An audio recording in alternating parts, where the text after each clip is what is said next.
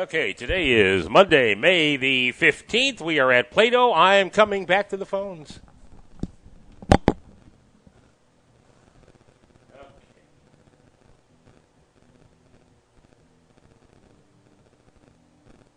Okay, that is not what I said.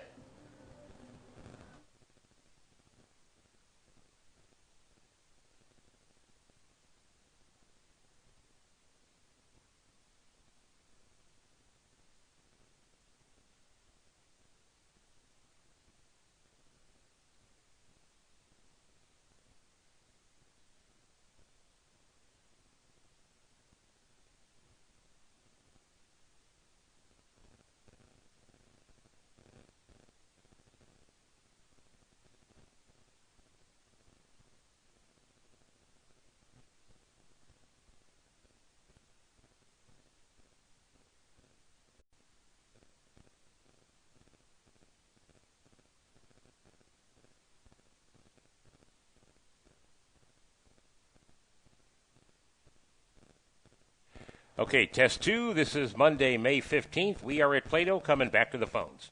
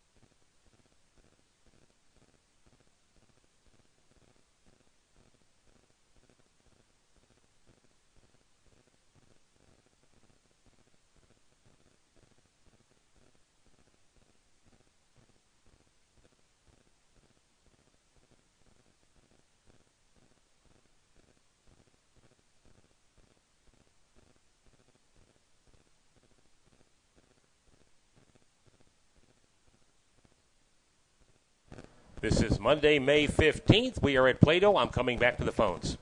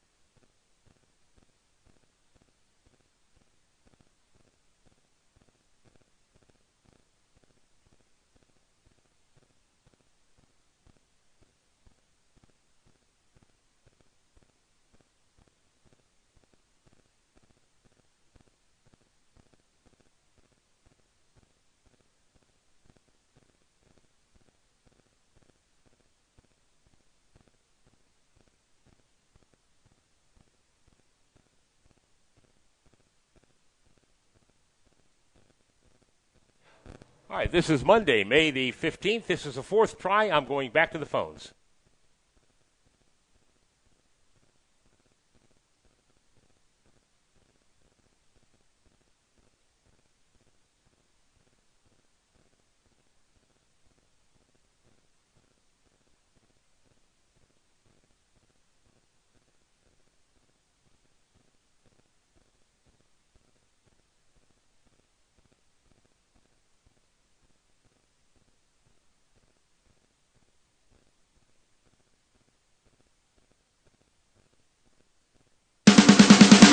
It's time for Class 2 District Baseball from Plato.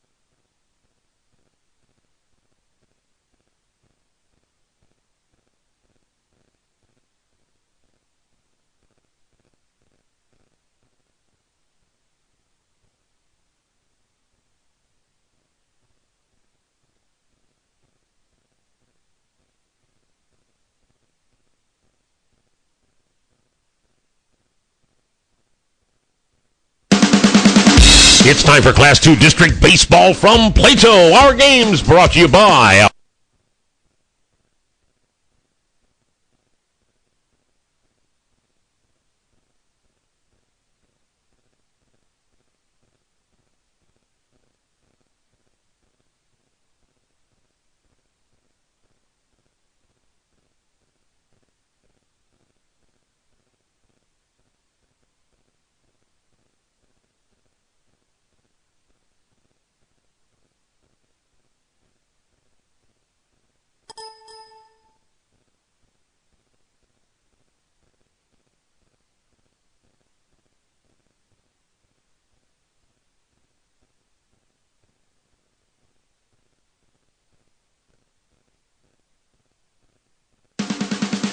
It's time for Class 2 District Baseball from Plato. Our games brought to you by our season sports...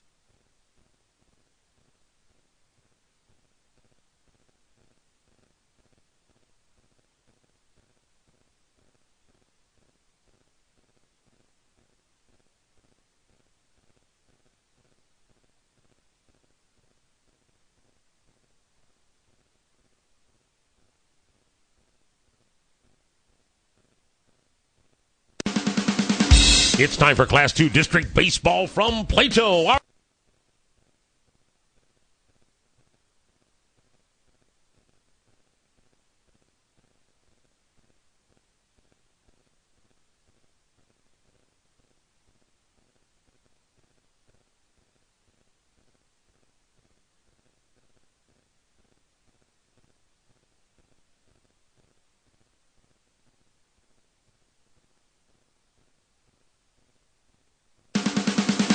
It's time for Class 2 District Baseball from Plato. Our games brought to you by our...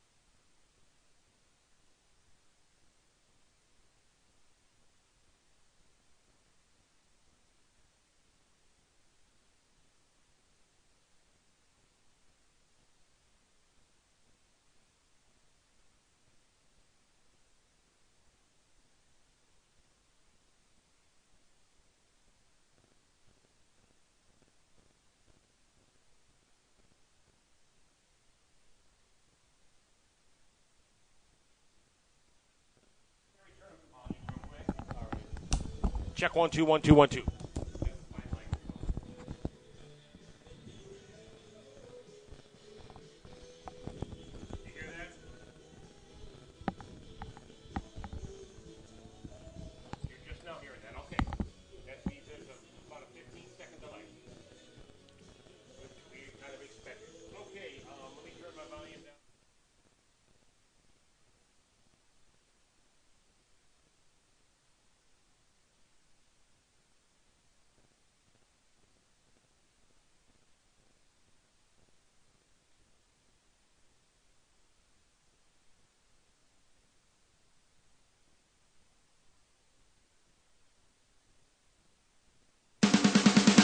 It's time for Class 2 District Baseball from Plato. Our games brought to you by our season sports sponsors, along with VFW Post 3168 of Lakeway, Rice's Auto Body of Roby, The Burger Stand in Richlands, Rinks Farms of Crocker, Justice Logging of Roby, MFA of Richland, Baymont Inn and Suites of St. Robert, Post Pawn, the Crocker School District, Earth to Go of Richland, Reeves Auto Upholstery, the Stoutland School District, K York Electric of Crocker, and your Pepsi Cola Bottling Company. Let's play ball in Texas County. It is a beautiful afternoon for baseball, and of course we're here at Plato. As you have heard, Gary Canance along with Marv Luden, and there are two games again today in the district tournament. Weather should be okay for this, and also for tomorrow for the championship game. And the first game up is Crocker going up against Plato. Crocker won their game Saturday and earned this right to take on Plato to advance further in district tournament. It's going to be a tough assignment, Marv, because Plato's got a good record and they are seeded to win this tournament. Well, they're seeded to win it, Gary, but this is districts. Anything can happen. We have, again, the first time these two teams met. Plato won it by the score of 8-0 over the Crocker Lions. But you know, the thing of it is, I talked to the assistant coach Jim Shockley, and Jim said they made, first off, way too many errors in that contest, and they weren't playing their best baseball. Right now, from what we saw the other day, the Crocker Lions looked pretty good, and I still say any one of the top four teams in this tournament can take this thing, be it Crocker, Plato, Hartville, or even Stoutland if they would have gotten hot. But Crocker eliminated them 5-1 the other day. So in Richland, they're still playing.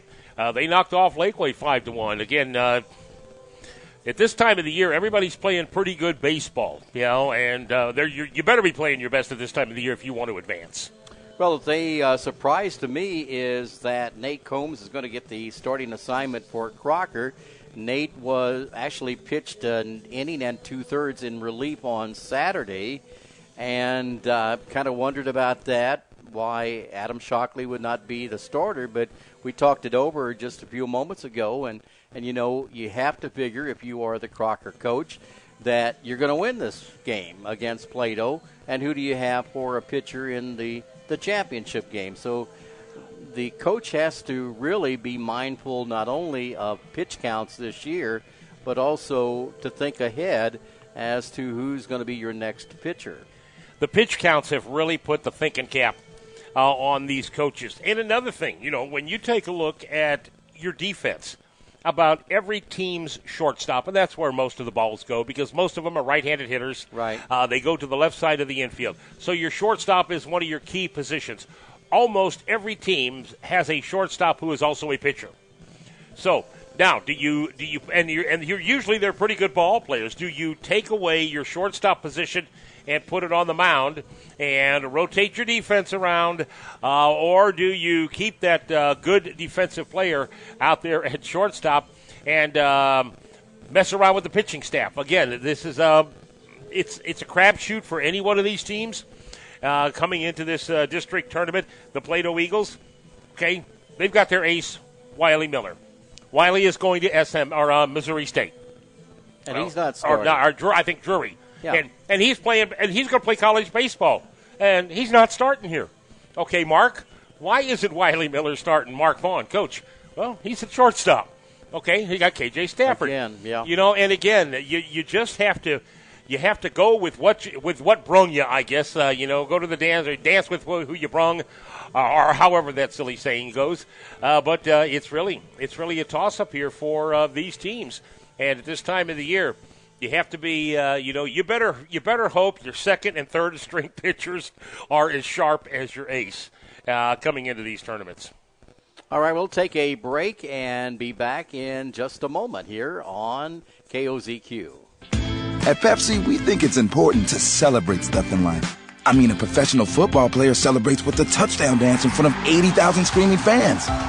But what about you? When you text that really cute guy you met at a party on Friday, and he immediately texts you back, you celebrate with an ice-cold Pepsi.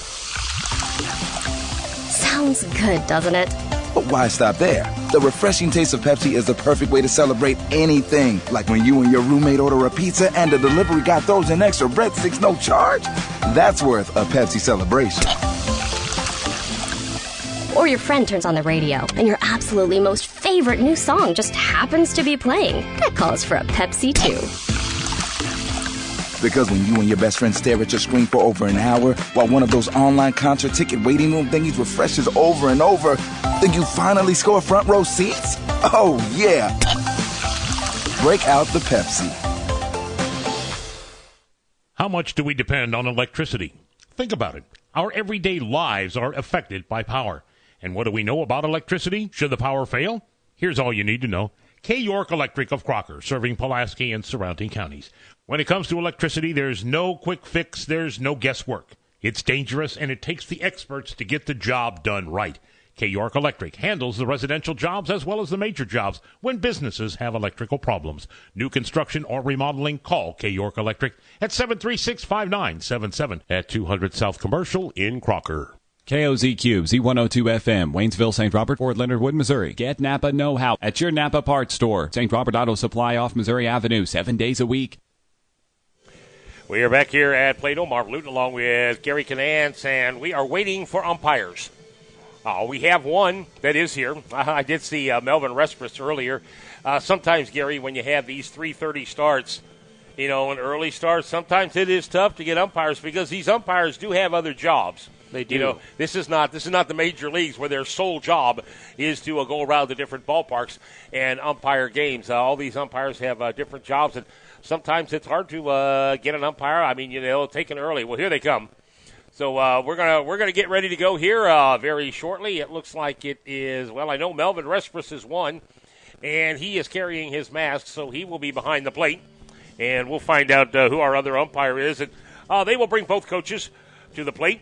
Coach Brandon Shepard for the Crocker Lions, Coach Mark Vaughn for the Plato Eagles. They will both have a lineup in their hand and both have a set of brand new, nice, white, shiny baseballs. It won't stay that way for very No, long, they I don't won't. suppose, but we don't have mud here to contend with, but the regular play of the ball bouncing on the infield will kind of dirty them up just a bit. Well, that'll be Melvin Respris and Dan Howard will be our two umpires here today. And we get the salute from Dan out there at home plate. He will be the field umpire. Melvin Respris calling the balls and strikes behind home plate. So we've got a couple of good ones here.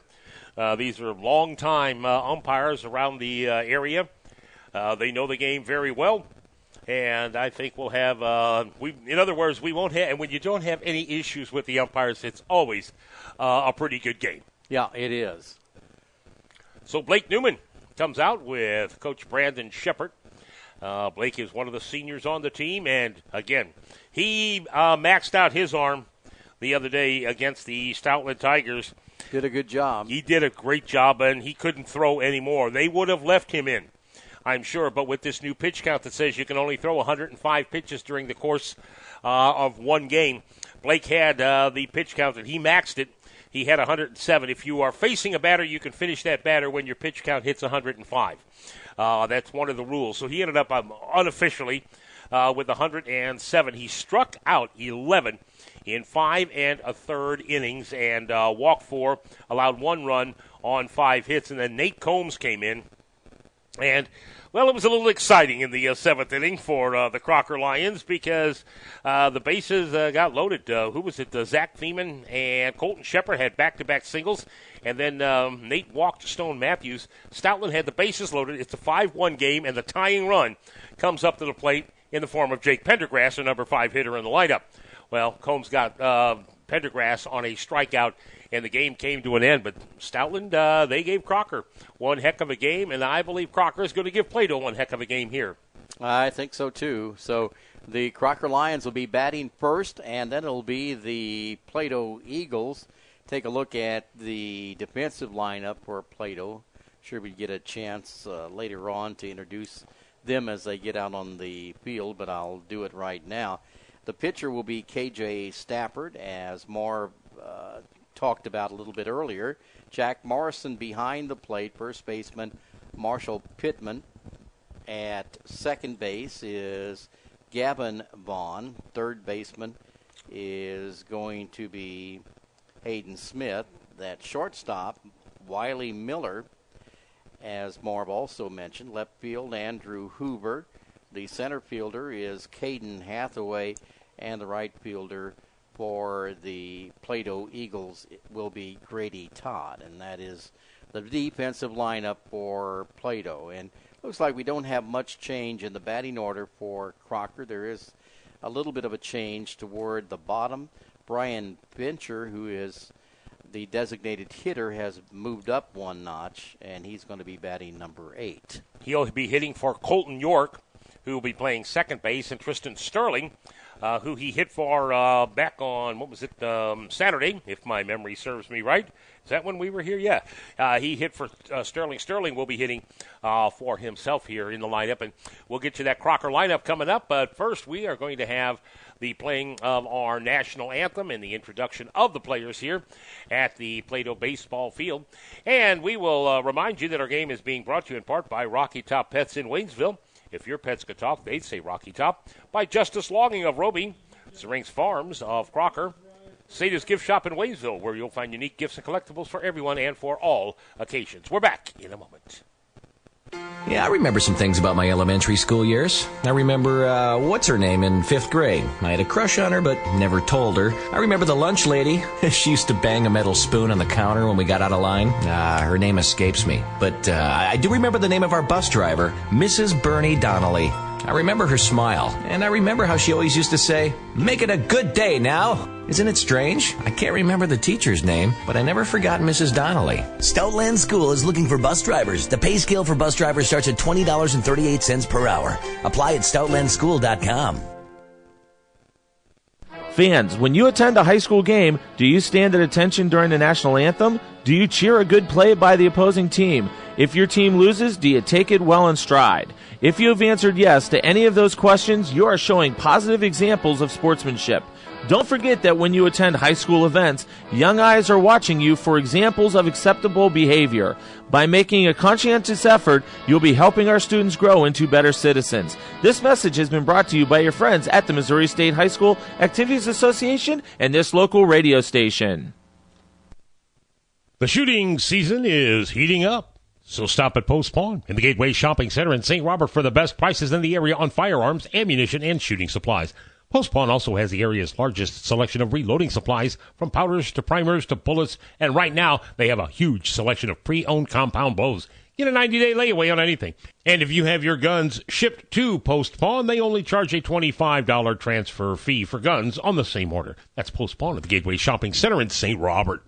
Needing the inside of your vehicle upholstered? You need to call Reeves Auto Upholstery with 2 locations to serve you. Reeves Auto Upholstery of Lebanon and Richland take pride in their work and will give life back to your vehicle, whether it's a car, van, truck, or that classic you've had for years. Reeves Auto Upholstery has original factory materials and does complete interiors. For fast, professional service, call Reeves Auto Upholstery with 2 convenient locations to serve you. Reeves Auto Upholstery, 573-765-3371 or 417-532-5576.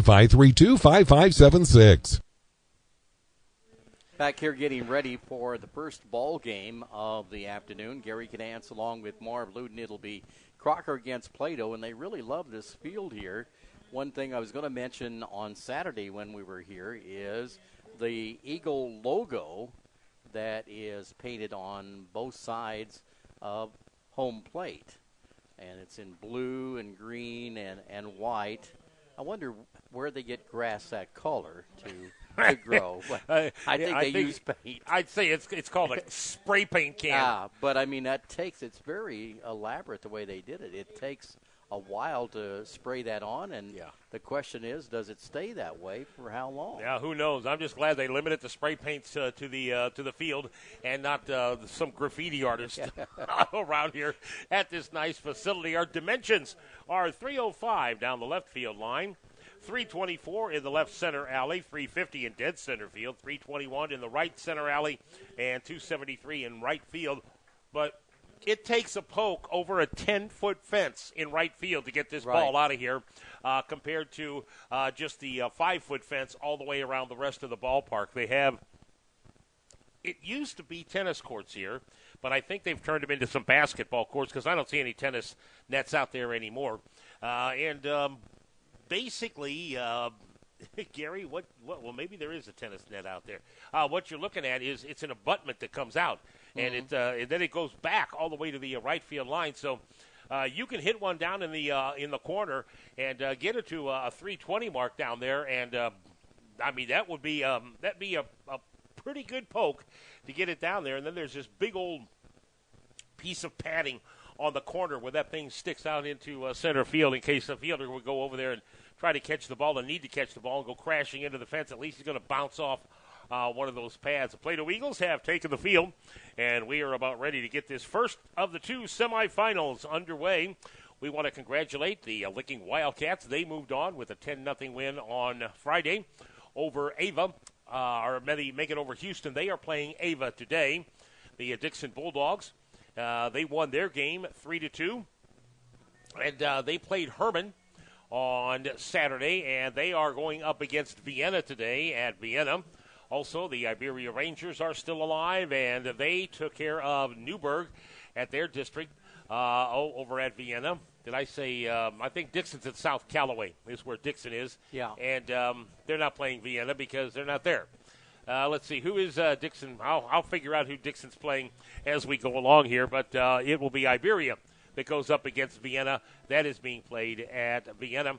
And there's more baseball at the Bandy Baseball Field at Tiger Pride Park this afternoon as the Rolla Bulldogs are meeting Springfield Hillcrest. Or no, let's see. I think Rolla is meeting Willard, the top seed in that district, and Lebanon is getting Hillcrest in that contest. So, congratulations to all the Frisco League teams that are still alive, and there are 3 of them here in this district that are still alive, Plato, Crocker, and Richland.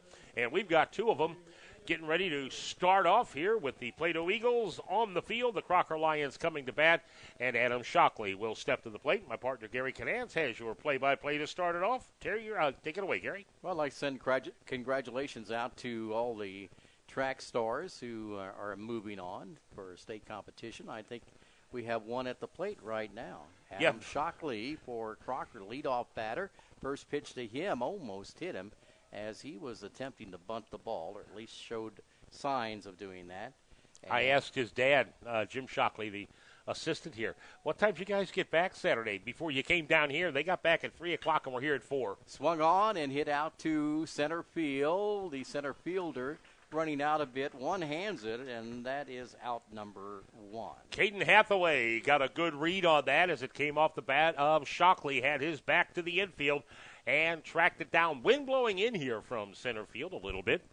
It's not a real windy day, but the flag is stretched out, so it could hamper a ball that's not hit very well. Ethan Borum now batting next. Pitches high and away, ball 1.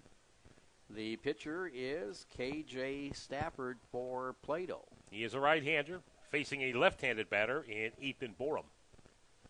And here comes the pitch. Inside, swung on and hit out to right field. That'll get out there on the grass, and a hit for Ethan Borum. He just went with the pitch.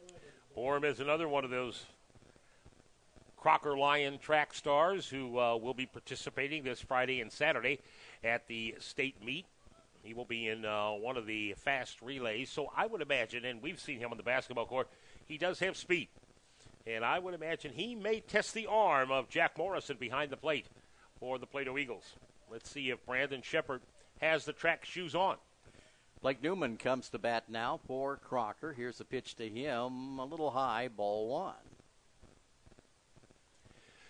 Newman, a right-handed hitter, also the catcher for the Crocker Lions. When he's not pitching. Newman gets set.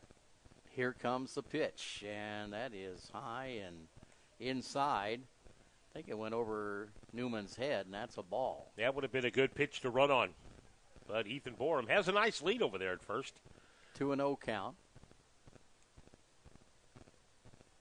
Here's a pitch. He'll take off. Here's a throw down to second.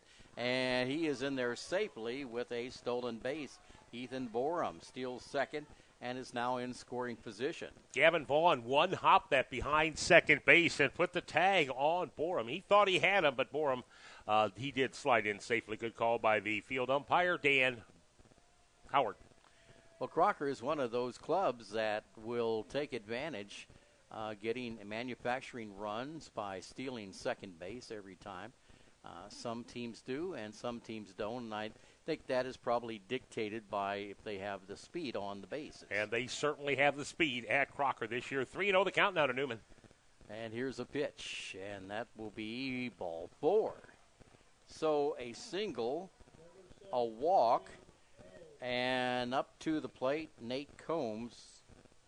Let's see what he did. Got a hit, drove in the first run against Allen on Saturday. And there with an opportunity to drive in a run here in the top of the first inning. 1 out, 2 on. The pitch on the way is a strike call. That was a beauty from Stafford. Payne at the outside corner, right down the middle of the plate. Combs looking all the way. Squid hits from the right-hand side. Next pitch. Whacked into, a line drive caught by the shortstop.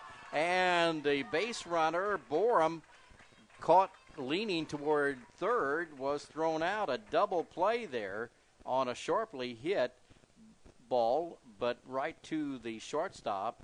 And that is a double play to end the inning. So for Crocker, it was no runs, 1 hit, and as it turned out, there was 1 runner left on base. That would have been Borum. And so we go to the bottom of the first inning. There is no score in the ball game. Phelps County Regional Medical Center is pleased to announce the addition of psychiatrist and palliative care physician Dr. Alexandra Gamble to the PCRMC Medical Group. Dr. Gamble has special interests in end-of-life care, delirium, advanced symptom management, and coordination of complex care. He brings 6 years of experience to the PCRMC team. To learn more about Dr. Alexandra Gamble, please visit pcrmc.com. Phelps County Regional Medical Center, world-class healthcare close to home. When you're ready for a home improvement project, one of the first plans you'll make is the home improvement loan. And that can be a lot of work. But at our bank, we've improved the home improvement loan. Great rates, friendly service, and quick answers, too. We're an equal housing lender. Security Bank, a better way to bank. Member FDIC, equal housing lender. Online at sbpc.com. Plato comes to bat for the first time, and on that last play of the top of the first inning, Borum was on second base. He thought that was going to get into the left center field. I thought it was going to get by, but for some reason the bottom kind of dropped out of that ball. It was hit in the air, not really high, but it just lost steam a little bit when it went, over the shortstop. It was a hanging curveball, and Blake Newman did not pull the trigger on it until that last minute because he was fooled at first. But then he read it, was able to pull the trigger on the bat, and shot one to the shortstop, Wiley Miller. And, and Miller's got some pretty good range out there. Gary, and we're back to these great shortstops, who are also pitchers on the team. And those are the kind of mistakes that don't show up on the stat sheets. That was a base running mistake on Ethan Borum. You have to wait to make sure that ball goes through the infield. And Borum got caught off second base. He was on his way to third. Wiley Miller caught that ball, whipped it around, fired over to Gavin Miller for the 6-4 double play. And the Crocker Lions wasted a golden opportunity there in the first inning. Runners at first and second with only one out. Gavin Vaughn is the leadoff batter for Plato, bottom of the first inning. They will be facing Nate Combs. Blake Newman behind the plate will set this Crocker defense up as we go along here. Combs delivers it over the plate, swung on, ball hit out into center field, is going to drop in there for a single. First pitch Gavin Vaughn saw. He went with the other way and shot that thing out into right center field. Jonathan Gray hustled over there, barehanded it on the hop because he overran it just a little bit and threw it back in. But Gavin Vaughn's at first, and that brings up Jack Morrison for the Plato Eagles. Wiley Miller on deck. Morrison at the plate, steps into the batter's box. Ethan Borum at first for the Crocker Lions. Colton York at second. Landon Henson at third. Adam Shockley is the shortstop. We'll get that left or the outfield set up in a moment. Pitches a called strike to Jack Morrison. Tristan Sterling, the left fielder. Jonathan Gray in center. And Corey Frage is the right fielder for the Crocker Lions here. And again, on the hill is Nate Combs. Behind the plate, Blake Newman. That one is a bit low, and ball one. 1 ball, 1 strike. I think all 3 pitches that he has pitched so far in this game have been strikes, except for that. That's a strike call. So well, 1 ball and 2 strikes. That first one he threw to Vaughn was certainly a strike. Vaughn liked it. Yep. He went the other way with it. That was on the outside corner. And Vaughn got the meat of the bat on the ball and sailed that thing into right center for a leadoff single. Well, sometimes a strike is a good thing, and sometimes it's not. Swung on, ball hit to second base. York has it, throws to second base, but Adam Shockley can't hold on to it. Ball going in the outfield and got by the left fielder, but now the runners at second and third.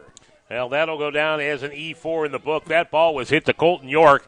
He picked it up and threw to Shockley at shortstop and threw the ball toward the third base side of second base, low in the dirt. The ball got by Shockley, went out into left field. Tristan Sterling came running in. The ball got by him, and Morrison hustles all the way over to third base and making Vaughn over at third base. Morrison down at second. So the Plato Eagles have a golden opportunity here as well in the first inning. Runners at second and third and nobody out. And Wiley Miller at the plate.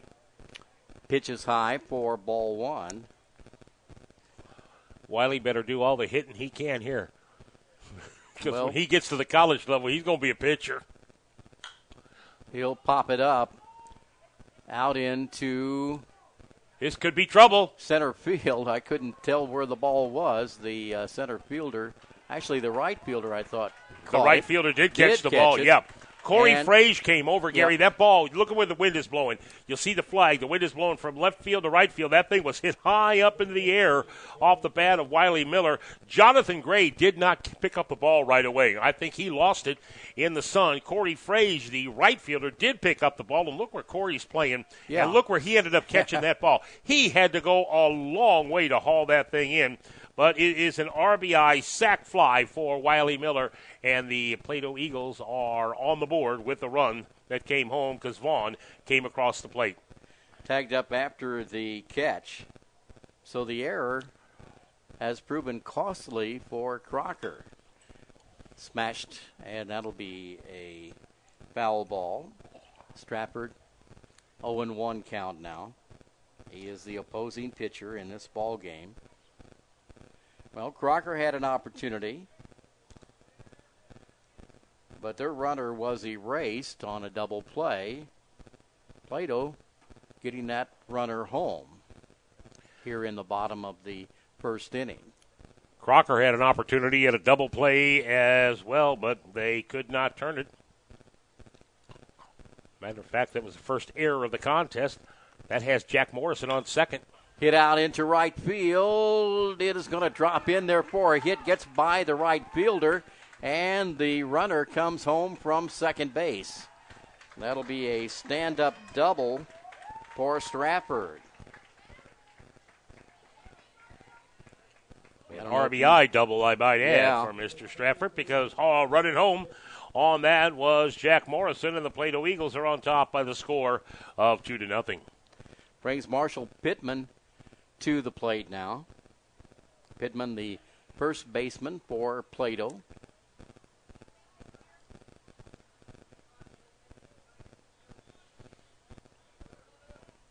We have a courtesy runner in for Stafford. At second base, we'll see if we can pick up a number. Well, it looks like number 11. Would that? No, that would be Andrew Hoover, and he is the regular in the lineup. No, that's number Number one, yeah. That's Matt Daniels. He is the courtesy runner for KJ Stafford, the pitcher for the Plato Eagles. Swing and a miss by Pittman.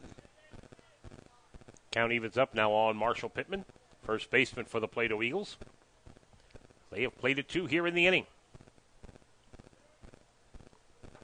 Pitch from Combs, a swing and a miss, and Pittman going for a pitch outside the strike zone on the outside part of the plate. 1-2 the count. Here's a pitch swung on and hit to short.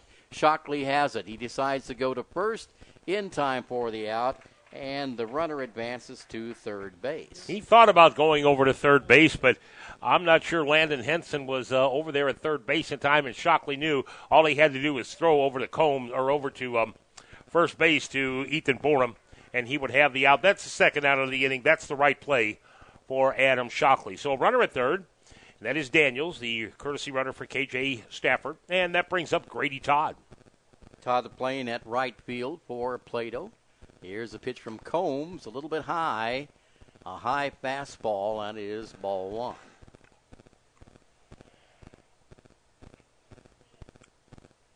Works very quickly on the mound. That is outside, 1-1.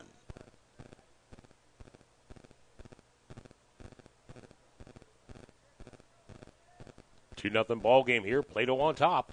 Swing and a miss by Grady Todd. He couldn't get his bat around fast enough for that. Just a freshman.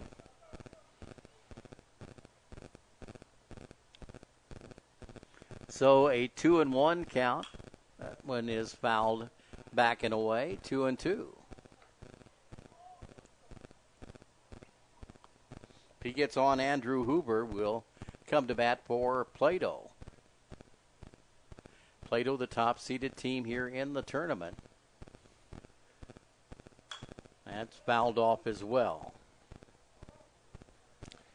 Hartville is the second seed, and the Eagles, I believe that is them pulling in as we speak. They'll be taking on Richland. The Eagles against the Bears in the second game. It's the Eagles against the Lions here in the first. The pitch. Foul or hit out to right field. Is it going to stay fair? Nope, no. It is over the fence. So Grady Todd has fouled off 2, strike 3 pitches. Staying alive at the plate.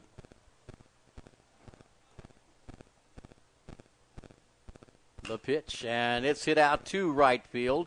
It will be foul as well. So he is making Nathaniel Combs work. Well, with the pitch count rule,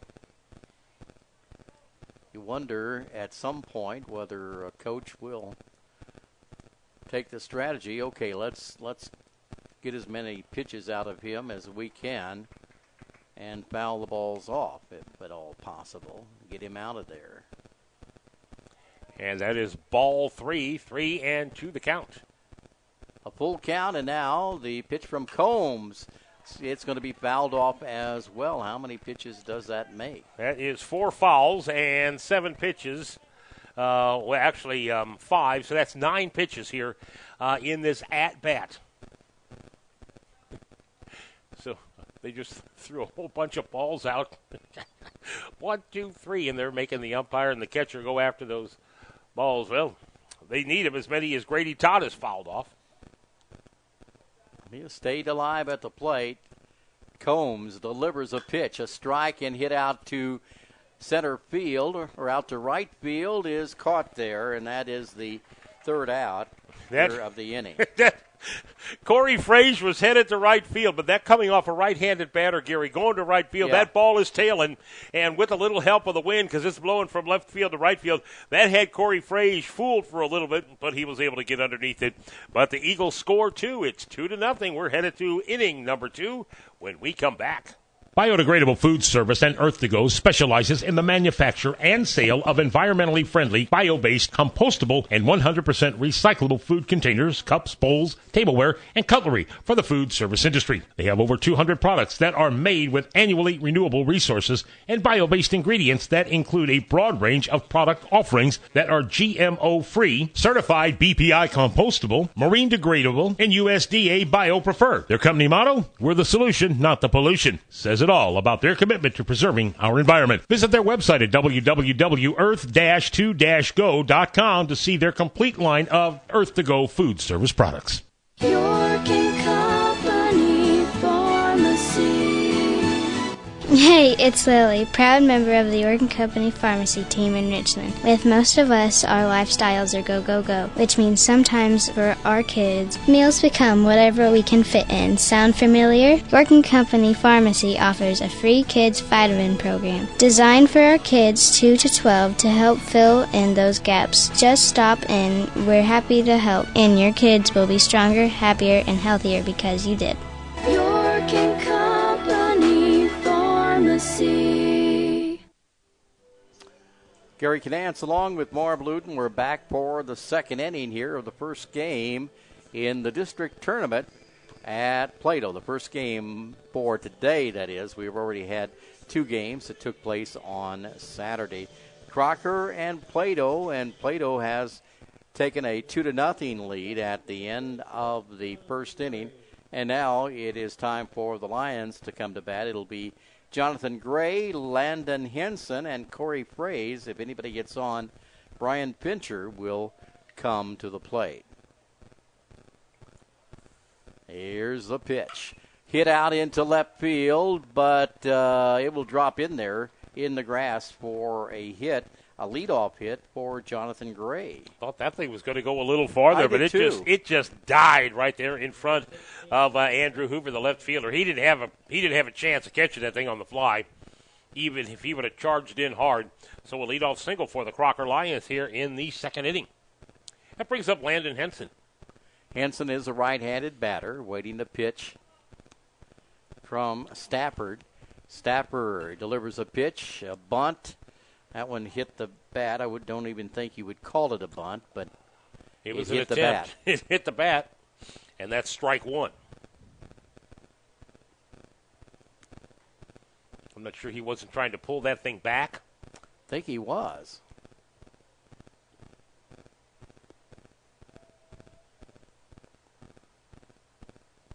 Runner on at first. Throw over to first. Not in time. Getting back was Jonathan Gray, center fielder for the Crocker Lions. Has a nice little lead over there. Here's a pitch and attempt bunt. No good. Strike 2. And that is strike 2. So we'll be swinging away. Not that he wouldn't take a ball or something like that, but that time good pitch by KJ Stafford. He took a little off that, threw him a changeup, and that kind of fooled Henson. Pitch and a strike out right there as Henson swung through that pitch. Didn't even really come close, and that is going to be the first strikeout actually in the ball game so far. That'll bring up Corey Fraze for the Crocker Lions, batting in the number 7 slot in the batting order. The pitch, swing and a miss. He got around a little bit too late on that.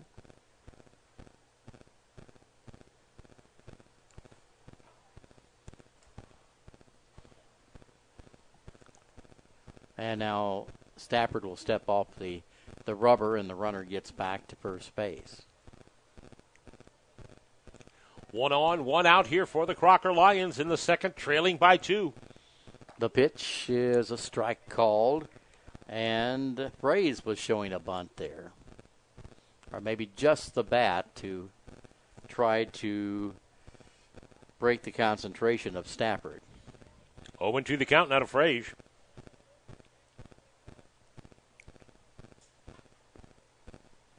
The pitch. Swing and a miss. And that's going to be strike 3. So 2 strikeouts in a row for KJ Stafford. That'll bring up Brian Fincher to the plate. A runner on at first, and there are 2 outs. Timeout called as Jack Morrison wants to go out and have a word with KJ Stafford. I wonder what they're talking about. Maybe a reminder. I don't think you'd have to remind somebody of it, but Brian has a little bit of power if he can get the bat on the ball. Get it probably squarely exactly on the ball. what they're saying. I think so. Look at the size of this guy. Don't throw him anything right down the middle of the plate. He may jack this thing over into what's the next county over? It's a long right, way to I go. think. Yeah, I don't know. Maybe I'm wrong, but I think it's right. So Brian Fincher is a batter for Crocker with a runner on, but 2 outs. Stafford delivers a pitch, swung on and hit sharply to third base. Fielded there, long throw in time for the out, and the top half of the second inning is over with. No runs, 1 hit, 1 base runner left on base, and Crocker is stranded 2. We go to the bottom of the second inning. Plato will come to bat with the bottom part of their batting lineup coming to the plate when we return. Sandwich Fact 1. The French dip in Swiss is not a French invention. Sandwich Fact 2. When you eat an Arby's French dip in Swiss with savory roast beef, Swiss cheese, and au jus, you won't care where it originated. You'll care where it's going. In your face. Arby's, we have the meats.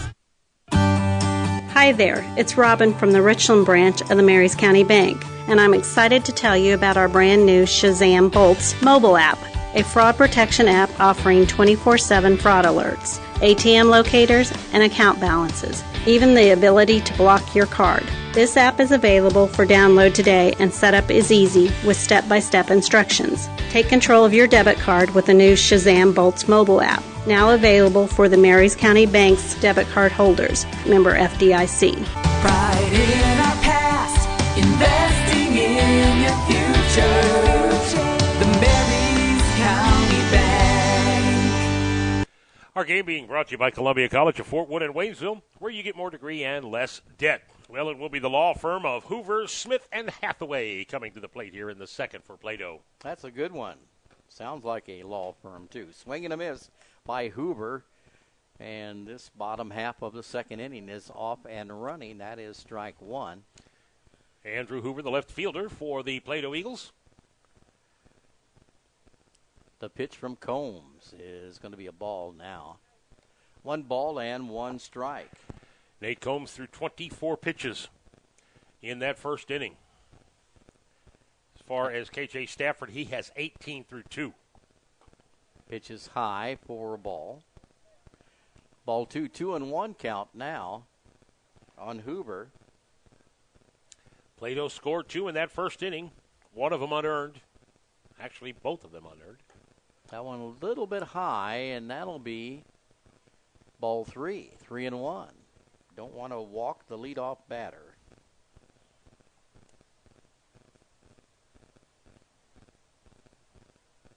Combs gets set, now delivers a pitch. It's going to be high, ball 4. And Hoover is issued a leadoff walk. That is the first walk issued by Nate Combs.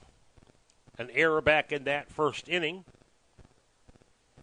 allowed Gavin Vaughn, who led off with a single, to reach second base and then over to third on the wild throw out into left field.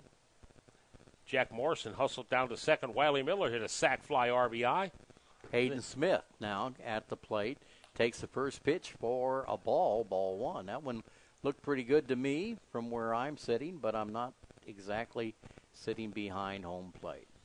Well, Nate Combs did not appreciate the call. You can see him kicking dirt around out there on the mound. He thought it was a strike, too. Throw to first, and the ball gets away, but the runner stays. Andrew Hoover. I think if he had gone on to second, he may have had a chance. I don't know how fast he runs. Well, that ball hit that fence and came right back out. Yeah. And Ethan Borum hustled over there, the first baseman, and Ethan has some speed. I think Andrew Hoover did the right thing by staying put. The pitch is going to be ball 2. Combs having a little bit of trouble finding the strike zone here in this inning. A leadoff walk, and now 2 balls on Hayden Smith. Pitch delivered, there's a strike inside part of the plate. 2-1 now the count. Well, it's a good thing the Crocker Lions aren't playing the Hartfield Eagles. Exact same colors. Hit into right field, going to drop in for a single, and it gets by the Crocker right fielder. He goes and stops the ball and slips and falls and then recovers, but Hoover makes it to third base. That ball, he won. Corey Frage out there one-hopped that thing, Gary, and I think it hit his glove, and as he was going after it is when the feet came out from underneath him. He was able to retrieve the ball, kept Hayden Smith at first, but Andrew Hoover hustles over there to third base, and the Lions the Eagles, rather, have runners at the corners, first and third, with nobody out here in the inning. Caden Hathaway is a left-handed batter, swings at the first pitch and misses, strike 1. He would love to get a safety right here. Nate Combs really needs a strikeout right here, or a double play. The only problem with the double play, you're going to sacrifice that run. You are, yes. And right. I don't know if I want to give Plato 3 runs, a 3-run cushion. It could be tough to come back on the Eagles with 3 runs. Yeah, you have a good point there. The pitch, outside pitch. I don't know, that almost looked like a pitch out, but it wasn't. And there is a ball.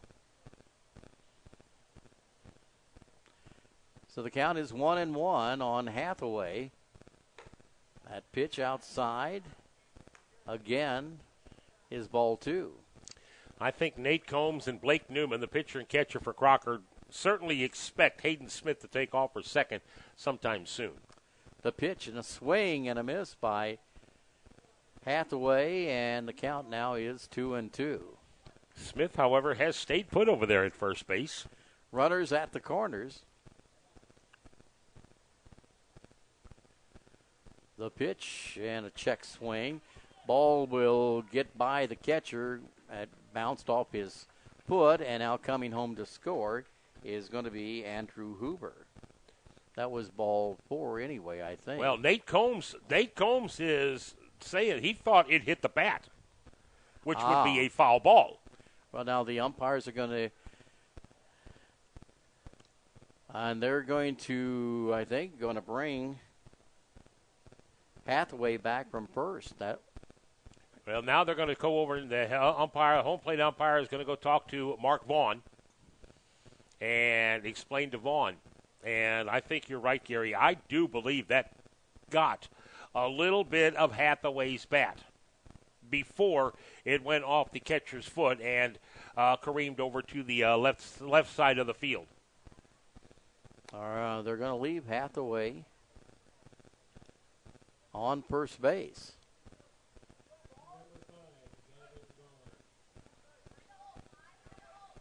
So, but they sent Hoover back to third, and that I don't understand. Now Brandon Shepard is coming out of the dugout, and he is going to take the ball from Nate Combs. And Adam Shockley now is going to pitch. Is taking the mound, be his warm-ups, and he is coming in to the ball game now as a pitcher, and Combs will take short for the moment, and the bases are loaded with nobody out. This is really a hard time to come into a ball game when you have to get 3 batters out if you don't want any more runs to score. And Adam Shockley is capable of doing that.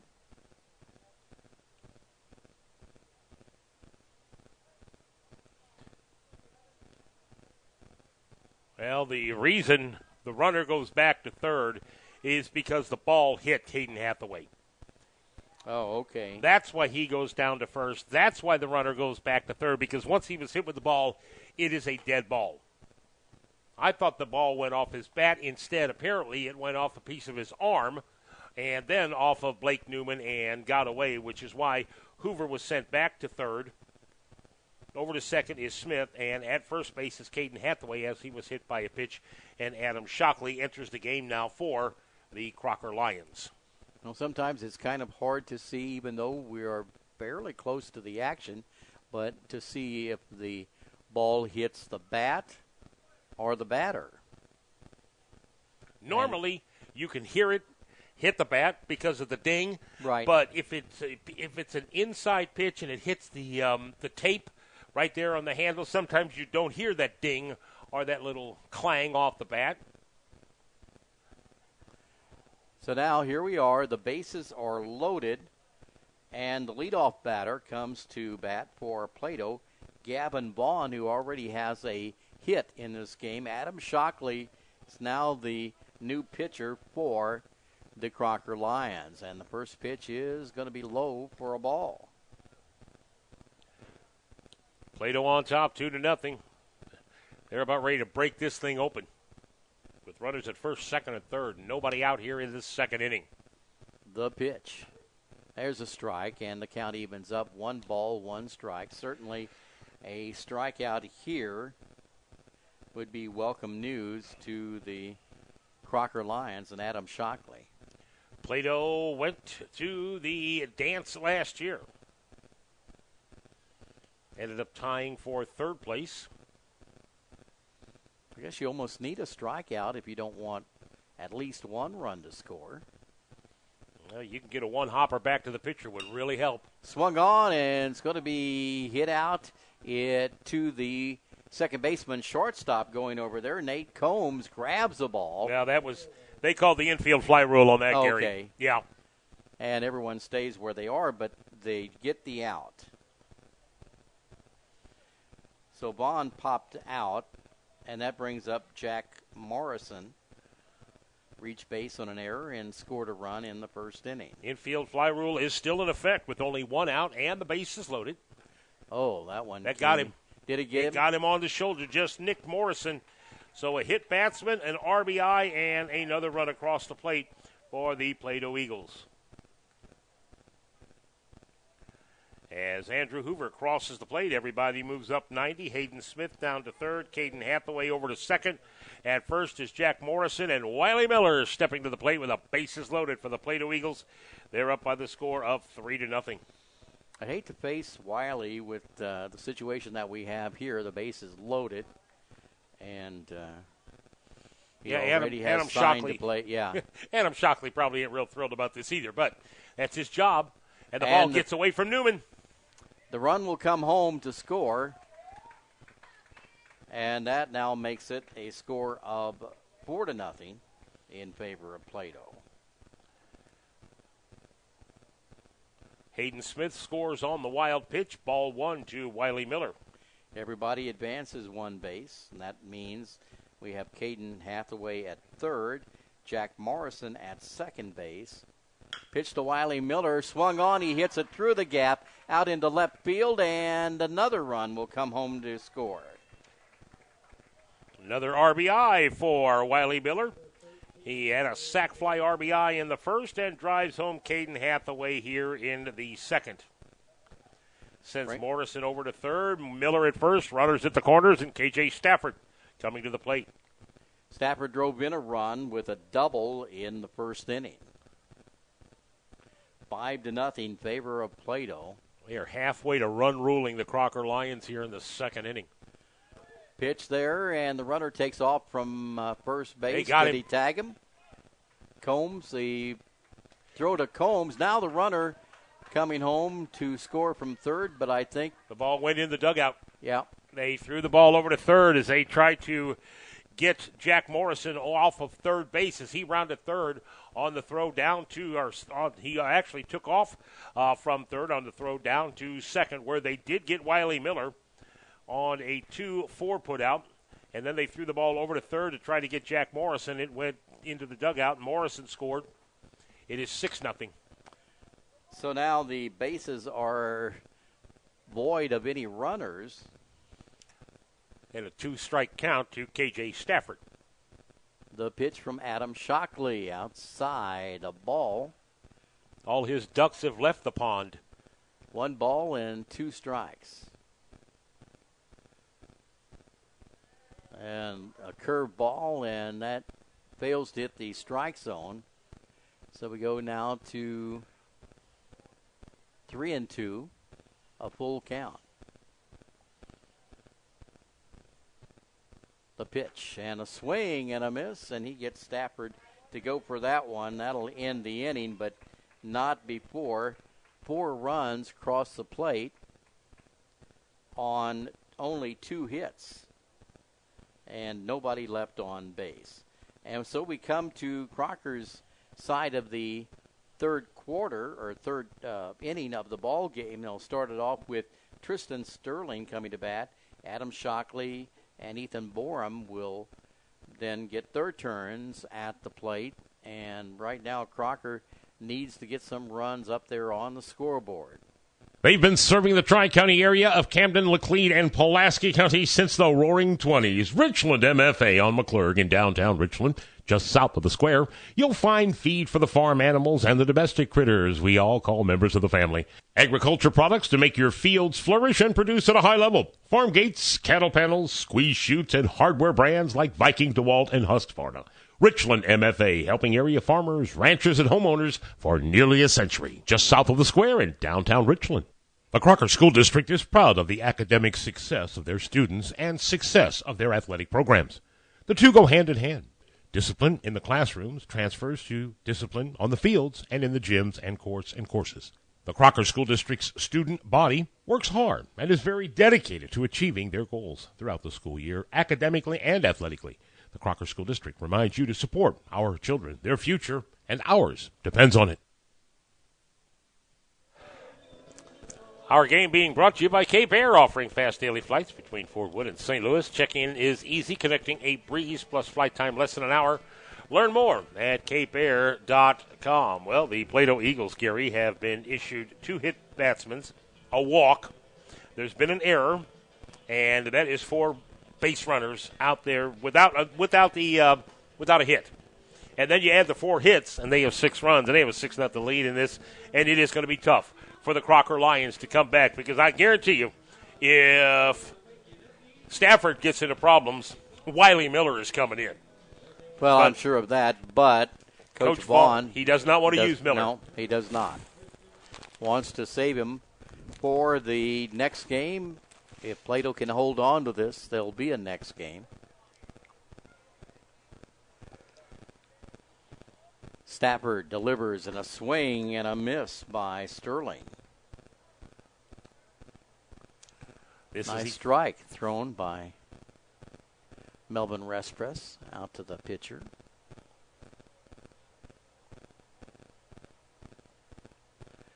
Stafford, curve ball didn't drop far enough, an overhand curve ball.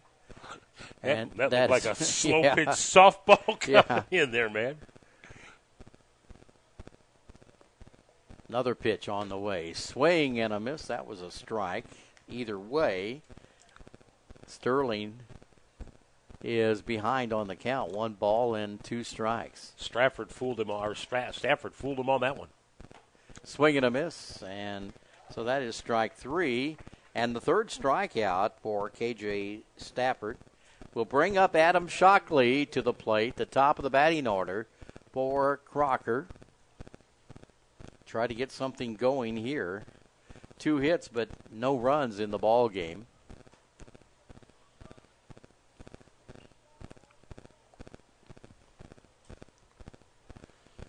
The pitch on the way. That'll be ball 1.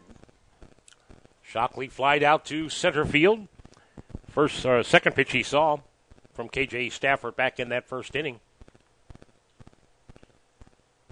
Next pitch is going to be fouled off down the first base side. And so it is 1 ball and 1 strike.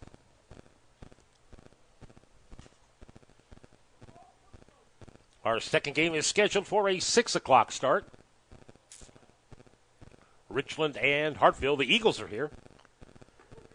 There's a strike call. And it's 1-2 now. The count on Adam Shockley. Ethan Borum is next to bat. If anybody gets on, then Blake Newman will come to the plate. Here's a pitch. That's into the dirt. And that'll be ball 2. The count evens up. 2 balls and 2 strikes. Somebody is over there in the batting cages. It might be the Hartville Eagles. Richland could be here. I just haven't seen him yet. Of course, we cannot see all the way around this ballpark from up here in the press box. That one went behind Adam Shockley's back. Obviously, it's a ball. 3-2 the count. I have seen a ball thrown behind somebody's back, and it was a strike. Okay. It hit the bat. Oh, okay. All right. You got to wait. If that ball goes behind you, you better put that bat in front of you. That's right.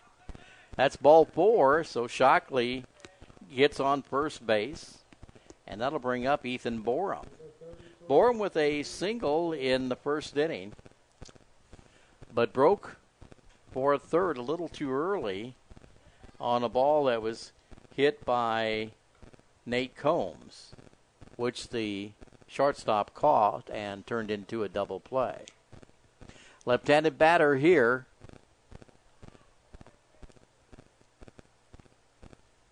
Throw to first, an easy throw, not an attempt to pick Shockley off.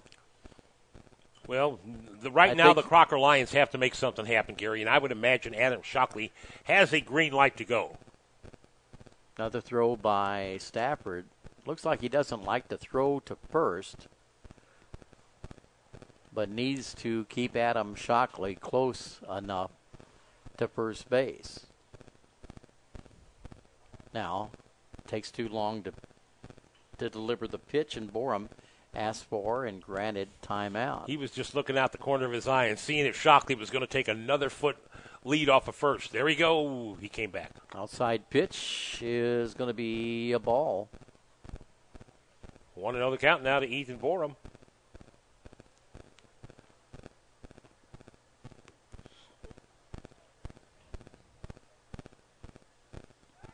Throw to first. Now the runner is picked off first base. And the throw, did they get him? No, I think he made it back to first Yeah, safely. he did. He got underneath the tag. Both umpires, Melvin Respress, the home plate umpire, hustled down to first base. Dan Howard was both of them looking at it, and it took them both a little bit of time to make the call because they wanted to make sure they were both in agreement.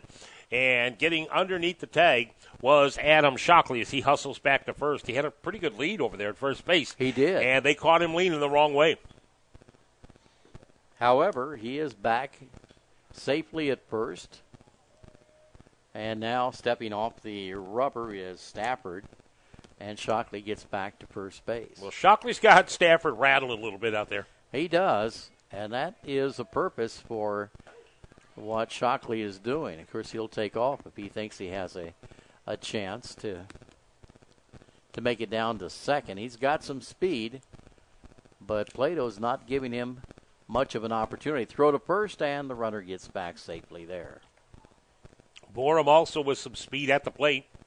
If Borum can get one in the gap here, he can send Shockley home. The pitch to Borum way outside. And again, I'm not sure if that was intentional or not there. They didn't call for a pitch out, but looked like maybe that was in their minds. Throw to first, and again, Shockley gets back. I think Stafford's idea is to wear him out over there by throwing the ball over there and making him jumping back and forth and back and forth. Or is that Shockley's idea is to wear Stafford out. The mound, a swing and a miss on that pitch from Borum. Makes the count now 2-2. So Borum's going to have to protect the plate. Stafford, lazy throw to first base. Shockley gets back on that. How many throws to first? You have five of them? That's four or five. Now Shockley takes off, and no throw. That is ball 3. That time Shockley had the jump he needed. So now the Crocker Lions have a runner in scoring position, and Adam Shockley at second, Ethan Borum at the plate. Both these guys with a lot of speed. Blake Newman coming to the plate next. He, too, has speed. So now Shockley is in scoring position. Crocker trailing 6-0 here in the top of the third inning. Swung on and going to be hit out to center field. And the play made at center field for the second out of the inning, getting under the ball. In fact, not really moving very much, and making the play is Caden Hathaway. Yeah, the only thing he had to do was go track that thing because of the wind, because that came off a left-handed batter and headed to center field, and it kind of drifted over toward left a little ways. Well, Borum did not advance the runner. It's going to be up to Blake Newman now to try to bring Shockley across the plate. Crocker trails is 6-0. We are in the third. 2 outs now in the inning. Pitch is outside for a ball to Blake Newman. Championship game tomorrow afternoon at 5. We'll be here for that. Winner of this one, the winner of the Hartville-Richland game, will square off for the district title. The pitch on the way, swung on, fouled back, out of play. And that'll be a strike, and the count evens up 1 ball and 1 strike. Blake Newman, a right-handed hitter, trying to get something in play here. Crocker trying to dent that scoreboard. And Stafford steps off the mound, not throwing to second, but Shockley gets back there. Shockley doing everything he can to distract the pitcher on that. He danced on the left foot, the right foot, the left foot. Stafford threw a curveball that caught the inside corner. 1-2 now to Blake Newman. The pitch outside and high, or just actually it was high, not outside. Yeah, Newman wanted that. He wanted to go after that, but he thought better of it. Did not pull the trigger. Count is even up now at 2 balls and 2 strikes.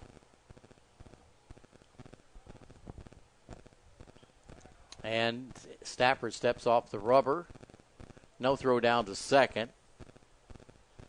And Shockley's back in the same position. Here's a pitch and a swing and a miss by Newman. Throw to first in time for the out. So 2 strikeouts in that inning for Stafford. He has 4 strikeouts in the ball game. Crocker leaves 1 base runner stranded. No runs, no hits. And we go to the bottom of the third inning. It is Plato coming to bat. They have a 6-0 lead.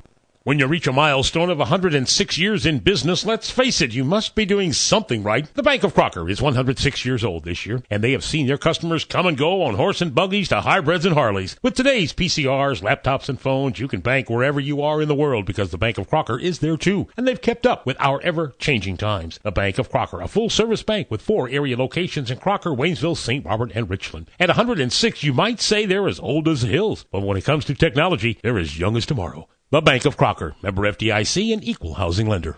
The Burger Stand is open Mondays through Saturdays from 11 in the morning till 9 at night. Family owned and operated. The Burger Stand is proud to be a part of the Richland community and has been for the past 8 years. Stop by the Burger Stand for fresh ground beef burgers and mouth-watering shakes. When traveling, finding a place to stay overnight or for a few days is as easy as a phone call to the nationwide booking service of the Baymont Inn and Suites, part of the Wyndham Hotel Group, along with Days Inn, Howard Johnson's, Super 8, and Travel Lodge, just to name a few.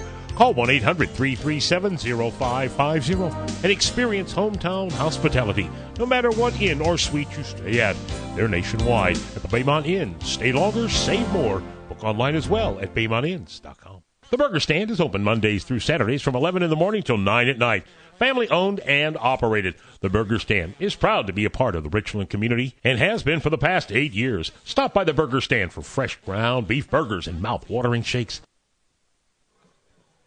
We're in the bottom of the third inning, and the Plato Eagles come to bat. We'll have Marshall Pittman up there at the plate, Grady Todd, Andrew Hoover. If anybody gets on, Hayden Smith will come to the plate.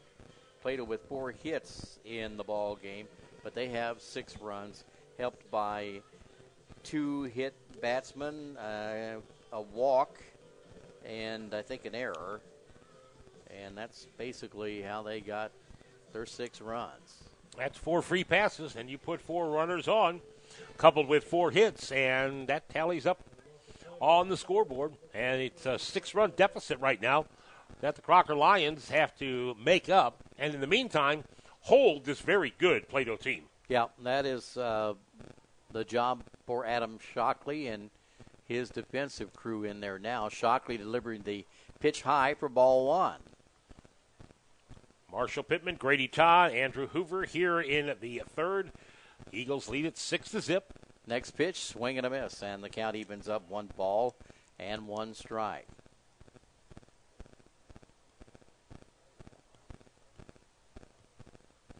The pitch inside, and Pittman swings at it. Nice curve that time by Adam Shockley. Didn't look like that was going to break across the plate, but it finally did, and Marshall Pittman pulled the trigger late. He is in the hole, 1-2. Game is just a little over an hour old right now. The pitch and swung on, and it is fouled off out of play. An outside pitch there. Nate Combs will be the leadoff batter for Crocker in the top of the 4th. That one hits him. And Pittman is on first base, the 3rd Plato batter, hit by a pitch here. That's another curveball, Gary. It broke inside and just a little bit too far inside. By the time it broke over the plate, it got Pittman in the shoulder. Well, you'd mentioned that one that he swung at that actually was going to hit, but it did break in, and I think that one just didn't break. That's a called strike. Sometimes you start those a little bit too far inside. Grady Todd, the batter here for Plato. Swings at that and hits it out to back of first base. It'll drop in there for a hit. And it will be first and second for Plato. Grady Todd getting a bloop single. Well, that again, Gary, coming off a right-handed batter down the right side. The ball is already slicing, and you add the wind that's blowing from left field to right field, and that was a tough play for Ethan Borum, the first baseman, Colton York, the second baseman, or even the right fielder, Corey Frage, who was coming in. None of the 3 could make the ball. It dropped just into fair territory. And over to second goes Pittman. At first is Grady Todd, and that is going to bring up Andrew Hoover. Hoover delivers a bunt, but it's in the air and foul. So the runner's already at second and third. They'll have to come back to first and second. That one stayed in the air a little bit long, and... Well, those are the kind of bunts you do not want. No. Even on something that was placed like that, because as long as the ball is in the air, that gives a chance for it to be caught by somebody. Adam Shockley hustled in from his pitching position, could not get it in time. The pitch, outside pitch, swung on and missed by Hoover. Andrew Hoover in the hole now, 0-2. He walked and scored his first time as he led off the second inning. Another leadoff walk that comes around to score, Gary. How many times has that happened? The pitch into the dirt. And they're going to throw down to second base, but getting back in there is Pittman. Well, Pittman thought that ball got away from Blake Newman. Newman reached down, picked it up, and he fired a BB down there, and that was a great throw by Newman. Combs, the shortstop, coming over the top, and he ended up tagging Pittman on the noggin, on his helmet, but Pittman had already made it back to second base. The pitch swung on and fouled off by Huber. Foul territory. Huber's got a knack for protecting that plate.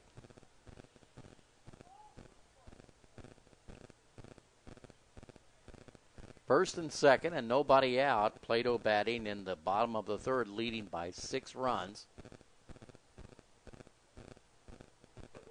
Strike called, and he is out of there. That's a called strike 3. Yeah, when you're looking at 2 strikes, you cannot look at something like that across the plate. Yeah. That was a dandy pitch by Adam Shockley, and it had Hoover fooled. Hayden Smith now is the batter for Plato. Has a hit in this game, and that's going to be ball 1. Yeah, back to Hoover. If he was looking for a curveball, he got a heater. Did not pull the trigger, and he is sitting down 1 out in the inning now. The pitch, inside pitch, that's going to be ball 2. That almost was another hit batsman. Yeah.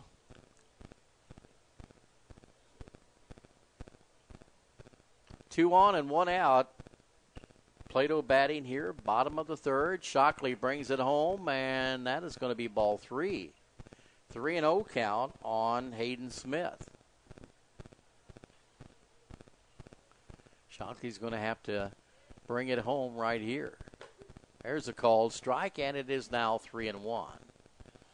Hayden Smith singled back in the second inning. He scored on a wild pitch. The pitch swung on and hit out to shallow left field, and nice job by Combs running out. Will grab the ball. Do they get a double? No, they did not double up. Oh, if I'm Brandon Shepard, I'm coming out of the dugout. I'm arguing with that one.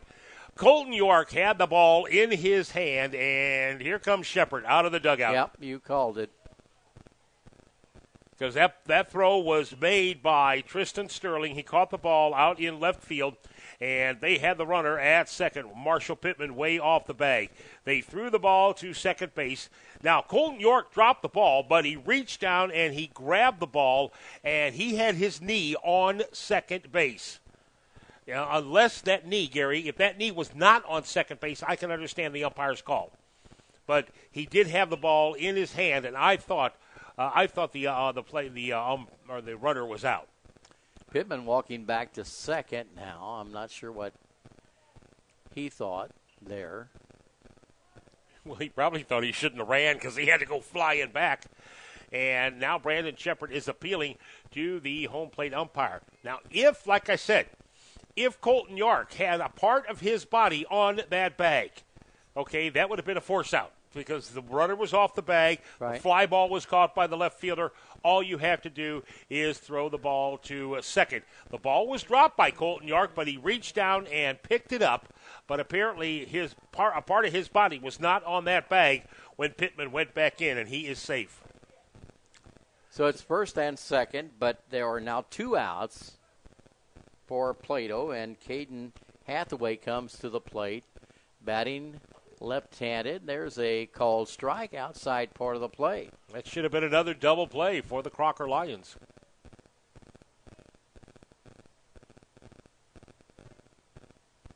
The pitch outside again. That's a ball, so it is 1-1. Can Crocker hold here? First 2 batters got on base, but there was a strikeout. Ball hit out to left field. That one pitch is outside for a ball. It's Caden Hathaway at the plate, trying to get on, and an outside pitch again will make it 3 balls and a strike. Gavin Vaughn waiting on deck. Plato has not dented the plate yet here in this inning.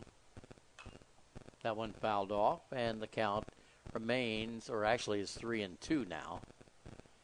I think the wind is a little more forceful now than it was earlier. I noticed that there was a little bit of dust stirred up by one of the umpires, the outfield umpire or the infield umpire, and there's a called strike 3, and this inning is over with. So for Plato, no runs, 1 hit, 2 runners left on base. They've left 3 overall in the game, and the score is Plato 6, Crocker nothing. Crocker coming to bat, top of the 4th. They'll have the middle part of their batting order. Rice's Body Shop in Roby is ready to help when life deals us those unexpected dents and dings to our vehicles. Whether it's by wildlife, wild children, other animals, weather, or collision, Rice's Body Shop provides the very best in auto body collision repair and paint, plus gives free estimates. Insurance claims are always welcome, and you can guarantee they'll do it right. They've been the auto body pros since 1973 in North Texas County. Rice's Auto Body, just a stone's throw from the junction on Highway 17. Open Mondays through Fridays from 9 till 5. Call 417-458-4847. That's Rice's Body Shop in Roby. Lakeway VFW Post 3168 opens the doors 7 days a week. Ladies Auxiliary Bingo is Monday, VFW Bingo Tuesday. Taco Night is Wednesday, with Steak and Catfish Night Fridays from 5 to 9 and karaoke Tuesdays through Saturdays.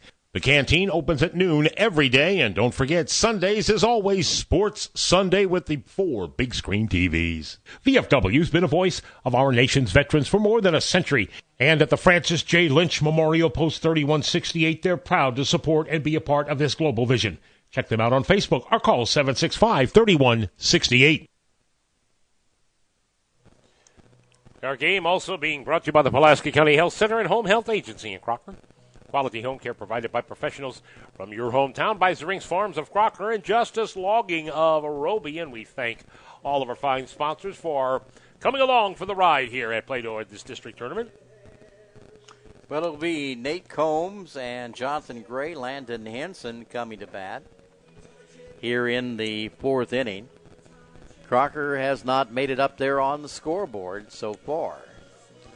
And, in fact, their only chance to score any runs came in the 1st inning, but a double play ended their chances to score in the 1st.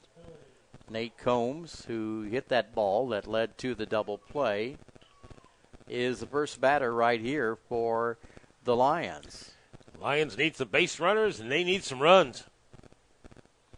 Here's a pitch. Swung on, little one-hopper back to the mound, fielded there, run over to first in time for the out, and I'm not sure what happened. Combs reached out and Nate grabbed Combs the arm of the first baseman and then stumbled and fell as he went over the first base bag. And the umpires coming over, and I think they're going to warn Brandon Shepard. Well, they're going to have a word with Coach Brandon Shepard, because you're right, he did stick out his arm. Now, whether he was doing that as he was running by and maybe started to lose his balance and then stuck out his arm to get his balance, but now they're going to call Coach Mark Vaughn over as well. Or was an attempt to knock the ball loose? We don't know.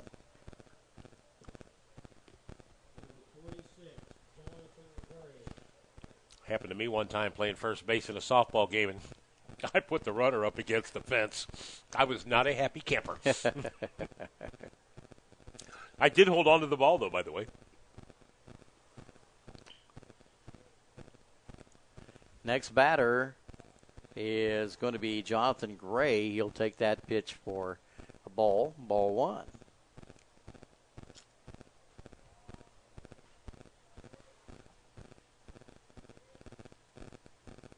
Swing and a miss. He had a mighty cut but failed to connect. And the count goes 1 ball, 1 strike. Jonathan Gray, the center fielder for Crocker at the plate. There's a called strike. Good curveball that time by KJ Stafford. Did not have a lot of velocity on it, but it broke at the right time and caught the corner of the plate. Outside pitch, and the count evens up. 2 balls and 2 strikes.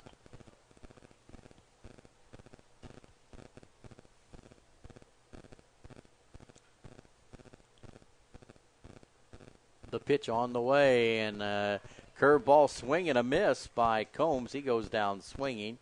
And that is 5 strikeouts now for KJ Stafford. Landon Henson steps to the plate now for Crocker. He struck out back in the second inning, first out of the inning.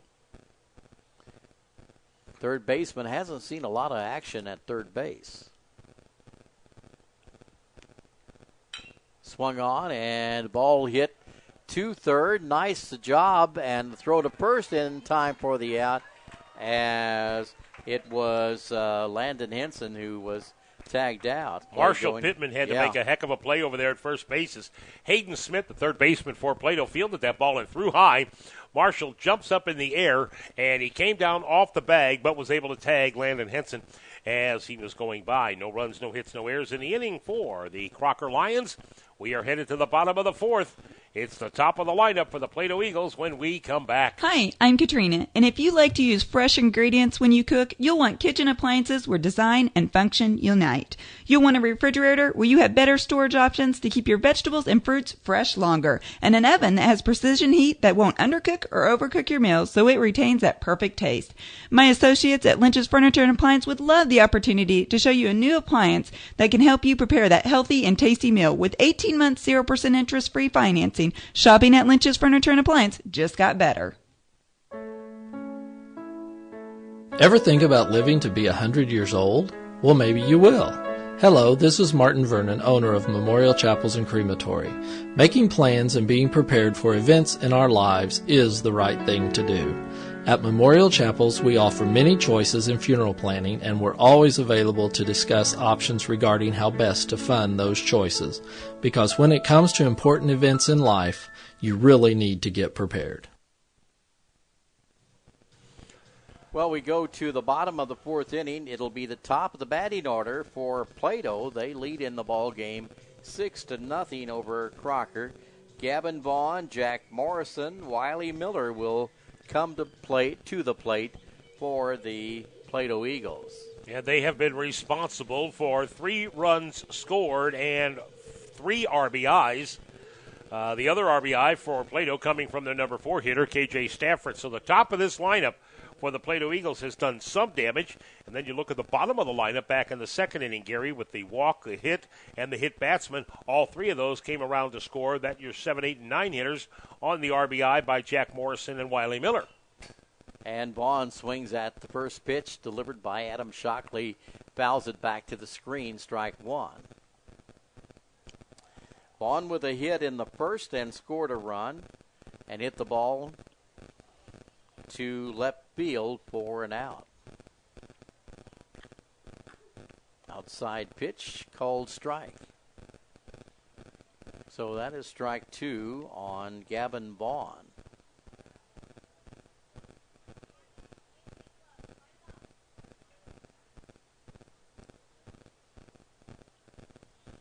Morrison is on deck for Plato. Here's a pitch. High for ball 1.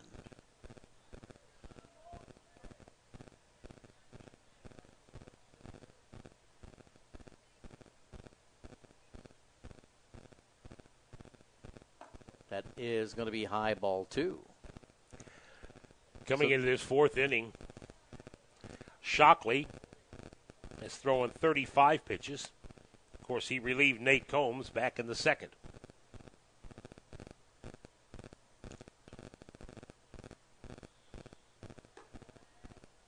Pitch is going to be high for ball 3, so a 3-2 count on Gavin Vaughn.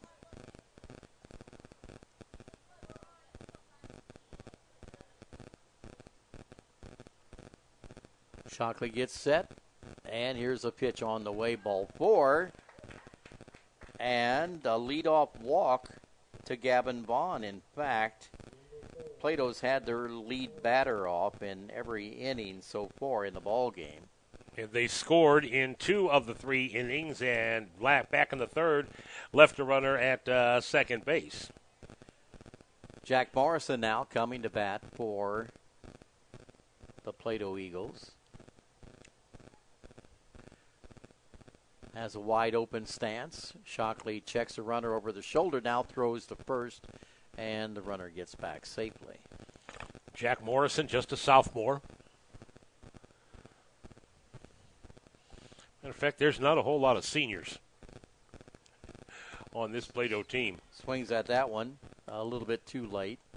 I don't think he was ready for that pitch. And that'll be a strike. KJ Stafford, Wiley Miller are the only two seniors on this Plato team. Timeout called.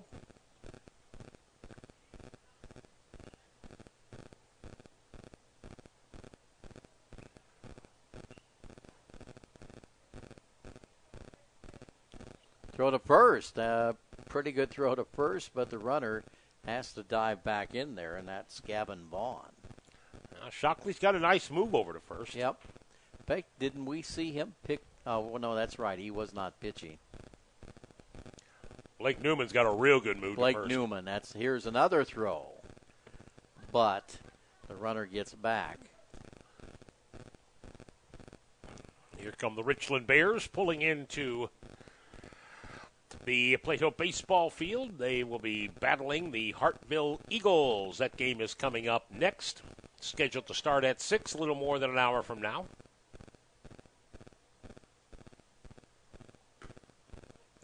That's going to be a ball. The count is 1 ball, 1 strike. On Jack Morrison.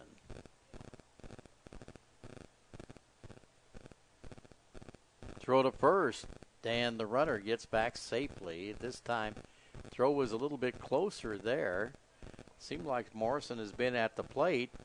I was kind of surprised, too, when I said, well, the count evens up 1-1.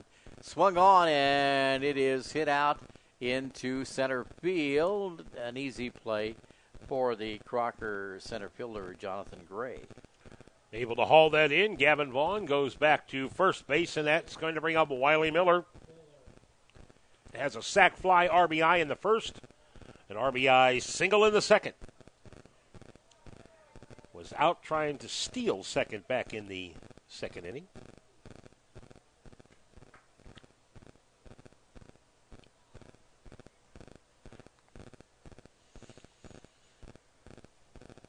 The pitch. Swung on and fouled back. Strike 1. KJ Stafford is on deck. 1 on, 1 out here. Bottom of the 4th. Plato with a 6-run lead.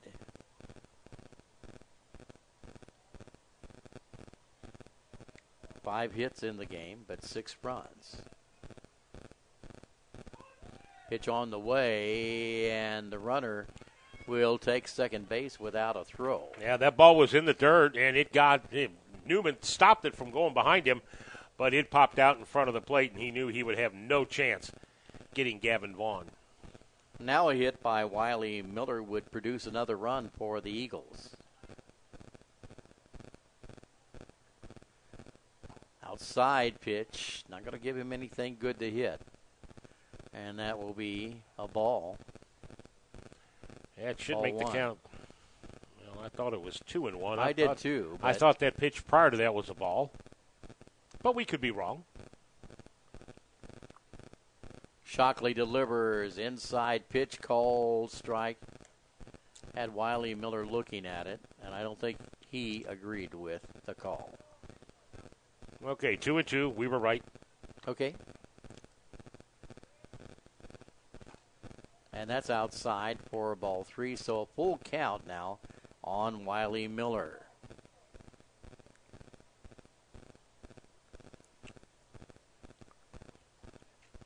Shockley checks the runner at second base. Now the pitch swung on, hit to short. Combs has it. Throw to first in time for the out, and the runner has to stay at second. Gavin Vaughn. Good play that time by Nate Combs at shortstop. Fielded it, looked the runner back, fired a BB over to Ethan Borum, who caught the ball, came off the bag immediately, and ran towards second base to make sure Gavin Vaughn did not go any further. That'll bring up KJ Stafford, the pitcher. He stands to be the winner in this contest unless this Crocker Lion team can do something in the 5th, 6th, and 7th that they have not been able to do in the 1st through 4th. And that scores some runs. 6-0 lead by Plato.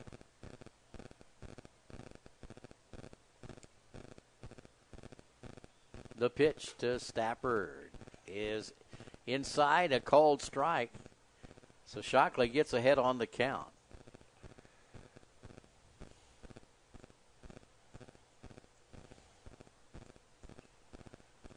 Next pitch. Swung on and going to be popped up. Foul territory at the, that's around first base. And Ethan Borum will catch it for the 3rd out of the inning. So Plato, no runs on no hits. They leave one base runner stranded. We've completed 4 innings of play, and Crocker comes to bat down by 6 runs. It's Plato 6 and Crocker nothing.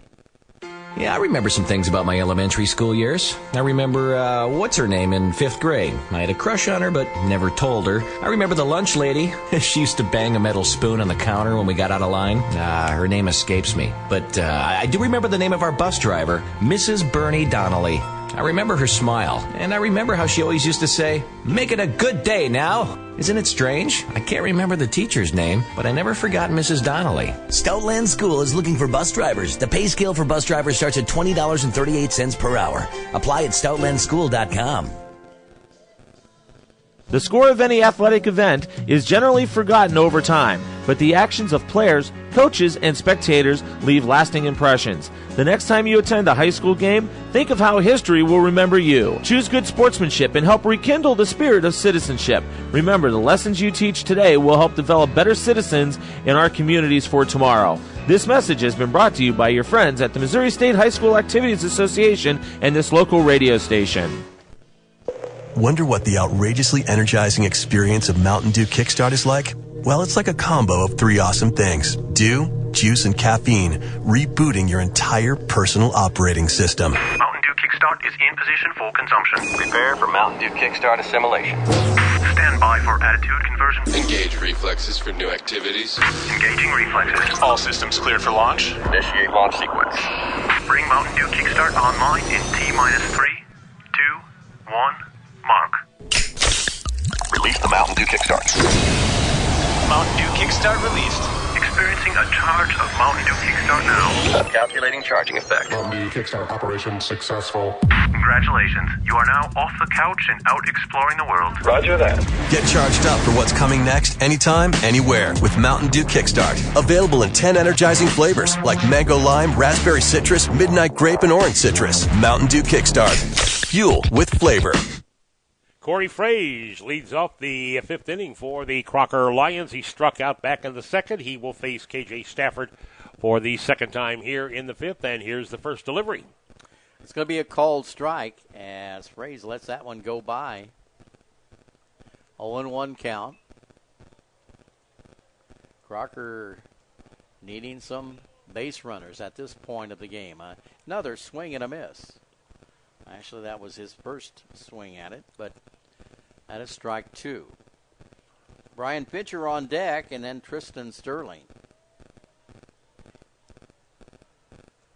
Outside pitch, and the count goes to 1-2 strikes. We are in the 5th.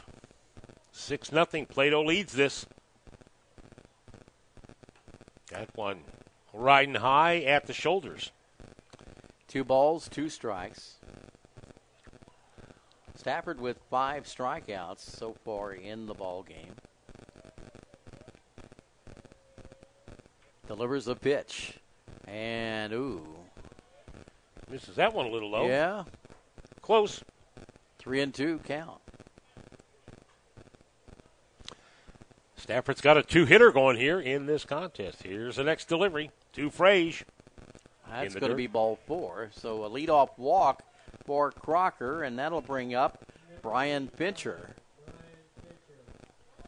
Daryl, and we're going to have Coach Vaughn go out and talk to Stafford. It's the 5th inning. We haven't seen Coach Vaughn yet.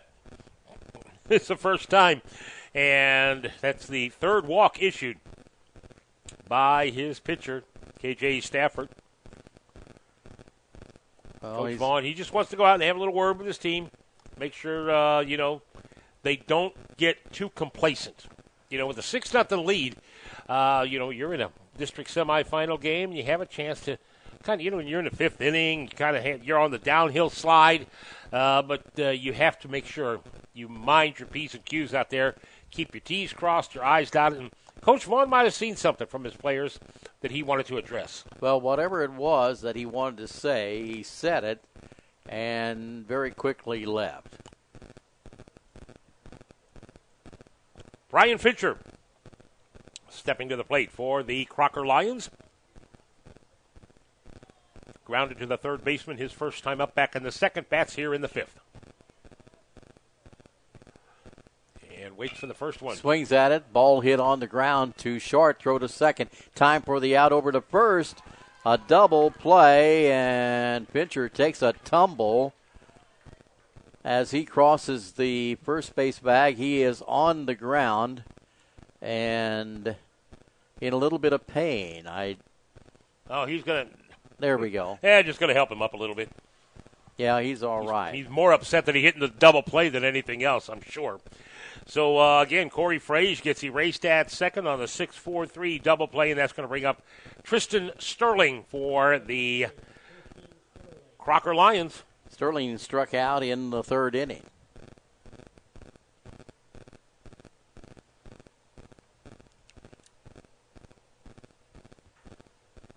Top of the fifth. Crocker down 6-0. And down to their last 7 outs. This one's chopped foul for a ball, or for a strike, rather.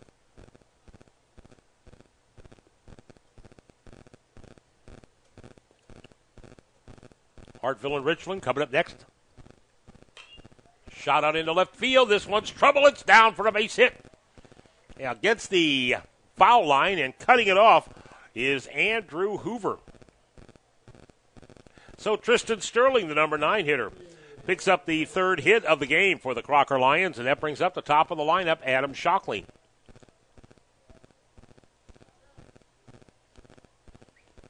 Shockley looking to bring this runner home. Shockley flied to center in the first inning.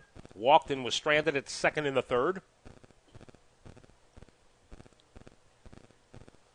Hits with 2 outs here in the fifth.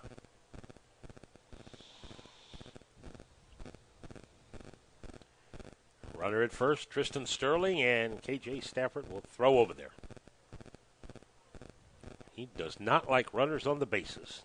I kind of gathered that, Marv.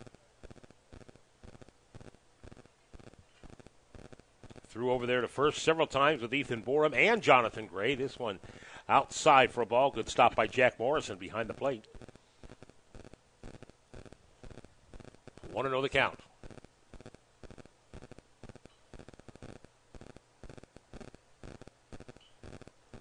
Stafford back to the mound. Plants his right foot on the rubber. Checks the runner at first. Works off the stretch. Brings it home. Pop up out into shallow center field. Coming on is Hathaway, and he will haul it in for the third out of the inning. And the Crocker Lions go harmlessly here in the fifth after a leadoff walk, a double play, a single, and a fly out. And we are headed to the bottom of the fifth. Plato on top by the score of 6-0, and coming to bat when we come back. Hi, I'm Jeremy Shelton, General Manager with Sacalaris Ford Lincoln of Rolla. Here at Sacalaris, we are dedicated to customer service. Whether it's the collision center for accident repair, service department to keep your car driving like new, or the parts department for the do-it-yourselfers. Of course, you can also work with our friendly, low-pressure sales staff when you're ready to upgrade your car or truck. And it's all under one roof for your convenience, only at Sacalaris Ford Lincoln of Rolla. Big city selection, small town service in the heart of Rolla on Highway 63, or 24/7 on the web at SacalarisFordRolla.com. Phelps County Regional Medical Center is pleased to announce the addition of psychiatrist and palliative care physician Dr. Alexandra Gamble to the PCRMC Medical Group. Dr. Gamble has special interests in end-of-life care, delirium, advanced symptom management, and coordination of complex care. He brings 6 years of experience to the PCRMC team. To learn more about Dr. Alexandra Gamble, please visit pcrmc.com. Phelps County Regional Medical Center, world-class healthcare close to home. Our game being brought to you by Waynesville Career Center next to Waynesville High School on GW Lane Drive and by Columbia College of Fort Wood and Waynesville, where you get more degree and less debt. And we welcome aboard Justice Longing of Roby and Zerings Farms of Crocker, 2 more of our fine sponsors for this district tournament here at Plato. First night on Saturday, actually the first day on Saturday, 2 5-1 ball games. Crocker eliminated Stoutland 5-1. Richland eliminated Lakeway 5-1. That put Crocker against Plato here in this contest, and Plato leading this 6-0. We are in the bottom of the 5th. We got Hartville and Richland coming up next. Marshall Pittman faces Adam Shockley for the first batter here in the 5th, and misses low for a ball. Pittman grounded to the shortstop in the first, was hit by a pitch and stranded in the third, and he looks at ball 2. Shockley brings this one home right down the pipe. 2-1 the count. Shockley, who relieved Nate Combs after Combs threw 1 inning and 38 pitches, and was taken out in the second, swing and a miss by Marshall Pittman. He went low after that one. Combs was removed in the second inning with nobody out and the bases loaded. Shockley came in. Right called, and Marshall Pittman goes down looking for the first out here in the 5th. Bring up Grady Todd. Todd has flied out to right field, also ripped a single in the 3rd inning. He bats here with his team on top, 6-0. First pitch from Shockley on the corner for a called strike. It was the outside corner. Shockley painted that one pretty good. Next delivery, ground ball up the middle, fielded by the shortstop. Combs throws over to first and not in time. But what a play by Nate Combs. He fielded it, fell to his knees, and made a pretty good throw to first base even so. Grady Todd just a little bit too fast as the ball took some time to get out to second base, and Combs had to come all the way from his shortstop position, fielded that ball right at second base, and fired over to first, not in time.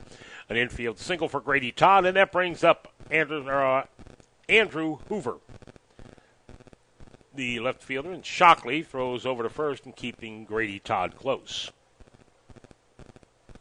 These two faced each other in the basketball season as well. Shockley and Todd.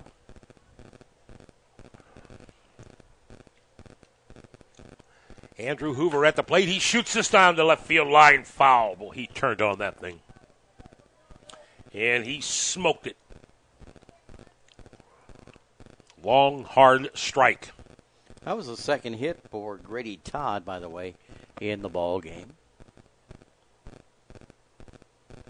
Hoover struck out and also walked, scored a run.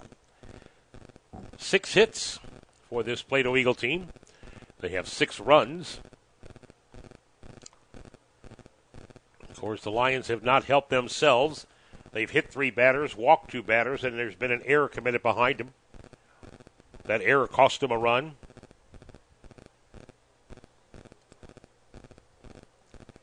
Pickoff move over to first. Runner gets back. Shockley brings this one home, and we foul this one down the right field line. That is strike 2 to Hoover.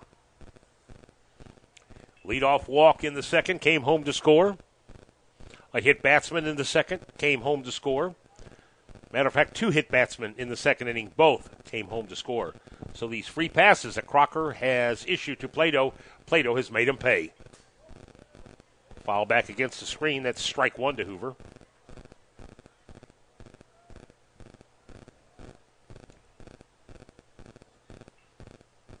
If you can play some clean baseball and not give teams free passes, free runners, extra outs in the inning, you can win ball games. Think of it is Plato's been able to take advantage. Here's a pickoff over to first. Ball gets away, and Grady Todd will hustle down to second base on a wild pickoff. So the Eagles have another runner now in scoring position.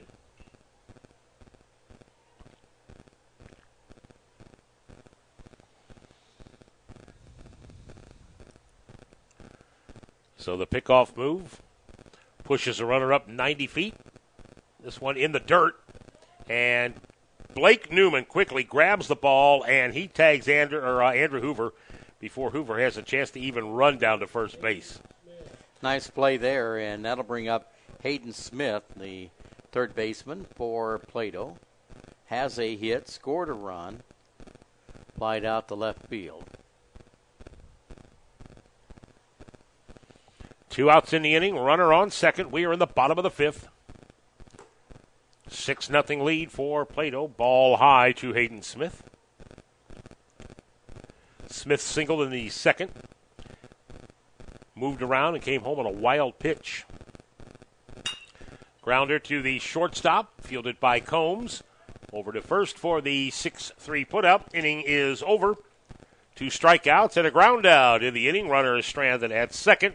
We are headed to the 6th with Plato on top, 6-zip. Hi, Jim Smith here at Complete Collision Center. I would like to talk to you about your future parking lot ding or major collision repair experience. Did you know that statistics show on average you could be involved in a major auto accident every 7 years? Just like that one. How would you choose to shop for your repairs? We put quality and customer service first in every repair. We make sure you have a full understanding of your repair plan. You receive a written lifetime warranty and a free lifetime detail certificate. At Complete Collision Center, this is our investment and commitment to you for a lifetime. York and Company Pharmacy. Hey, it's Kyle, proud member of the York & Company Pharmacy team in Richland. We are your hometown pharmacy. We offer those great services like free delivery, free screenings, free vitamin program for kids ages 2 to 12, and our Medisure and Medisure Plus programs that both sync your medications and package them according to when you should take it. We invite you to make our pharmacy your pharmacy. York and Company Pharmacy. Back here at Plato, Marv Luton, Gary Canaz. We have district semifinal baseball underway. The Plato Eagles, Crocker Lions. We are in the 6th inning. Crocker coming to bat, sending their number 2, 3, and 4 hitters to the plate, trailing 6-0, and they'll be facing KJ Stafford, who has 3 hit the Crocker Lions through 5 innings so far in this game. And the Lions are running out of opportunities here in the late going. They're down to their last 6 outs in the ball game. Unless something dramatic happens, this will be the last time in this game that the top of the batting order will come to bat. Now, Adam Shockley made the last out in the last inning, and Ethan Borum comes to the plate, but this may be Crocker's best opportunity to get some runs up there on the board. They've just got to figure out KJ Stafford, and they have not been able to do that, Gary, through 5 innings of baseball here so far in this contest. Borum has a hit back in the first inning. Hits from the left-hand side, and he drills this thing to the first baseman. It is fielded by Marshall Pittman, who will step on the bag, and that will be an easy ground out. 1 up and 1 down. Crocker down to their last 5 outs now. Blake Newman stepping to the plate. Newman has walked and struck out. Ethan Borum, Jonathan Gray, and Tristan Sterling have the 3 hits for the Crocker Lions here today. That is your number 2, your number 5, and your number 9 hitter. Crocker they just have not been able to string any hits together off KJ Stafford, who has thrown an outstanding game so far. Next pitch to Newman. That is outside for a ball.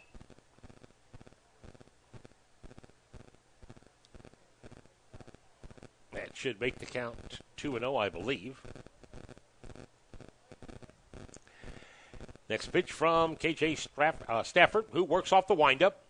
Outside and in the dirt. That's the ball.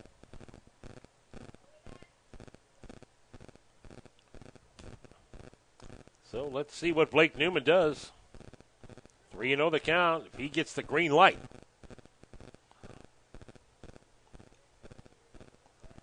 Lions try to make something happen here, and he will tie it back and wait for a strike. And KJ Stafford delivers. 3-1 the count.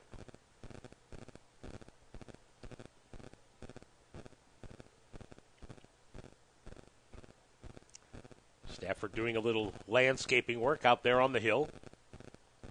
He's ready, and he brings it home to Newman. Newman pops this one up and behind us. Count is full, 3 balls, 2 strikes. Nate Combs waits on deck for Crocker.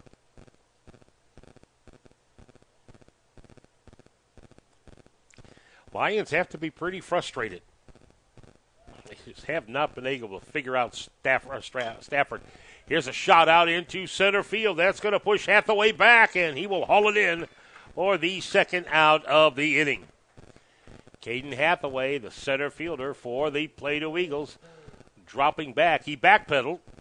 Didn't really have to turn that body to the infield. 2 up and 2 down.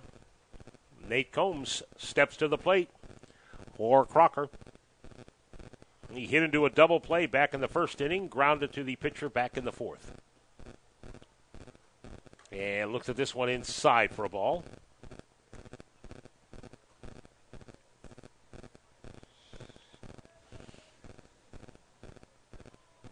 Combs eyeing the pitcher Stafford.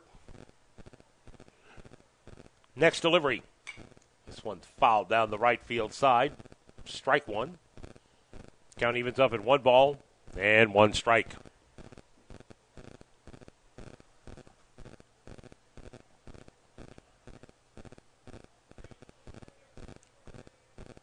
Couple of seniors on this Crocker team. Blake Newman, Cody Myers. All the rest of the Crocker Lions will be back next year. 1 ball, 2 strikes. Now to Nate Combs. Clouds have moved in. Here's the delivery. Off-speed pitch. Misses for a ball. 2-2. What happened to our sunny day here? I don't know. Those are thin clouds, and I know that we're supposed to get, rain Wednesday, Thursday, something like that. Yeah, I don't think we're supposed to get maybe Wednesday. But this district tournament will be over by then.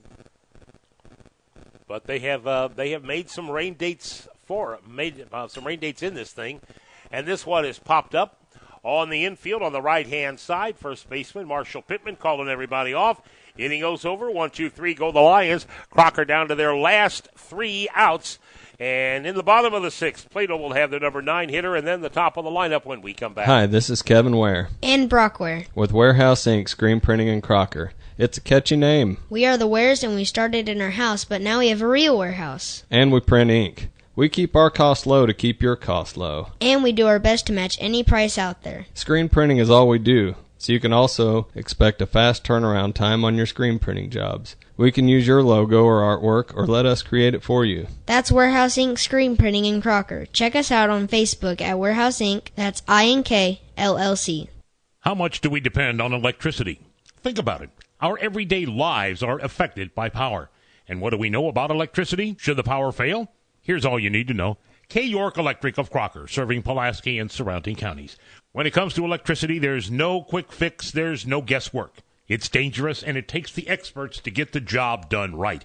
K. York Electric handles the residential jobs as well as the major jobs when businesses have electrical problems. New construction or remodeling, call K. York Electric at 736-5977 at 200 South Commercial in Crocker. Back here as we head to the bottom of the 6th inning, Caden Hathaway, their number 9 hitter for the Plato Eagles. Gavin Vaughn, their leadoff hitter, and Jack Morrison will come to bat here in the 6th. Plato leading this by the score of 6-0, and they'll be facing Adam Shockley, who comes into this 6th after throwing 65 pitches after relieving Nate Combs in the 2nd. Ball goes down to second base, and Caden Hathaway makes his way to the plate. Hathaway struck out in the second inning and was hit by a pitch. Later came around to score in that very profitable for Plato second inning. Nice crowd here at Plato. A lot of Plato supporters, of course. It's the hometown team with a pretty good record and the top seed in this district. And, of course, Crocker always has a good following. The Richland fans are here. The Bears are coming up next against Hartville. This one against Caden Hathaway, ball one and low. Hathaway, a left-handed hitter. Looks at this one for a ball. 2-0 the count.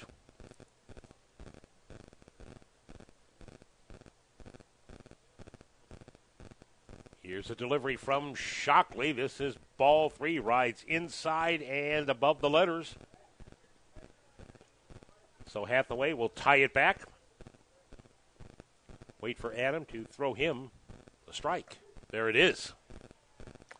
Every batter for Plato has either got a hit, got on base with an error, or hit by a pitch or a walk. They've all been on base at one time or another. Strike two. Count is 3-2. And you know what they've been able to do also, Gary, is if they get a walk or if they get hit by a pitch, they've been able to put the hits together and put some runs on the board. That's something Crocker has not been able to do.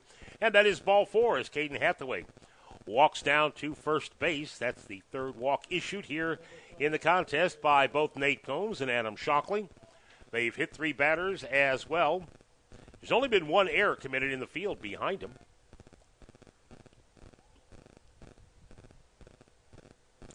Top of the order now with Gavin Vaughn stepping to the plate. Right-handed hitter for Plato. He bats for the fourth time here in this contest in the sixth inning. Looks at a strike called.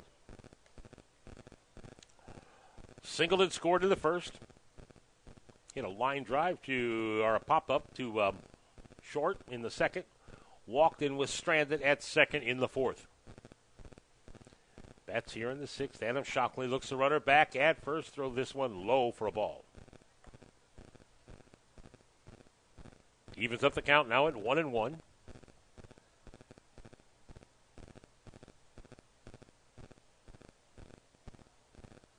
Shockley gets the sign from Blake Newman. He's ready. And brings it home. Chopper right back to Shockley. Over to second for one.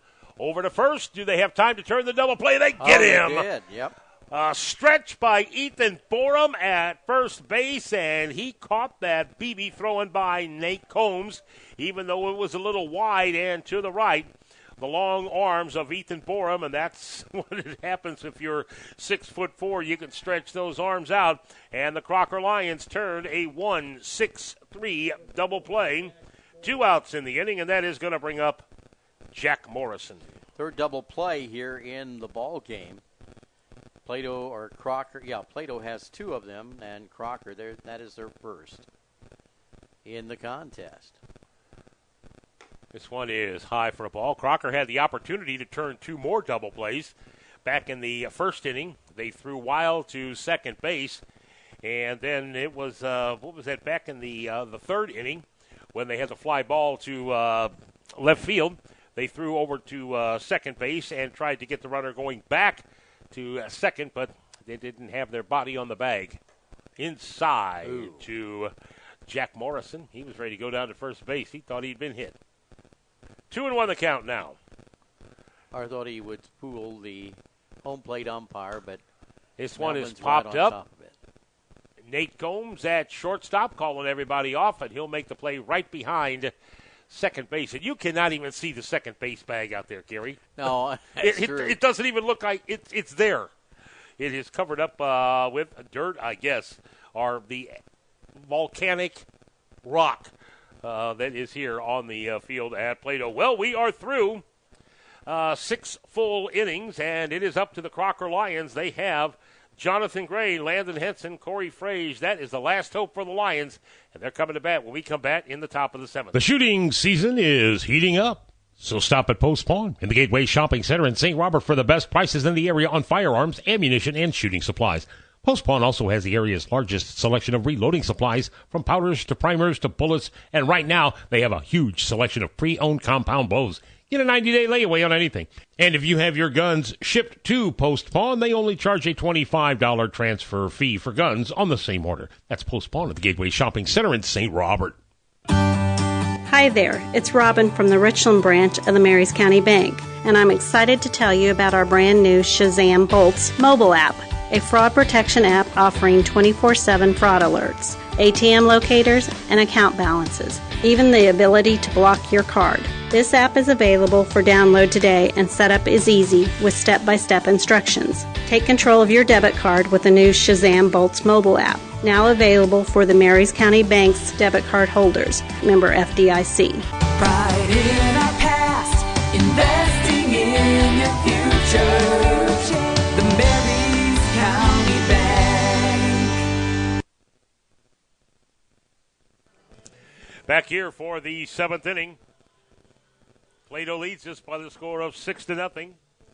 Top of the seventh, we'll see Crocker's Jonathan Gray, Landon Henson, Corey Frage. That is your 5, 6, and 7 batters in the lineup facing KJ Stafford, who comes into this inning after throwing 69 pitches, has himself a 3-hit shutout, 5 strikeouts, and he has walked 3, and he has had a very good outing so far here for this Plato team. Yeah, he has, and I'm surprised that there are that few throws made by him.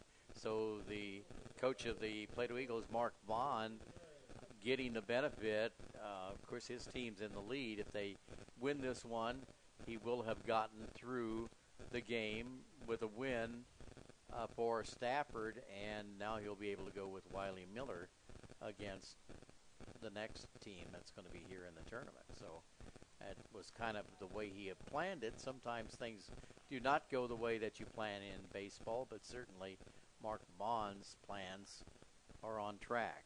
Outside for a ball, that is 1-0. Here's the pitch. This one misses for a ball. 2-0 the count. He can also throw Gavin Vaughn. Gavin is a pretty good pitcher for this Plato Eagle team. But I would imagine he will go with Wiley Miller, their ace. If they can hold on here in the seventh. Strike called. And Crocker has not been able to figure out KJ Stafford yet. 2-1 the count now on Jonathan Gray. Shot down the third baseline, off the third base bag and into left field. That is a screaming hit. And that bounced off the bag, stayed in fair territory. Even if it would have went into foul territory, it still would have been a hit. But that went right to the left fielder, Andrew Hoover, and that keeps Jonathan Gray over at first base. Gary, if that thing would have went foul, in foul territory, Jonathan Gray would have been able to round second or round first and maybe head for second. Another strike delivered there by Melvin Respress. He's got a bandage on his right arm. Landon Henson steps to the plate now for Crocker. He looks at the first one for a called strike. Henson has struck out and grounded out. I thought he had just a bionic arm there. He's got a long, long bandage. Swing and a miss. Henson is in the hole, 0-2. Runner at first, Jonathan Gray, leadoff single here to start the seventh. And a changeup. This one popped up into shallow left field. Coming on, making the play is Andrew Hoover. One out here in the inning, and that is going to bring up Corey Frage. Struck out in the second and walked in the fifth inning. Was erased by that double play on the ball hit by Brian Fincher. Mark Vaughn, coach of the Plato Eagles, has only been to the mound one time here in this contest. That may be a record for Coach Vaughn. And you want me to ask him if it is? It's a record. You okay, bet. Swing and a miss. Unless he comes to the mound here in the seventh. And then it's moot. Next delivery, swing and a miss. And Frage is in the hole. 0-2. Brian Fincher waiting on deck. Here's the next delivery. Swing and a miss. Plato Eagles are down to their final out. And so are the Crocker Lions. As Corey Frage strikes out swinging, that is going to bring up Brian Fincher with the bags empty. Brian has grounded out to the third baseman. That was back in the second. Hit to a 6-4-3 double play in the fifth. That's here with the runner on first in the seventh. This one is in the dirt for a ball. Leadoff single by Jonathan Gray. He is still over at first base. KJ Stafford trying to close things out. Swing and a miss by Fincher.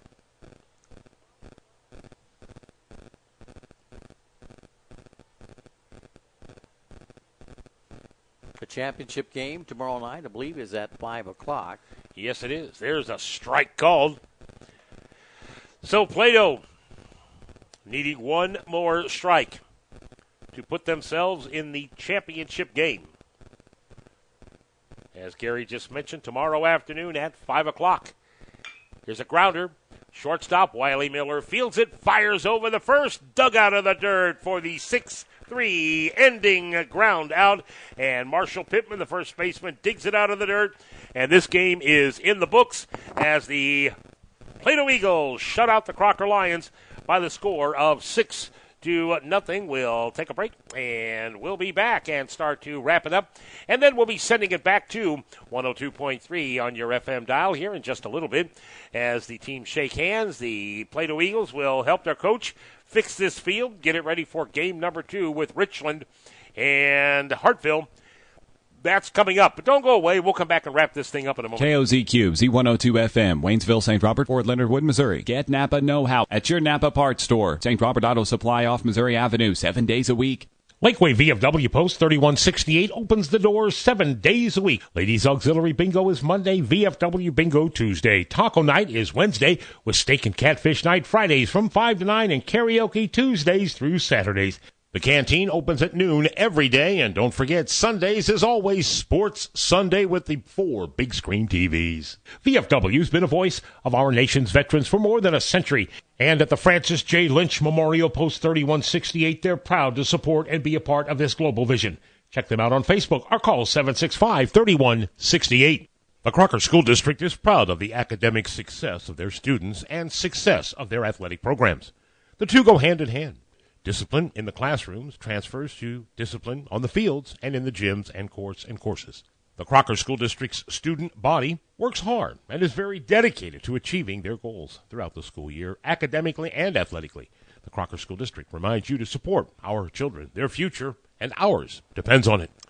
And we are back to wrap up game number 1, where the Plato Eagles fire a 6-0 shutout at the Crocker Lions. KJ Stafford picks up the win through 83 pitches in a complete Game 7 inning outing.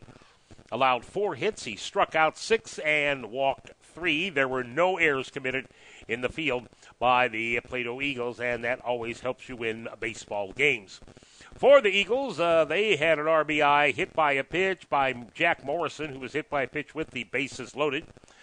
Sac fly RBI by Wiley Miller, and an RBI single by Wiley Miller. RBI double by KJ Stafford. And those were the RBIs delivered by the Plato Eagles. The losing pitcher, Nate Combs, he worked 1 inning through 38 pitches, allowed 5 runs on 3 hits. There was 1 error committed behind him. He walked 1 and hit a batter.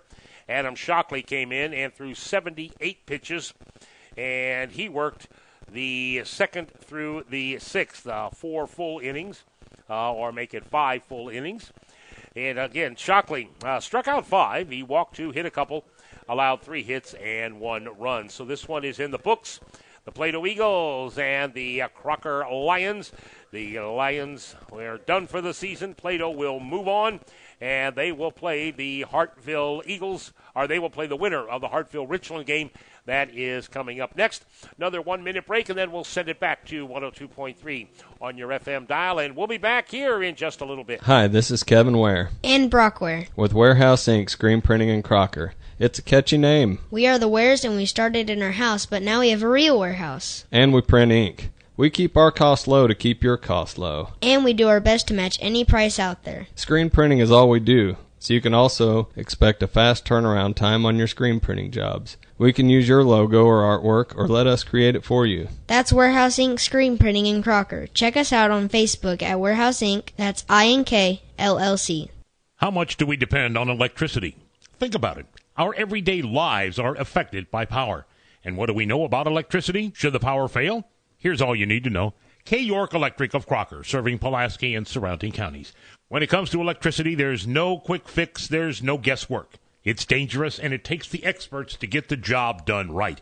K. York Electric handles the residential jobs as well as the major jobs when businesses have electrical problems. New construction or remodeling, call K. York Electric at 736-5977 at 200 South Commercial in Crocker.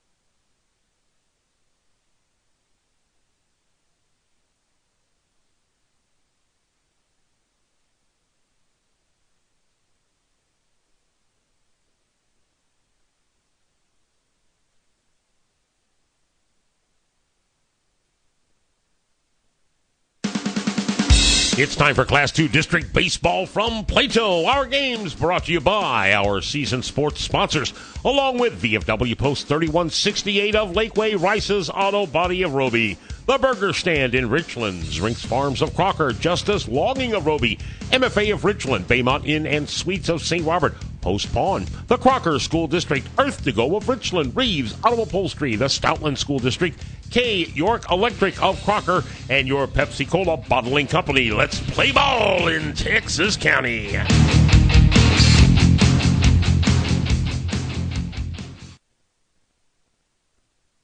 Afternoon, and we're back again for the second game of today here at the district tournament in Plato. Richland will take on Hartville in this game. The winner will play against Plato tomorrow evening at 5 o'clock at Plato. Marv Luton along with me right at the moment. I've got Marv's headset. He's pointing. I've got no way of hearing you, so I'm going to hand the headset to Marv, and I'll talk on my headphone. Marv, you take over. Oh, if they could just see the picture of this here. Thank goodness we're on radio, Gary. Catch you gum. He looks over at me like, Marv, are you going to talk? Well, yeah. I don't have a microphone to talk into, Gary. I think that's one of the essentials that you need to broadcast games. I mean, anytime we've seen play-by-play guys, they usually have a headset on. And, Gary had both of them over there. So he was going to either do this all by himself, and I was going to make an early night of it and go home, or we are going to broadcast the Hartville Eagles and the Richland Bears here as we have, again, the other semifinal underway here momentarily. The Plato Eagles have advanced after a 6-0 win over the Crocker Lions. Plato will take on the winner of this game tomorrow afternoon at 5 o'clock, and it will be Hartville who comes in here at 15-3 on the season. Only 3 losses, and Gary, this is a pretty potent team. It is a potent team, and we'll see if Richland can handle the Hartville Eagles. They will start with one of their ace pitchers. They've got 2 of them, and Richland's going to start with Tanner Riddle, who shut the game down against the team that Richland was facing the other night. I believe that was Stoutland.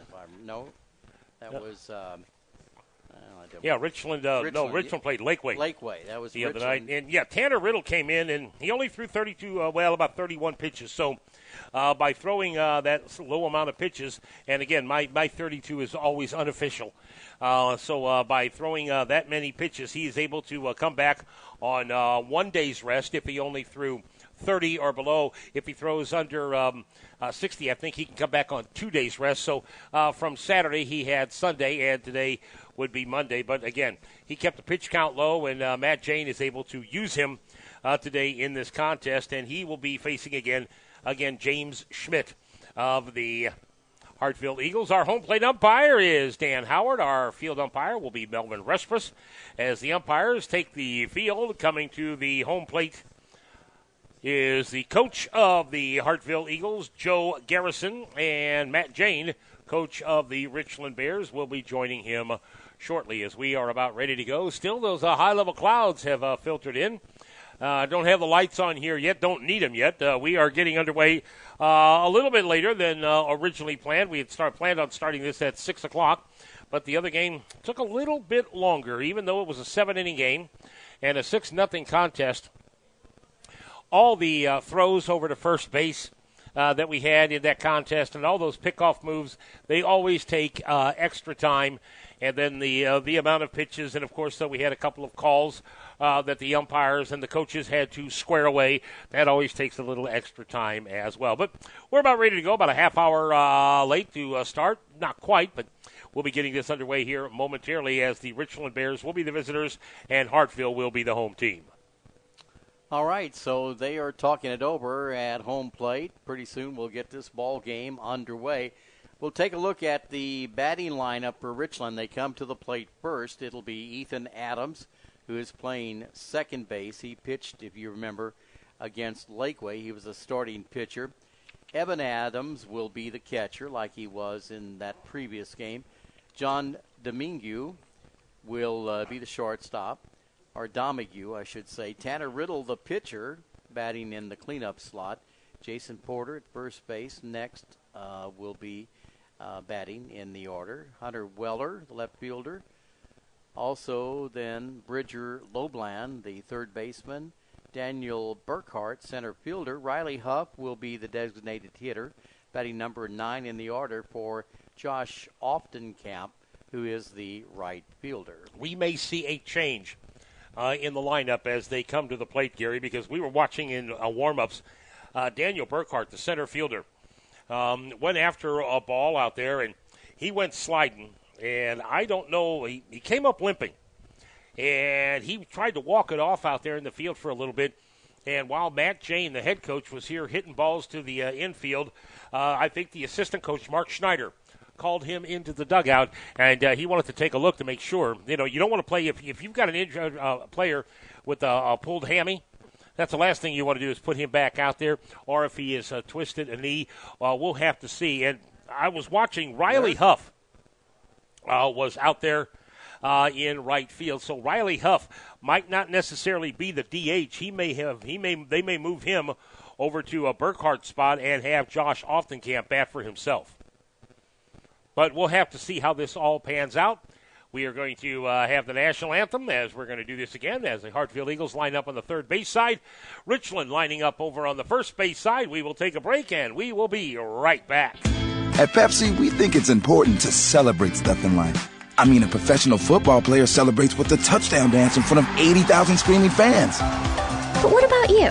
When you text that really cute guy you met at a party on Friday, and he immediately texts you back, you celebrate with an ice-cold Pepsi.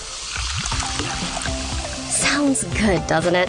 But why stop there? The refreshing taste of Pepsi is the perfect way to celebrate anything. Like when you and your roommate order a pizza and the delivery guy throws in extra breadsticks, no charge. That's worth a Pepsi celebration. Or your friend turns on the radio and your absolutely most favorite new song just happens to be playing. That calls for a Pepsi, too.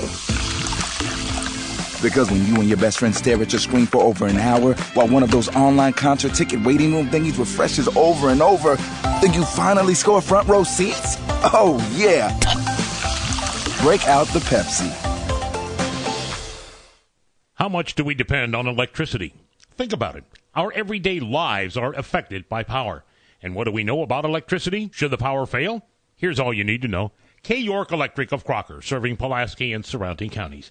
When it comes to electricity, there's no quick fix, there's no guesswork. It's dangerous, and it takes the experts to get the job done right.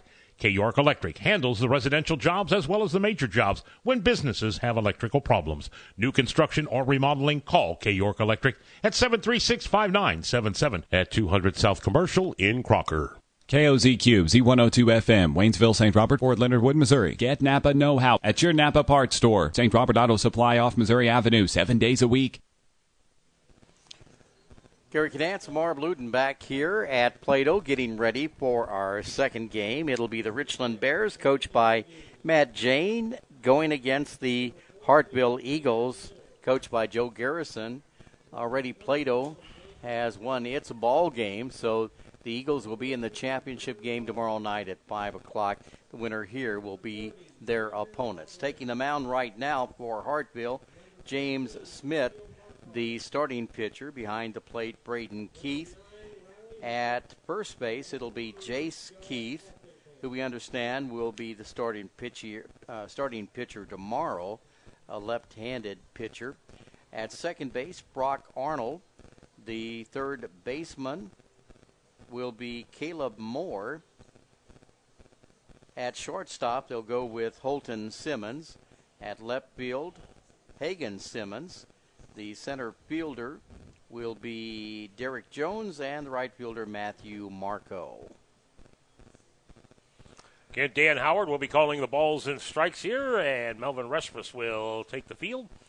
And we are about ready to get underway here in this second semifinal game, as we will start this thing right about 6:30, about a half hour past the scheduled start, which was going to be at 6 o'clock, but we know how those things go. Yeah, we do.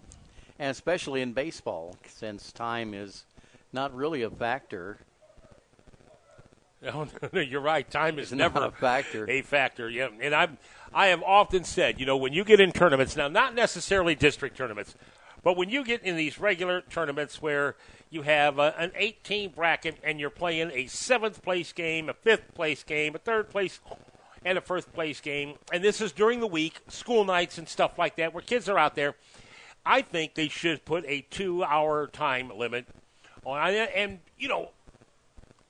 even though they'll still take 2.5 hours. But what do I know?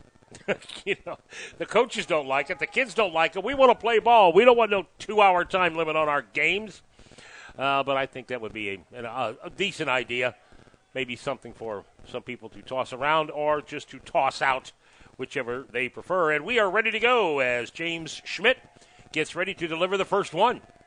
And it swung on and missed by Ethan Adams. The count 0-1 right now. Right-handed batter for Richland. It'll be Ethan Adams, Evan Adams, and John Domingue for the Bears. Swung on and fouled away, out of play, and that is strike 2. Bears beating the Lakeway Hornets 5-1 to advance here in this contest. That was last Saturday. And they've got the Hartville Eagles 15-3. Hartville is coming into this contest. There's a curve ball strike called, and Ethan Adams goes down looking. That was good pitch that time by James Schmidt. Didn't break a lot, but that was enough for it to drop into the strike zone. And it had Adams fooled. Yeah, he could not pull the trigger on it. That brings up Evan Adams, catcher for the Richland Bears, who bats from the left-hand side now.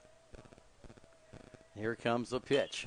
Swung on, hit foul down the left field line. It stays inside the fence, but nobody can get there to it. So strike that one. Is strike one. Our game being brought to you by Zrinks Farms of Crocker, Justice Logging of Roby. Happy to have them along with Columbia College of Fort Wood and Waynesville, where you get more degree and less debt. Here comes that sun back out. And the pitch inside a little bit. That'll be a ball. Ball one. 1 ball, 1 strike. Had a lot of high cloud cover that came in here during our first game. The pitch swung on, and again it is smashed foul, this time over the fence. Ooh, down off the left field top line. of the Richland bus and just missed a window. Ooh, I wonder if Evan Adams would have to pay for a window if he broke one. We'll keep a window open for you. Yeah, that could have went right in. Matter of fact, they do have the windows open in that bus. Pitch is low for a ball, and so the count evens up. 2 balls and 2 strikes.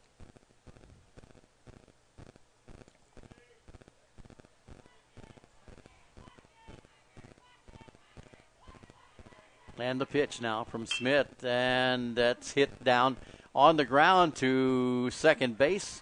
Kind of rode up a little bit, but play was fielded by Brock Arnold, and he throws to first in time to retire Evan Adams. Yeah, he is going over there, and he is working on the field where that ball hit in front of him, and it might have been some spike marks where maybe some of the players had warmed up prior to them right after they drug the field. But that took a wicked hop on Arnold, and he was able to haul it in for the out. The pitch is a called strike to John Domingue. Domingue, the shortstop for the Richland Bears. 2 up, 2 down for the Bears. There's the curveball called strike. That is strike 2. James Schmidt working the outside corner of the plate pretty well. Gets set. Here comes the pitch. Outside pitch, swung on and missed. That had Domingue reaching for that, and he could not connect. That is strike 3, and it is 1-2-3 for Richland, top of the first. And we'll go to the bottom of the first inning when we return in just a moment. Yeah, I remember some things about my elementary school years. I remember, what's her name in 5th grade. I had a crush on her, but never told her. I remember the lunch lady. She used to bang a metal spoon on the counter when we got out of line. Her name escapes me. But I do remember the name of our bus driver, Mrs. Bernie Donnelly. I remember her smile, and I remember how she always used to say, "Make it a good day now." Isn't it strange? I can't remember the teacher's name, but I never forgot Mrs. Donnelly. Stoutland School is looking for bus drivers. The pay scale for bus drivers starts at $20.38 per hour. Apply at stoutlandschool.com. Fans, when you attend a high school game, do you stand at attention during the national anthem? Do you cheer a good play by the opposing team? If your team loses, do you take it well in stride? If you have answered yes to any of those questions, you are showing positive examples of sportsmanship. Don't forget that when you attend high school events, young eyes are watching you for examples of acceptable behavior. By making a conscientious effort, you'll be helping our students grow into better citizens. This message has been brought to you by your friends at the Missouri State High School Activities Association and this local radio station. Tanner Riddle taking the last of his warm-up throws here. He is the pitcher for the Richland Bears.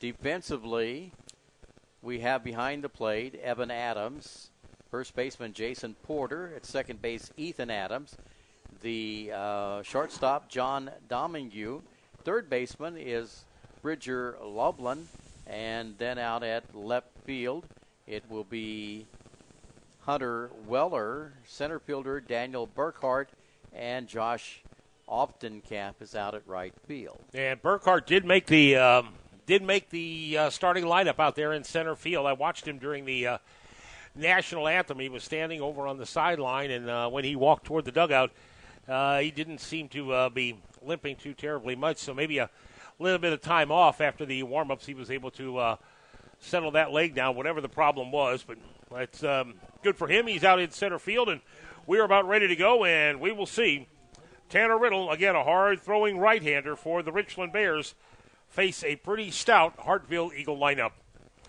Holton Simmons will be the leadoff batter, the shortstop for Hartville.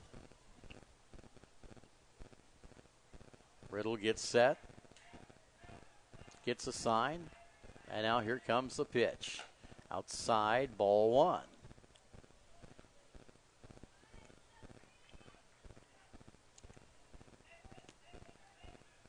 Sun is still fairly high in the sky. That pitch is going to be high ball two.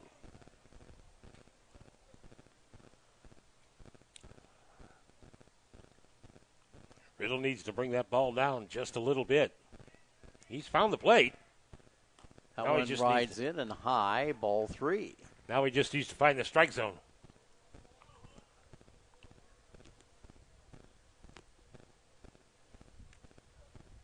We'll see if Holton Simmons gets a sign to swing at this one. Usually not. Here's the pitch, and that is going to be a strike called. So the count goes 3 balls and a strike.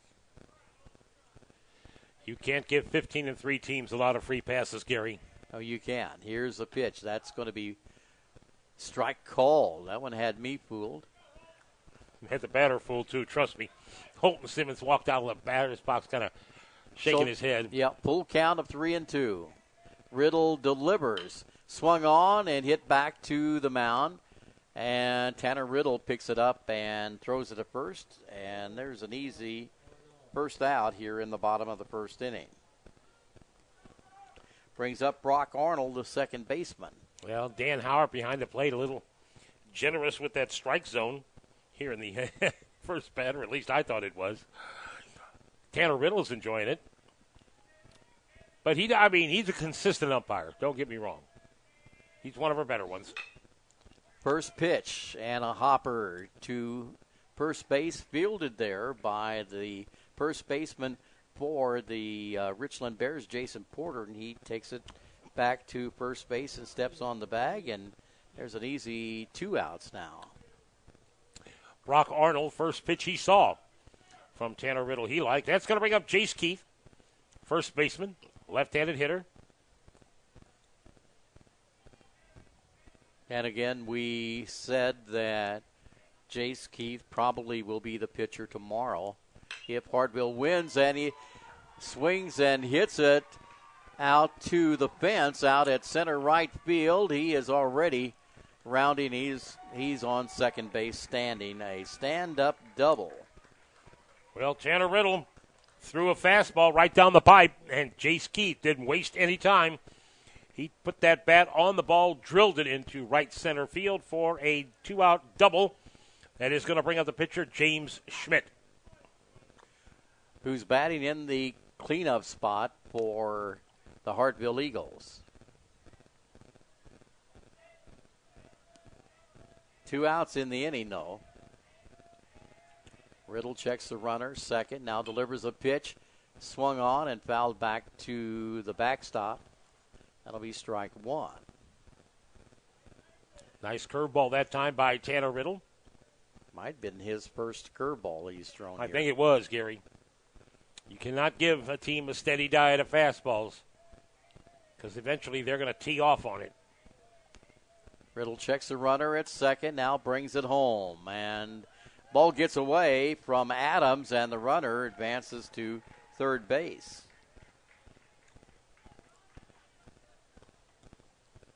One and one the count now to James Schmidt.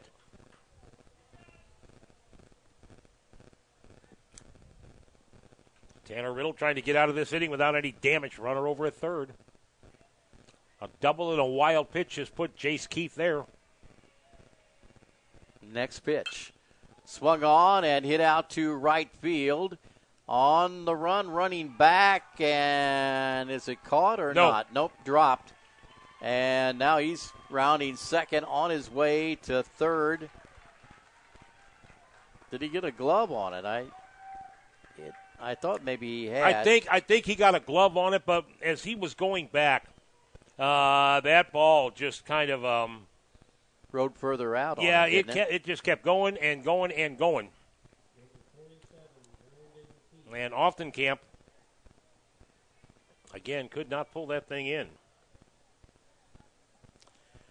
So that drives in a run, brings up Braden Keith to home plate. Swung on and cut off by the second baseman. Throw to first in time for the out. Actually, that was a shortstop to get it. Nice play by Ethan Adams. He throws to first in time for the out, but 1 run scores. And 1 runner is left on base. 1-0 favor of Hartville. We go to the top of the second, and Tanner Riddle will come to bat for Richland. The shooting season is heating up, so stop at Post Pawn in the Gateway Shopping Center in St. Robert for the best prices in the area on firearms, ammunition, and shooting supplies.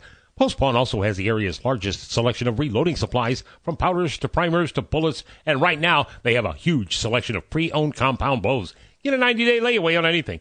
And if you have your guns shipped to Post Pawn, they only charge a $25 transfer fee for guns on the same order. That's Post Pawn at the Gateway Shopping Center in St. Robert. Needing the inside of your vehicle upholstered? You need to call Reeves Auto Upholstery with 2 locations to serve you. Reeves Auto Upholstery of Lebanon and Richland take pride in their work and will give life back to your vehicle, whether it's a car, van, truck, or that classic you've had for years. Reeves Auto Upholstery has original factory materials and does complete interiors. For fast, professional service, call Reeves Auto Upholstery with 2 convenient locations to serve you. Reeves Auto Upholstery, 573-765-3371 or 417-532-5576. Richland comes to bat in the top of the second inning. It'll be Tanner Riddle, Jason Porter, Hunter Weller coming to bat. Hartville got 1 run off of 2 balls that were well hit with 2 outs in the ball game in the inning. Back-to-back doubles. That one out there, Josh Oftencamp kept going back. And, Gary, he might have got a glove on it, Gary. You turned him around a couple of different times, but the ball fell to his left as he went crashing against the fence, and Burkhart ran over there and picked up the baseball, backing him up and threw it back in.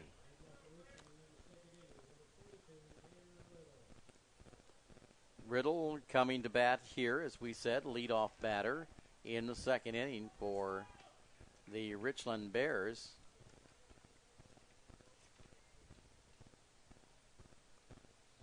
Here's a pitch. Swung on and hit foul down the right field line, but it is going foul over the fence along the sidelines.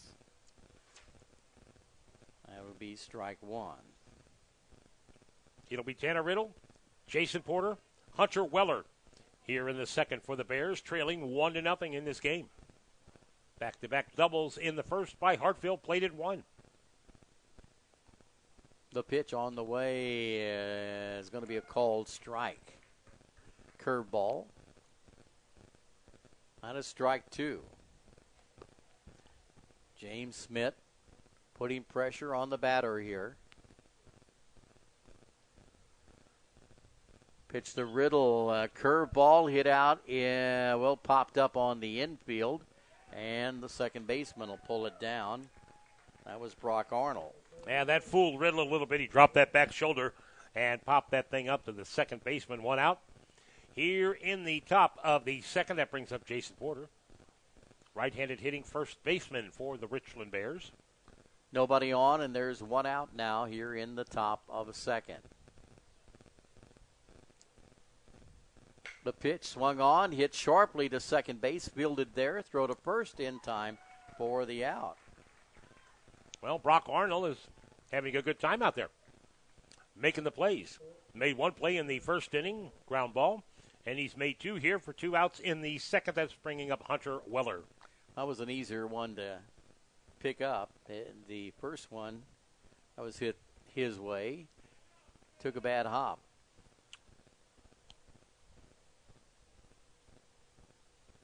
Weller at the plate. There's a pitch. He'll foul it off.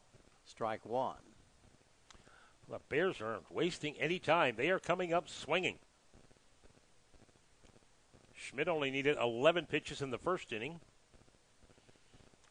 He's throwing 5 here in the second and has 2 outs.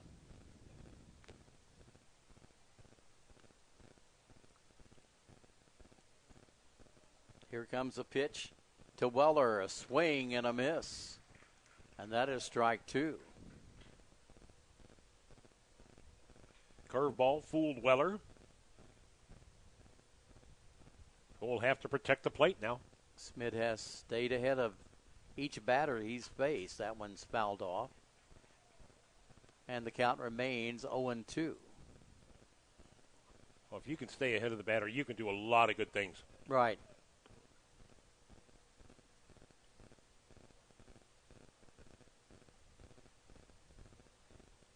Now gets ready. Here comes the pitch. Swing and fouled off once again by Weller.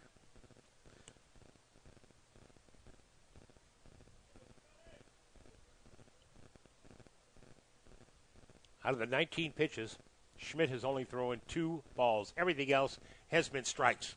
And a swing and a miss.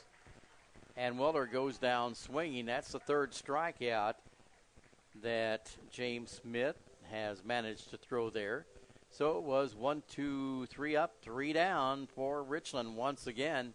We go to the bottom of the first inning, middle part of the batting lineup for Hartfield.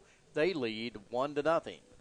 Phelps County Regional Medical Center is pleased to announce the addition of psychiatrist and palliative care physician Dr. Alexandra Gamble to the PCRMC Medical Group. Dr. Gamble has special interests in end-of-life care, delirium, advanced symptom management, and coordination of complex care. He brings 6 years of experience to the PCRMC team. To learn more about Dr. Alexandra Gamble, please visit pcrmc.com. Phelps County Regional Medical Center, world-class healthcare close to home. When you're ready for a home improvement project, one of the first plans you'll make is the home improvement loan. And that can be a lot of work. But at our bank, we've improved the home improvement loan. Great rates, friendly service, and quick answers, too. We're an equal housing lender. Security Bank, a better way to bank. Member FDIC, equal housing lender. Online at sbpc.com. We're in the bottom of the second inning. Hartville has a 1-0 lead. Derek Jones comes to bat. Hagan Simmons and Luke Gosley, the designated hitter for Caleb Moore, the third baseman. Game being brought to you by Waynesville Career Center next to Waynesville High School on GW Lane Drive. Tanner Riddle on the mound for Richland. Delivers a pitch. High, ball 1. And as we had said, actually you had said in the last inning, he's having trouble getting the ball down just a bit. Here's the next pitch. Ball is hit out to right field. Deep, deep, deep. It will be foul. Yeah. Yep. Hard to see, but I think that one did go foul. And yes, Derek Jones is coming back to home base. That one came close to being a hit. A long single. Again, that's a 273 porch down there in right field. It takes a pop to get it over that 10-foot fence. Derek Jones almost got it done. 1-1 count. Tanner Riddle delivers. Called strike. The beauty of a pitch right there. 1 ball and 2 strikes. Good call that time by Evan Adams, the catcher.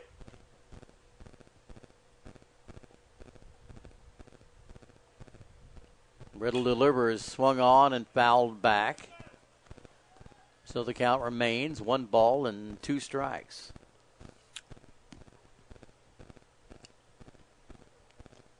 Hagen Simmons waiting on deck. Hartfield on top, 1-0. We are in the bottom of the second. Here's a pitch from Riddle, and curveball hit down to third base, fielded there, throw to first, but not in time. He has speed. Derek Jones beat it down first base. I don't know what you could do defensively to, cut down and get him out. Well, the only thing, Gary, is charge that ball. Yeah, charge it. And I really don't think that Caleb Moore had enough time to charge the ball. He was just happy to come down there and field it. It took about 3 hops to him. He fielded it, but Derek Jones legged that thing out for an infield single. He's on first and nobody out. Hagen Simmons now comes to the plate. Right-handed batter, left fielder for Hartfield. Fouls the first pitch back. Strike 1. Couple of doubles back in the first inning by the Hartfield Eagles have put them on top 1-0 here in this contest. The pitcher, James Schmidt, has the RBI. Ball is hit out to right field, and it's going to be caught out there. The runner goes back to first. Josh Oftenkamp out there hauling that in. Had to shake off the sun a little bit. Sun is more of a problem on the left side of the field than it is the right side of the field. But I would imagine every one of those outfielders will need some shades if they don't have them already.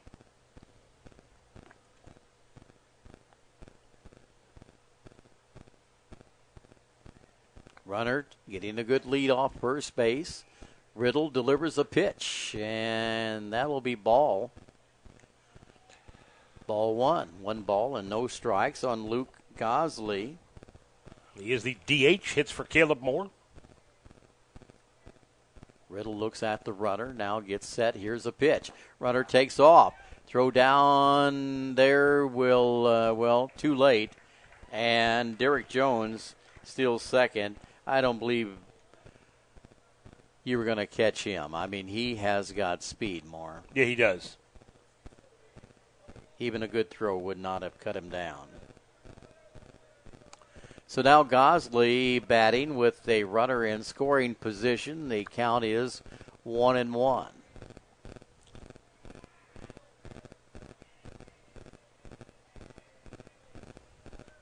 The pitch is going to be a ball. 2 balls and 1 strike now on Gosley. Matthew Marco is on deck, the number 9 stick in the lineup. Here's a pitch way outside, and that'll be a ball. Again, I don't think we've set the defense up for the Bears. Tanner Riddle on the hill, Evan Adams behind the plate, Jason Porter at first, Ethan Adams at second, Bridger Loebland at third, John Domingue is at that third base, Hunter Weller in left, Daniel Burkhart in center, and Josh Oftenkamp in right, and there is ball 4 to Luke Gosley. So now there are 2 runners on base, first and second, 1 out, and the number 9 batter for Hartfield coming to the plate. Tanner Riddle threw 12 pitches in that first inning. He's going to need more here to get out of this one.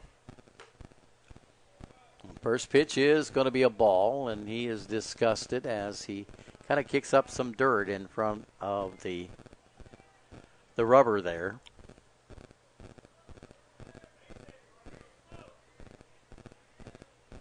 And shakes off a sign. Checks a runner at second. Now we'll bring it home. High pitch for a ball. 2 balls and no strikes. Young man has some heat. He has got a powerful arm. If he can get that thing in the strike zone, of course, you don't want to get it in the wheelhouse, or else you'll find that ball out of the ballpark. That pitch is going to be ball 3. 1 walk here in the inning already. Tanner Riddle's in danger of walking another one. And that would load the bases for the top of the batting order for Hartville. Here's a pitch. There's a strike. 1 out in the inning. Runner at first, runner at second. And the count is 3 balls and a strike on Matthew Marco, the right fielder for Hartville. Here's a pitch. There's a strike called. Paint at the outside corner. Yep. That was a dandy pitch by Tanner Riddle. That caught Marco looking at the knees. So the count is full, 3-2. Tanner Riddle would love to get this young man. Yeah, strikeout would be big. Strikeout would be huge. And here comes a pitch. Ooh, high, ball 4. So that will load the bases for Holton Simmons, who hit a little tapper back to the mound. Actually, it was a little more on the ball. It was hit back to the mound, but an easy play there for Tanner Riddle to throw to first. I don't know what if Tanner Riddle's not coming down far enough, or if he's just releasing the ball just a little bit too early. But these things are riding around the letters, Gary, and up around the chin and the eyes. So he is bringing them in high. He is going to have to adjust that pitch. Here's a pitch high for ball 1 to Holton Simmons. Again, he's got it over the plate. But his problem has just been above the strike zone. The pitch. Swung on, and it is fouled off down the first baseline and caught by the Richland first baseman, Jason Porter. Good catch that time by Jason, right against the dugout of the Richland Bears, and he was able to haul that in for the second out of the inning, and that is a big out. Well, it would be nice for Richland. It would be a big achievement if they could hold Hartville to no runs in this inning. Bases are loaded, 2 outs, and here comes a pitch. And a strike called to Brock Arnold, who grounded out to first. That was in the first inning. Definitely do not want to face Jace Keith. And he would be next. Next pitch. And a strike called. Well, Tanner Riddle has Arnell set up now. 0-2 the count now on the second baseman for the Hartville Eagles. Now, this is where those high fastballs that ride right above the shoulders, they come in pretty handy because these guys see these. They look like a beach ball coming in, and they swing, and they're out of the strike zone, and then they swing and miss. Pitch swung on, hit out to left center field. It'll drop in there for a hit. And we have runners at first and third. That one, Hunter Weller came in far, but that ball just died right in front of him. So that will bring in Derek Jones and also Luke Gosley. 2 outs. Everybody's running, of course, on the swing. And when the ball dropped in front of the left fielder, Gosley scooted home. Jones scooted home. Marco went over to third. Over at first is Arnell with 2 outs and 2 RBIs. It's a 3-0 ball game. Chase Keith is the batter now for Hartville. He hit a double and scored in the first inning. 3-0 favor of the Eagles over Richland here in the bottom of the second inning. Richland almost getting out of that inning without any damage. Swung on, hit straight out to center field. That's over the head of the center That is over fielder. the head of the center fielder. He's running to the fence to recover the ball. One runner comes home, another rounding third, and he will score. Throw to third. That was Jace Keith gets in there with a triple. A 2-run triple as that one over the head of the center fielder, Daniel Burkett. That one was hit, and Burkett saw it, and he turned his back, and he was headed to the fence because he knew he had just been burned.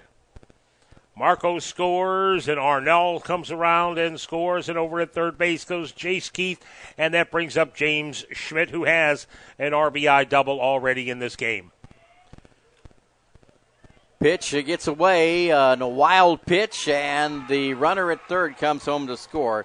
Keith will score off the wild pitch. Now, that ball was scooped by Evan Adams, and the ball got away from him, got in front of the plate, and a heads-up running that time by Jace Keith as he saw that thing was not, he was going to be able to beat that ball to the plate before the catcher, Evan Adams, went out and got it, and Tanner Riddle couldn't do anything.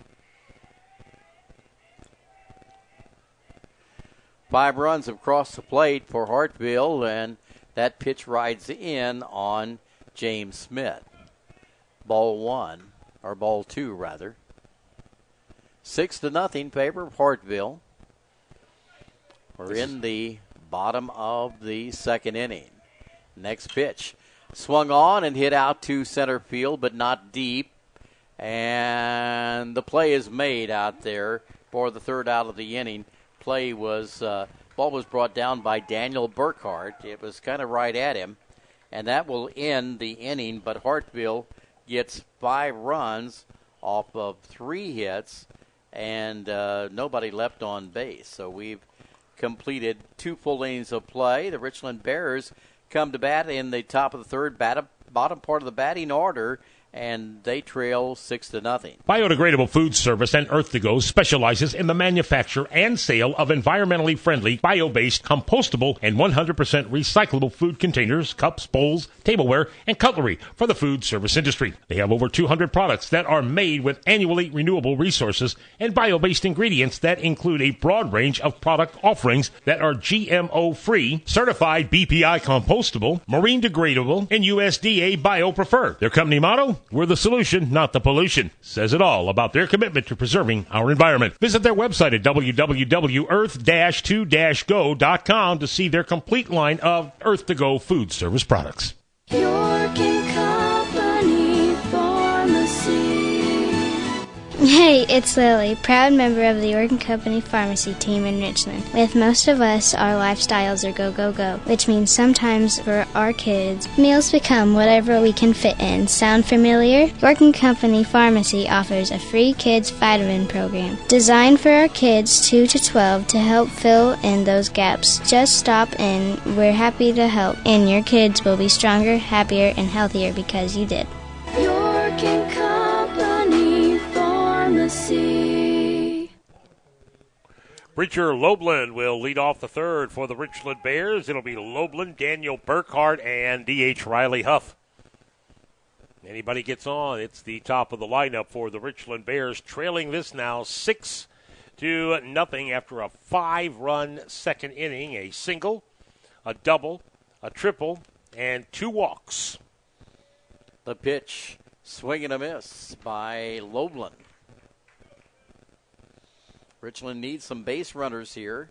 So far, they've been 6 batters retired in order. Next pitch is a called strike, strike 2. James Smith is the pitcher for Heartland. Now he gets set, delivers a pitch, and that's high and away. One of the few balls that he has pitched up there. Of the 23 pitches he has thrown, 20 of them have been for strikes. That is only the third ball that he has thrown. Next pitch is going to be a ball as well, low. Well, right now he's just hoping Loveland goes after something, trying to protect the plate with a 2-strike count. Count is even now at 2-2. Smith delivers, and that is outside, ball 3. So maybe Richland will get a base runner right here in the top of the third. Full count of 3-2, and the pitch comes home. Swung on and hit out to right field, and caught there in fair territory, I believe, by the right fielder for the Hartville Eagles. That was Matt Marco. He had him played pretty well out there in right field, was able to catch that ball right along the line, one up and one down, and that brings up Burkhart. Center fielder for Richland. Coming to bat, Riley Huff will bat next for the Bears. Smith delivers the pitch and a called strike.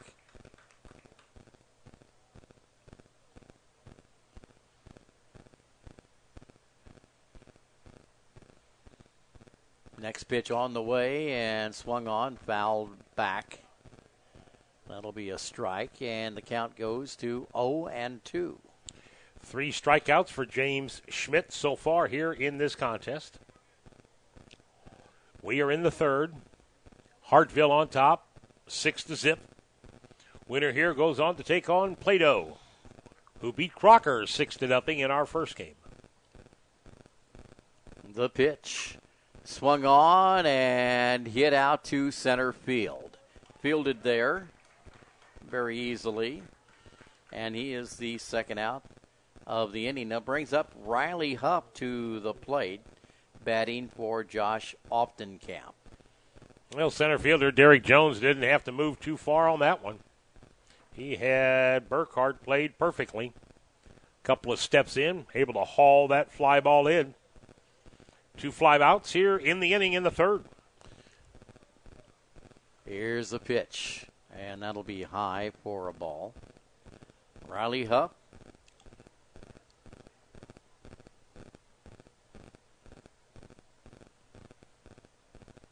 Next pitch, a swing and a miss. That evens the count, 1 ball and 1 strike. That one was outside and at the eyes, and Huff went after it.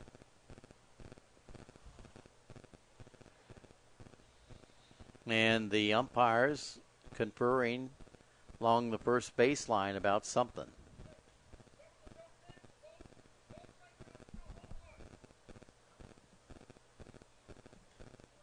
Well, I didn't catch that either.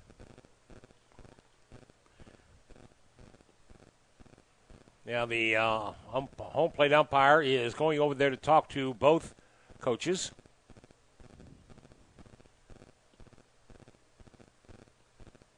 I'm not sure what the problem is either. Yeah.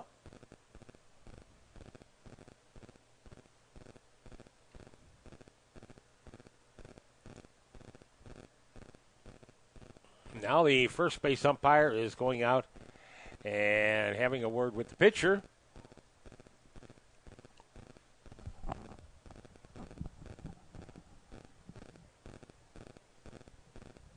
We haven't.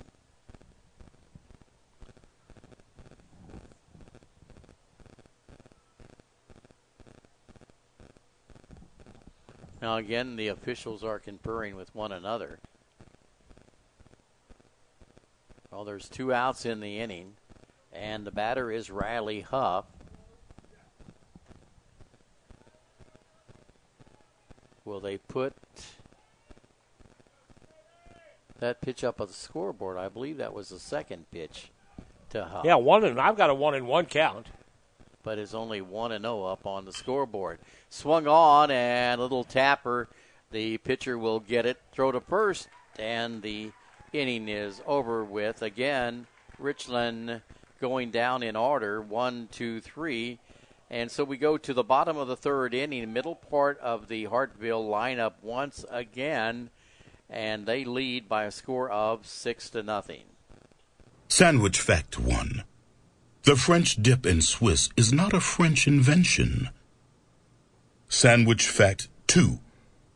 When you eat an Arby's French dip in Swiss with savory roast beef, Swiss cheese and au jus, you won't care where it originated.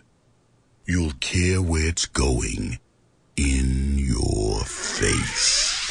Arby's, we have the meats.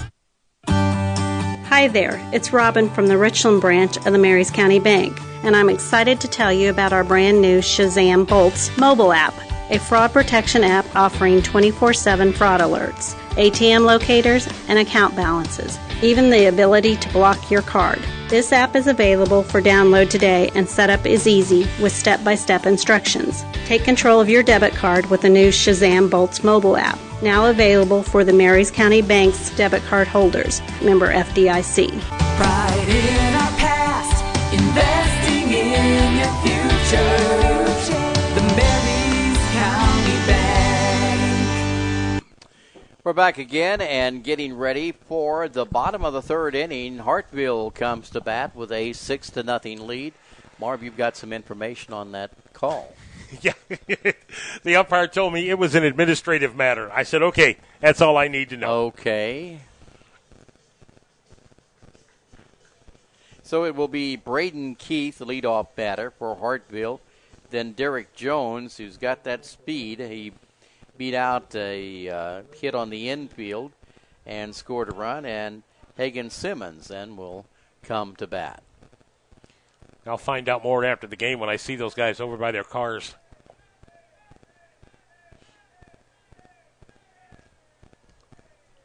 Tanner Riddle on the mound now delivering the pitch, and that'll be high for a ball. Coming in here, Tanner Riddle has thrown 41 pitches, and we are just entering the third inning. Next pitch, hit out into center right field. It is going to the fence, and he gets a stand-up double out of that. Well, Braden Gary, Keith. that is 1, 2, 3, 4 doubles and a triple so far in this contest. So not only is Hartville hitting the ball, they're hitting it for distance in this ball game, something that we haven't really seen yet in the tournament. Someone hitting the ball to the fence. Here's the pitch, and that is going to be a ball. Well, one thing with Tanner Riddle, he throws the ball extremely hard. And when you have got a hard-throwing right-hander and you can connect with the bat with the ball that's coming in at about 85 to 90 miles an hour, you make a good connection with it, it's going to go a long way. Yeah, because you use the energy of that pitch. Exactly right. Whenever you hit the ball, and it goes farther. Well, that pitch was ball 2 now. Derek Jones at the plate. Runner at second. Nobody out. Bottom of the third. Pitches a ball or a strike. Yeah, you can have a mediocre swing at a Tanner Riddle fastball and put that thing in the gap. Whereas if you hit a pitcher's curveball, you have to get a mighty swing on a slow curve to get this thing out of the park. Riddle brings it home, swung on and fouled off by Derek Jones. Jones singled in the second to start off the inning, came around to score. That was part of that 2-run double by Brock Arnall and then a 2-run triple by Jace Keith. That was 4 of the 5 runs that crossed the plate for Hartville. Swing and the foul ball. Ball hits the ground, foul ball.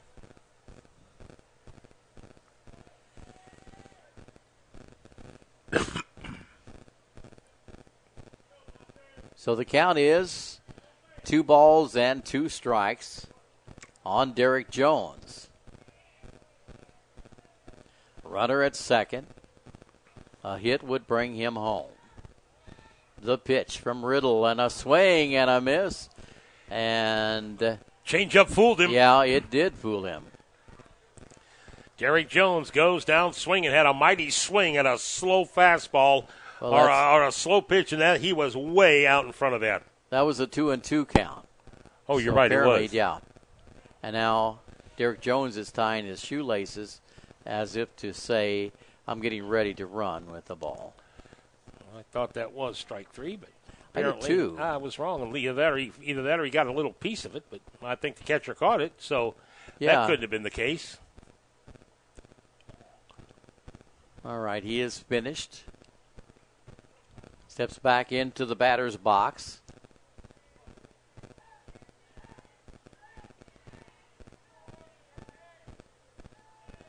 And Riddle brings it home. Outside pitch makes it a full count. 3 balls and 2 strikes. Runner at second is Braden Keith. Leadoff double here in the third. Have been a lot of them down that right field gap.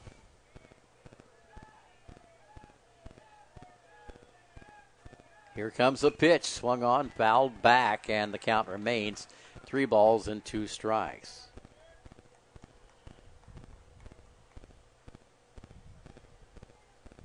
Nobody out in the inning. As we have mentioned, there is a runner at second base. It'll be the top of the batting order for Richland in the top of the 4th. Here's a payoff pitch. That is ball 4. And Derek Jones gets on base with a walk. He is limited because there is a runner at second, so don't look for him to try to steal that. Hagen Simmons, the left fielder, coming to the plate. Flied out to right field in the last inning. Right-handed batter. 2 runners on base, nobody out. Riddle gets set. Here's a pitch. A low pitch for a ball. That one looked like it was going to go in the strike zone, and then the bottom just fell out of it. All these right-handed hitters putting the ball into right center field and down right field for this Hartville Eagle team tells you that Tanner Riddle is trying to throw it by him. They're coming around a little bit late on his fastball, but they're still getting enough of the bat on the ball to put the ball in fair territory. There's a strike, and it is now 1-1. Outside pitch, ball 2. Braden Keith at second. Derek Jones at first base. Nobody out for the Hartville Eagles. Tanner Riddle trying to get out of this jam. Swung on, and it's fouled down the first baseline. 2-2 the count now. Nobody out in the inning. Hartville on top, 6-0, scoring 1 in the first, 5 in the second. Again, a single, a double, a triple, and 2 walks in that inning. Tanner Riddle checks the runner at second, delivers a pitch, swing, and a miss. And there is the first strikeout for Tanner Riddle in the ball game. He sort of jammed Hagen Simmons. He went after one inside and tight for the first out of the inning. That'll bring up Luke Gosley, who walked and scored a run in the second inning. This one is in the dirt for a ball. Pops nice up. Job by Evan Adams, because both runners at first and at second, they were taking off. Well, that ball popped up in the air, and it hit the batter on the rim of his helmet. Luke Gosley just kind of backed up and laughed a little bit. Hadn't seen something like that. Throw to second. Runner gets back there.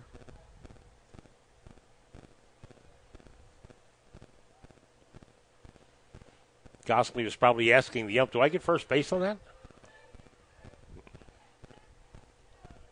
Riddle delivers a pitch. Swung on. Hit down to second.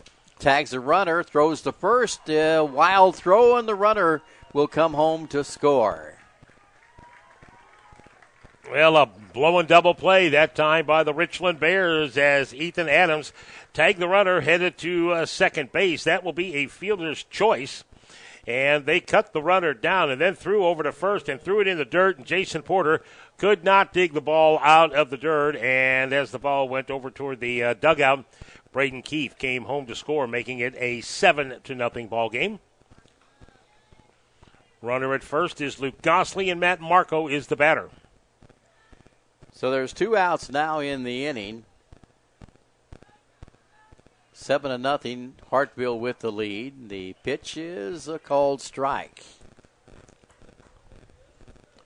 1-0 the count.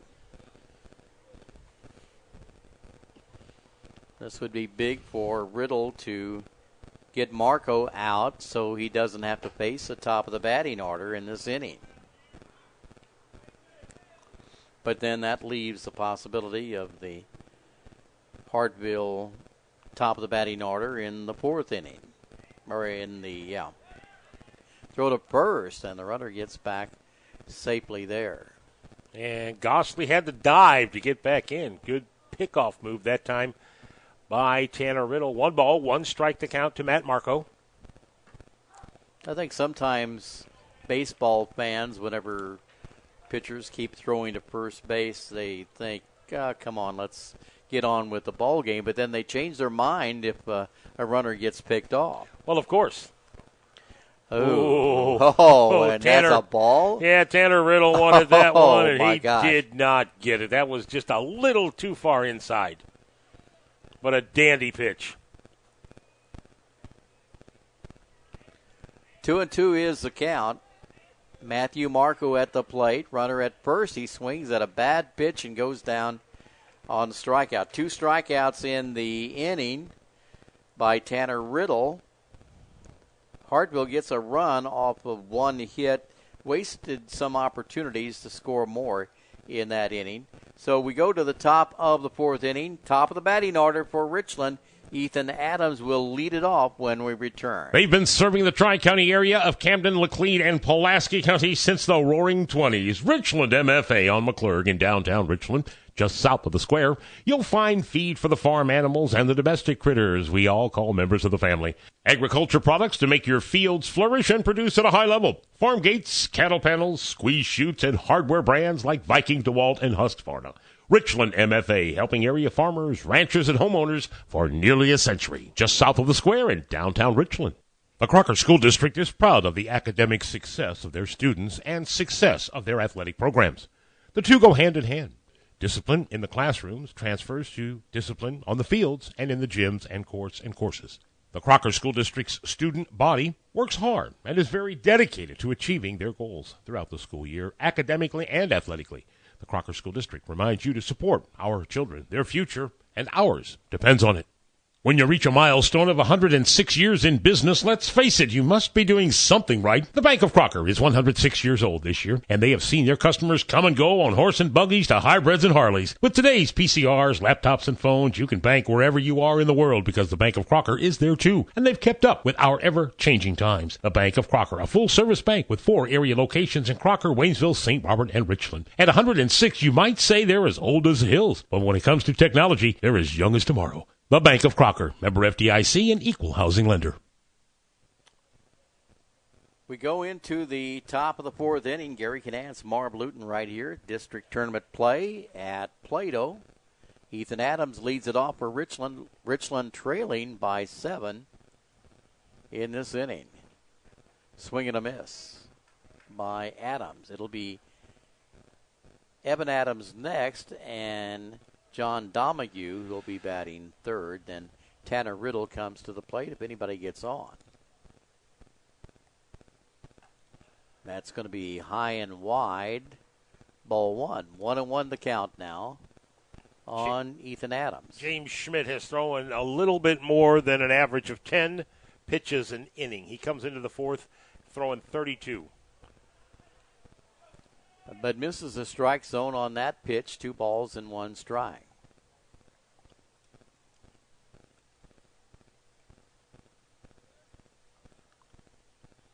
Now delivers a pitch. Curve ball and a called strike. Will drop in there into the strike zone. It is now 1 ball and 2 strikes. Nice pitch that time by Mr. Schmidt. That had Ethan Adams fooled. The pitch to Adams outside, and the count evens up, or it's 3-2 now. Is that right? Yep. 3 balls and 2 strikes, a full count on Ethan Adams. That's ball 4, and Richland gets their first base runner of the ball game. And there goes the perfect game. James Schmidt went through the first, second, and third. 1, 2, 3, 1, 2, 3, 1, 2, 3. Don't really hear so much about perfect games. No hitters, I guess, in high school baseball. But then you have 7 innings as compared to 9 innings in the majors. So I guess it isn't just a major feat. I don't know. Swung away, and it is going to be in fair territory, and I don't even think that Evan Adams knew where that was going, but obviously James Smith did and caught the ball in fair territory down the third base line. Yep, that one was right in front of Evan Adams if he would have looked up about 15 feet away down the third base line as the pitcher James Schmidt just walked over and snagged it. Ethan Adams stays over at first. Now pickoff move over to first. Ethan Adams gets back. John Domingue at the plate for the Bears. Struck out in the first inning. Here's a pitch. Oh, and it gets away. A wild pitch, and Ethan Adams takes second on it.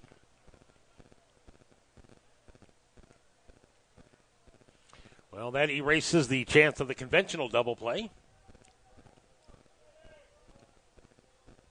James Smith showing a little signs here of little control problems. That one is hit down, foul down the left field line by Domingue. And that one almost hit the Hartville bus.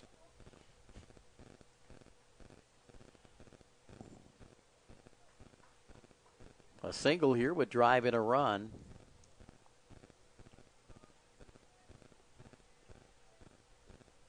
And that'll bounce away from the catcher, and Ethan Adams is at third base. So the Richland Bears have their best opportunity of this contest to put one across the plate. A leadoff walk to Ethan Adams here in the fourth. He has moved over to third on 2 wild pitches. 2-1 count. Here's a pitch, a swing and a miss. And it's 2-2 now. Domingue would love to drive in Ethan Adams for the first run by Richland. Well, Bears would just like to get on the board so they can say that this pitcher has not dominated them, because he certainly has in the first 3 innings. And that one is going to be ball 3. So, again, Smith showing some signs of mortality. Yeah, mortality. Thanks, I needed that. Actually, I was trying to think of what word I wanted to say there. And swung on and popped up on the infield. Second baseman will glove it, and that is out number 2 in the inning. Now it brings up Tanner Riddle. Riddle can straighten out a pitch here. He would drive in a run.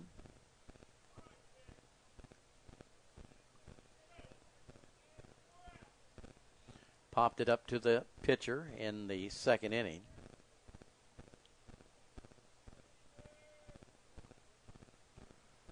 The pitch to Riddle. Oh, and that's going to be strike 1, a curveball. Yeah, if Tanner could have, if he was ready for that one, yeah, if he would have been ready, he could have sent that one a long way. I was thinking that too.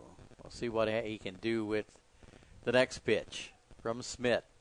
It's on its way, and a foul tipped as he swung at it.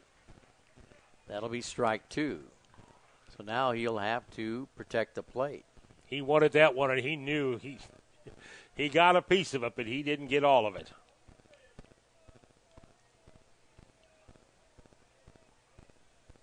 Smith delivering the pitch and a swing at a fastball, and that is strike 3 as he fails to connect.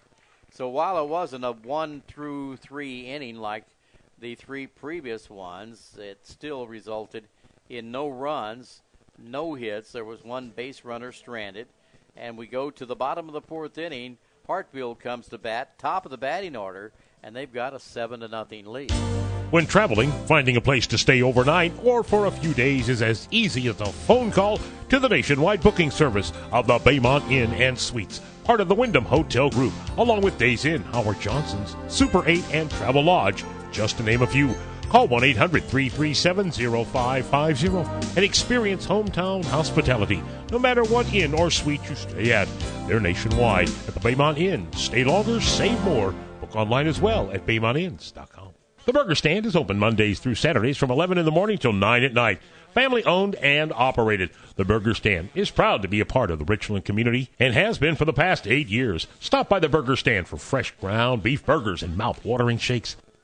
Rice's Body Shop in Roby is ready to help when life deals us those unexpected dents and dings to our vehicles. Whether it's by wildlife, wild children, other animals, weather, or collision, Rice's Body Shop provides the very best in auto body collision repair and paint, plus gives free estimates. Insurance claims are always welcome, and you can guarantee they'll do it right. They've been the auto body pros since 1973 in North Texas County. Rice's Auto Body, just a stone's throw from the junction on Highway 17. Open Mondays through Fridays from 9 till 5. Call 417-458-4847. That's Rice's Body Shop in Roby.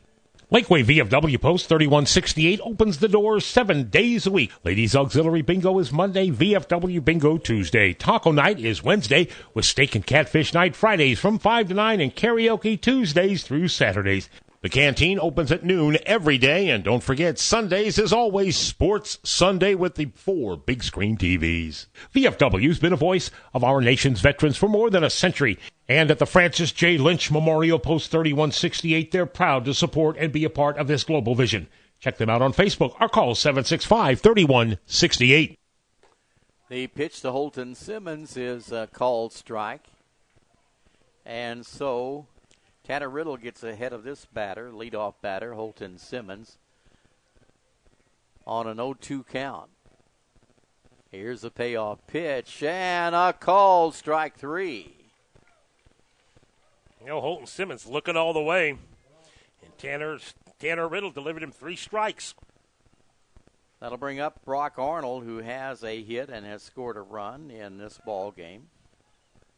Number 2 batter in the lineup for Hartville. First 4 batters, actually the second, third, and fourth batter, have delivered 5 of the 7 RBIs here in this contest. Swings at that pitch and fails to connect, strike 1. 2-run double by Arnell back in the second inning. Next pitch into the dirt. Ball 1. 1 ball, 1 strike against batter number 1. That's Brock Arnold. Riddle delivers a pitch, swung on and fouled off. I don't think it's going to be caught by anybody. Goes into the parking lot or the driveway or whatever you want to call it. Even if it does, it won't count.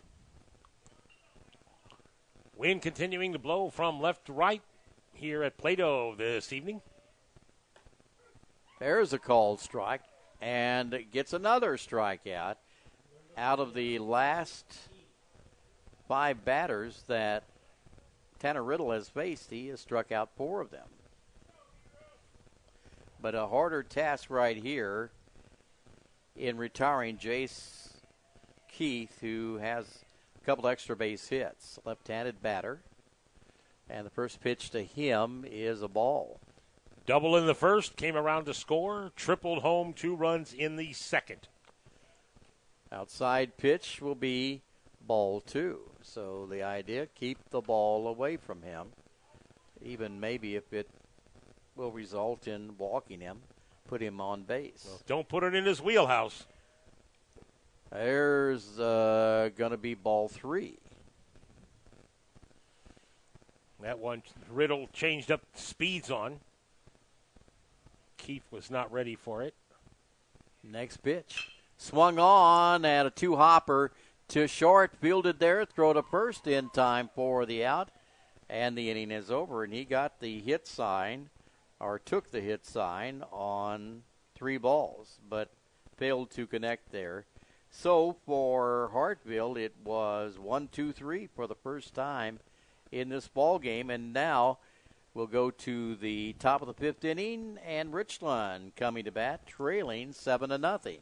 Hi, I'm Katrina, and if you like to use fresh ingredients when you cook, you'll want kitchen appliances where design and function unite.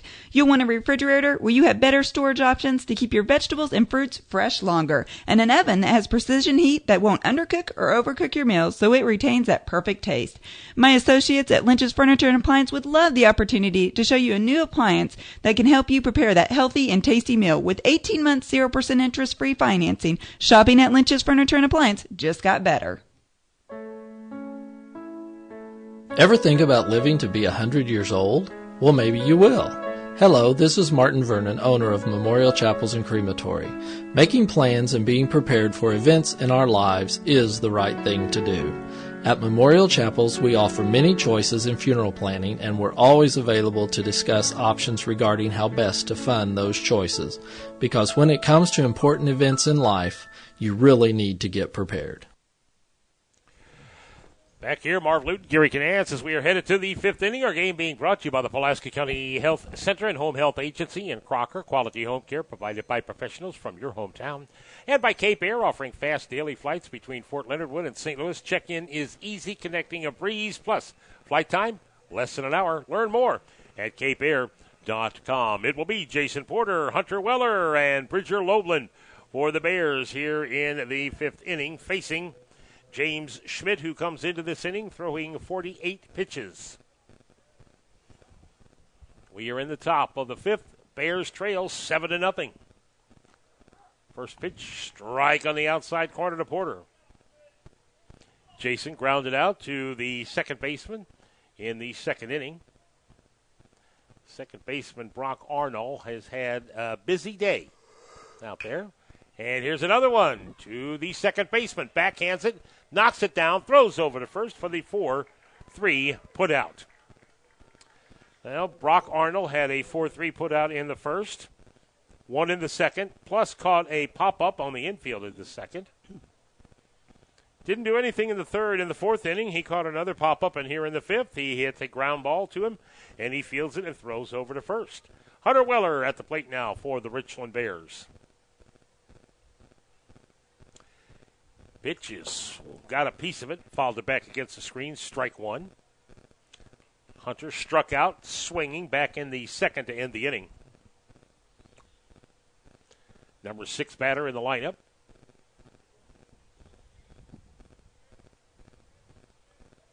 Next delivery from James Schmidt. Here it comes, high for a ball.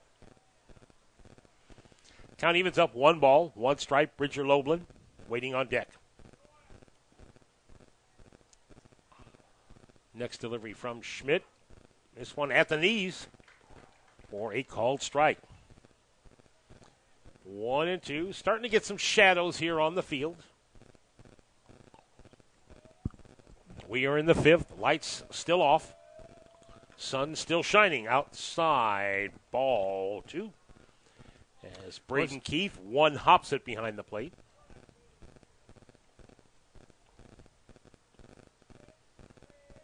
Next delivery from Schmidt. Check swing, and let's see if they ring him up. Nope. I guess not. If I'm the catcher, I would appeal that to the first base umpire. Ball 4. Hunter Weller walks down to first.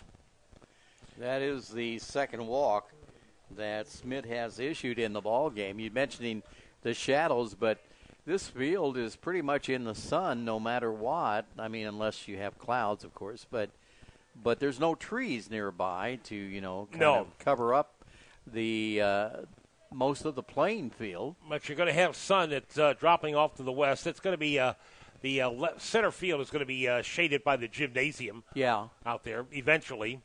But I think for the most part, the batter and the pitcher, there should not be a sun issue between the batter and the pitcher unless that thing gets low enough. And then the batter may have a little bit of the sun in his face. Ball 1 to Bridger Loveland. Flied out to right his first time up. Bats with 1 out, a runner on.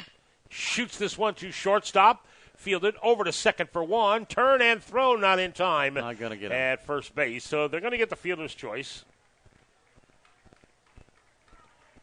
And Hunter Weller is out on the 6-4 put-out. Good play by Holton Simmons, who goes deep in the hole at short, fields the ball, fires over to Brock Arnold, who had to come a long way over to second base. He grabbed the ball, stepped on the bag, turned and threw over to first, not in time to get Loebland. And that's going to bring up Daniel Burkhart. Oh, let's see. I believe we have a pinch hitter for Burkhart. I believe you're right. Because that is not Daniel at the plate. And this one is low for a ball. Stepping to the plate now is Levi Jeffries for the Richland Bears.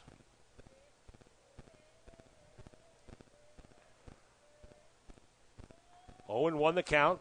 Jeffries swings, has a piece of this one, and fouls it back against the screen. 0-2 the count now.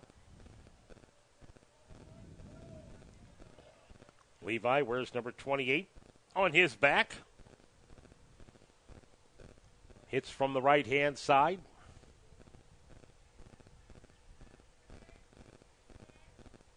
Pitcher Schmidt gets the sign, brings it home high for a ball. 1-2. Runner over at first is Bridger Loebland. 2 outs here in the top of the 5th. Move over to first. Schmidt fires, and back is Loebland.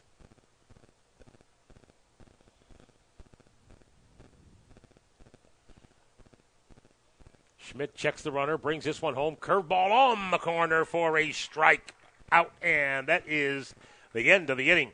The Bears leave 1, still trails 7-0. Bottom of the 5th we go, and the Hartville Eagles come to bat. They need 3 to end this. Yeah, I remember some things about my elementary school years. I remember, what's her name in 5th grade? I had a crush on her, but never told her. I remember the lunch lady. She used to bang a metal spoon on the counter when we got out of line. Her name escapes me. But I do remember the name of our bus driver, Mrs. Bernie Donnelly. I remember her smile, and I remember how she always used to say, "Make it a good day now." Isn't it strange? I can't remember the teacher's name, but I never forgot Mrs. Donnelly. Stoutland School is looking for bus drivers. The pay scale for bus drivers starts at $20.38 per hour. Apply at stoutlandschool.com. The score of any athletic event is generally forgotten over time, but the actions of players, coaches, and spectators leave lasting impressions. The next time you attend a high school game, think of how history will remember you. Choose good sportsmanship and help rekindle the spirit of citizenship. Remember, the lessons you teach today will help develop better citizens in our communities for tomorrow. This message has been brought to you by your friends at the Missouri State High School Activities Association and this local radio station. Well, the 4th, 5th, and 6th batters in the Hartville lineup, James Schmidt, Braden Keith, and Derek Jones coming to the plate to face Tanner Riddle here in the 5th inning. Schmidt has an RBI double back in the 1st inning and flied out to center in the 2nd. He will lead off the 5th. Tanner Riddle going through his first 1-2-3 inning back in the 4th. Seems to have gotten stronger here in the late going. Here's a ground ball. This one is deep in the hole and knocked down by the shortstop, John Domingue. But that will be a lead-off single for the Hartville Eagles, and that's going to bring up Braden Keith. Braden Keith with a double and had scored in the 3rd inning and then hit the ball to short, was thrown out in the 1st. Our game being brought to you in part by the Pulaski County Health Center and Home Health Agency and quality home care provided by professionals from your hometown. Winner here will be back at 5 tomorrow afternoon to take on the Plato Eagles. We will be here for that one as well. Ground ball to the 3rd baseman, fielded by Loebland. Only play is over to first, and they get him at first base. Schmidt hustles down to 2nd, and he gets himself in scoring position. Derek Jones is the next batter. He got a single and scored a run in the 2nd inning, and then walked, but was tagged out on a play on a ball hit by Luke Gosley. Curveball by Riddle, misses high for a ball. 1-0 the count now. Hagen Simmons waiting on deck. We're in the bottom of the 5th. Hartville leads this 7-0. Here's the pitch from Riddle. Low for a ball. 2-0 the count now to Derek Jones. Hartville trying to make this an Eagle versus Eagle final tomorrow at 5. Pitch from Riddle. Here's a shot up the middle, and this one is into center field. That will be an RBI single for Mr. Derek Jones, and that one about took Tanner Riddle's legs off. He would have got a rope burn from that. My gosh, how hard it was hit. He ripped that one right up the middle, and Riddle had to do a little dancing to get out of the way of it. And the run comes home to score. That's going to bring out Hagen Simmons, who has flied to right and struck out. Looks at this one, a called strike on the outside corner.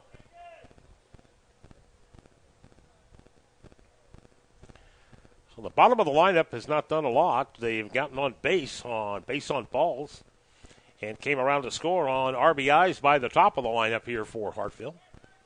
Pickoff move over to first, and back safely is Derek Jones. And don't you know that Tanner Riddle would love to get the speedy Derek Jones doubled up at first base, pick him off. Runner takes off now. And there is no way they're going to get him. He's going to slide in prior to the throw even getting down there. And he, I'll tell you what, Gary, he went hard into that second base bag, and he stopped abruptly. They're going to call time, and he is going to walk it off. He's okay. Both coaches come out.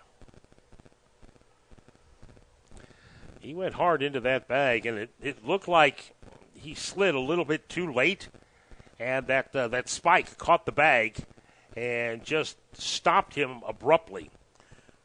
Well, it didn't take Joe Garrison long he was running out there to check on his ball player. Well, he saw how awkwardly he went into second base.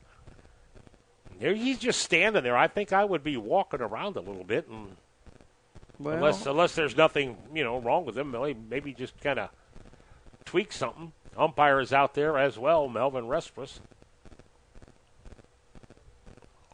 Certainly nothing wrong with the field here. That was just an awkward slide. Looks like Derek Jones will stay in the game. Doesn't really even walk it off. Good sportsmanship by Ethan Adams out there at second for the Richland Bears. Kind of fist bumps. Derek Jones making sure he's okay. Yep, he's got a lead off of second base already. 0-1 the count now to Hagen Simmons.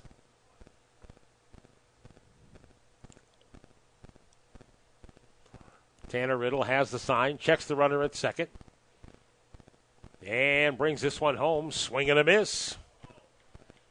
That one had Simmons fooled. He was way out in front of that. 0-2 the count now.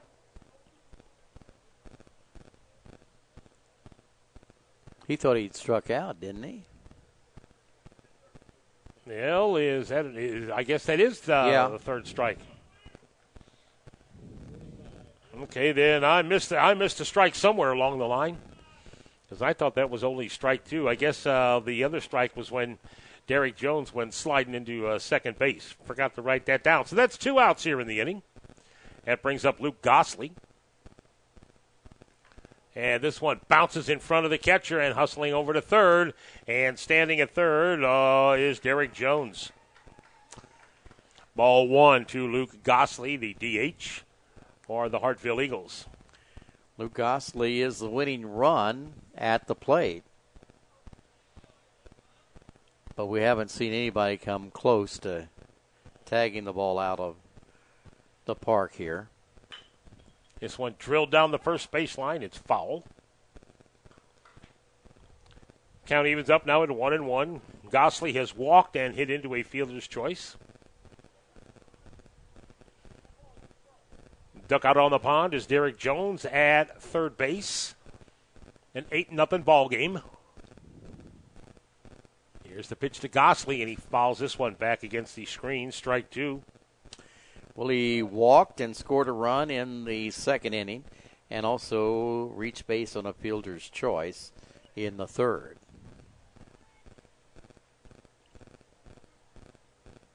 Bats here in the 5th. Here's a pitch from Riddle. Misses low for a ball.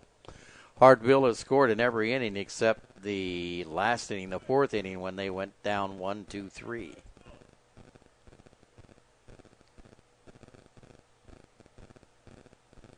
And the delivery, here it comes from Riddle, and here's one's popped up on the infield. Domingue, the shortstop, and Ethan Adams, the second baseman, calls it and hauls it in for the 3rd out of the inning. So Hartville gets 1 on 2 hits and leaves a runner at 3rd. We're headed to the 6th when we come back.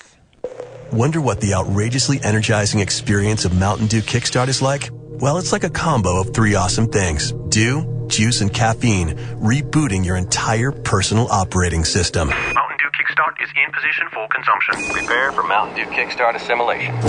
Stand by for attitude conversion. Engage reflexes for new activities. Engaging reflexes. All systems cleared for launch. Initiate launch sequence. Bring Mountain Dew Kickstart online in T-3, 2, 1, mark. Release the Mountain Dew Kickstart. Mountain Dew Kickstart released. Experiencing a charge of Mountain Dew Kickstart now. Calculating charging effect. Mountain Dew Kickstart operation successful. Congratulations. You are now off the couch and out exploring the world. Roger that. Get charged up for what's coming next anytime, anywhere with Mountain Dew Kickstart. Available in 10 energizing flavors like mango lime, raspberry citrus, midnight grape, and orange citrus. Mountain Dew Kickstart. Fuel with flavor. Back here in the 6th inning, it's the Hartville Eagles 8-0 over the Richland Bears. Top of the 6th, the Bears will have Riley Huff, their DH, and their number 9 hitter, Ethan Adams and Evan Adams, their number 1 and number 2 hitters, facing James Schmidt, who has thrown 62 pitches coming into this inning. Tanner Riddle has thrown 86 pitches, almost 20 more.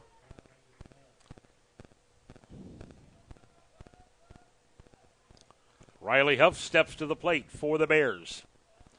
Right-handed hitter DH, and the first one swings and misses.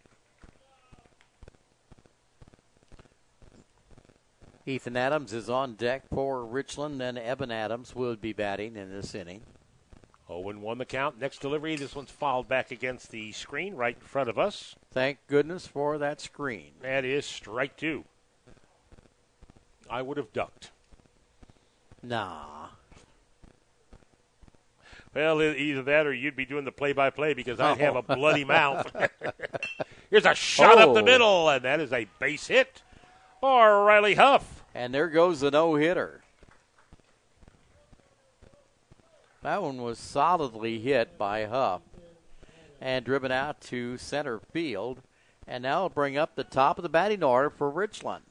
That's Ethan Adams. Stepping to the plate, he has struck out and walked.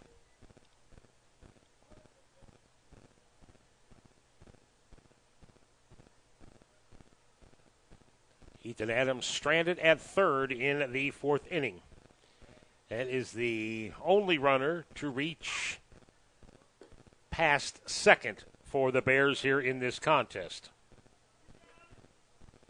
Lights are on now here in Plato. But the sun is still shining. It takes a while for the lights to get to their full intensity, though. Ball 1 to Ethan Adams. Here's the pitch, and this one is off the catcher's mask. Off a foul ball off of Ethan Adams. 1 ball and 1 strike. Well, Ethan made it to third base in the 4th inning. Walked and then advanced on a couple of wild pitches to third, but was left stranded there. Next delivery from James Schmidt, curveball high, misses. 2-1 the count now. We are in the top of the 6th. Richland Bears down to their last 6 outs. Ball outside, throw down to first, and a dandy play by Jace Keith, the first baseman, to save that ball from going in to right field as the catcher Braden Keith whipped that thing down to first. 3-1 the count now to Ethan Adams.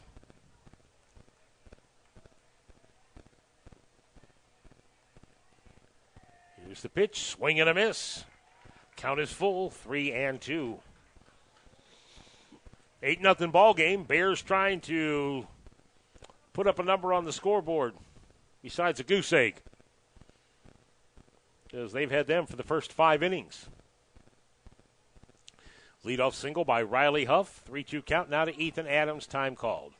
Well, the Bears have spoiled the no-hitter, and let's see if they can spoil the shutout as well. They can get a run in this inning, at least one run. That'll do the trick. And this one's fouled back and out of play. We'll do it again off the bat of Ethan Adams.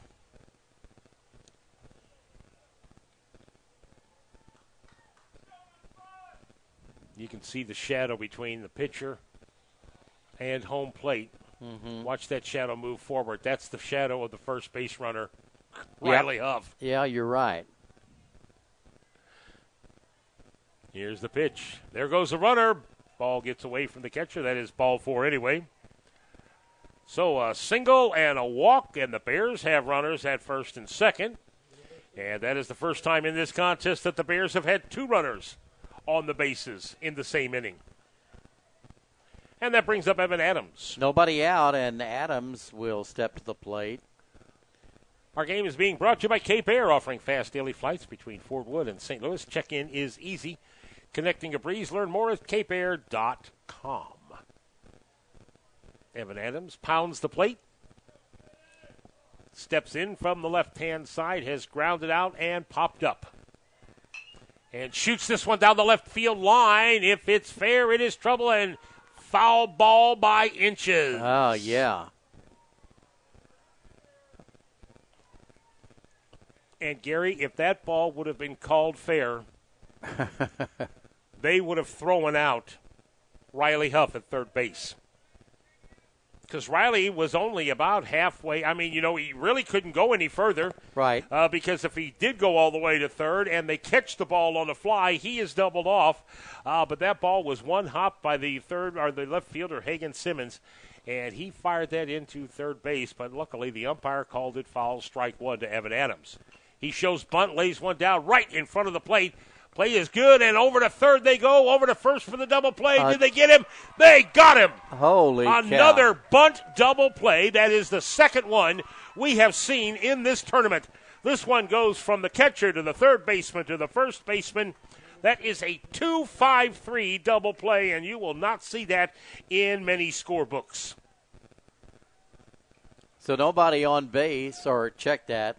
We have a runner on second base. Ethan Adams moved over to second on the double play. 2 outs in the inning, and that brings up John Domingue. Evan Adams just laid that thing right in front of the plate, and that thing just died. It did. Popped up. This one's behind to strike 1. Braden Keith, the catcher, was able to pick the ball up and fire a BB to the third baseman, Caleb Moore, who caught it and wheeled that thing over to first base for the 2-5-3 double play.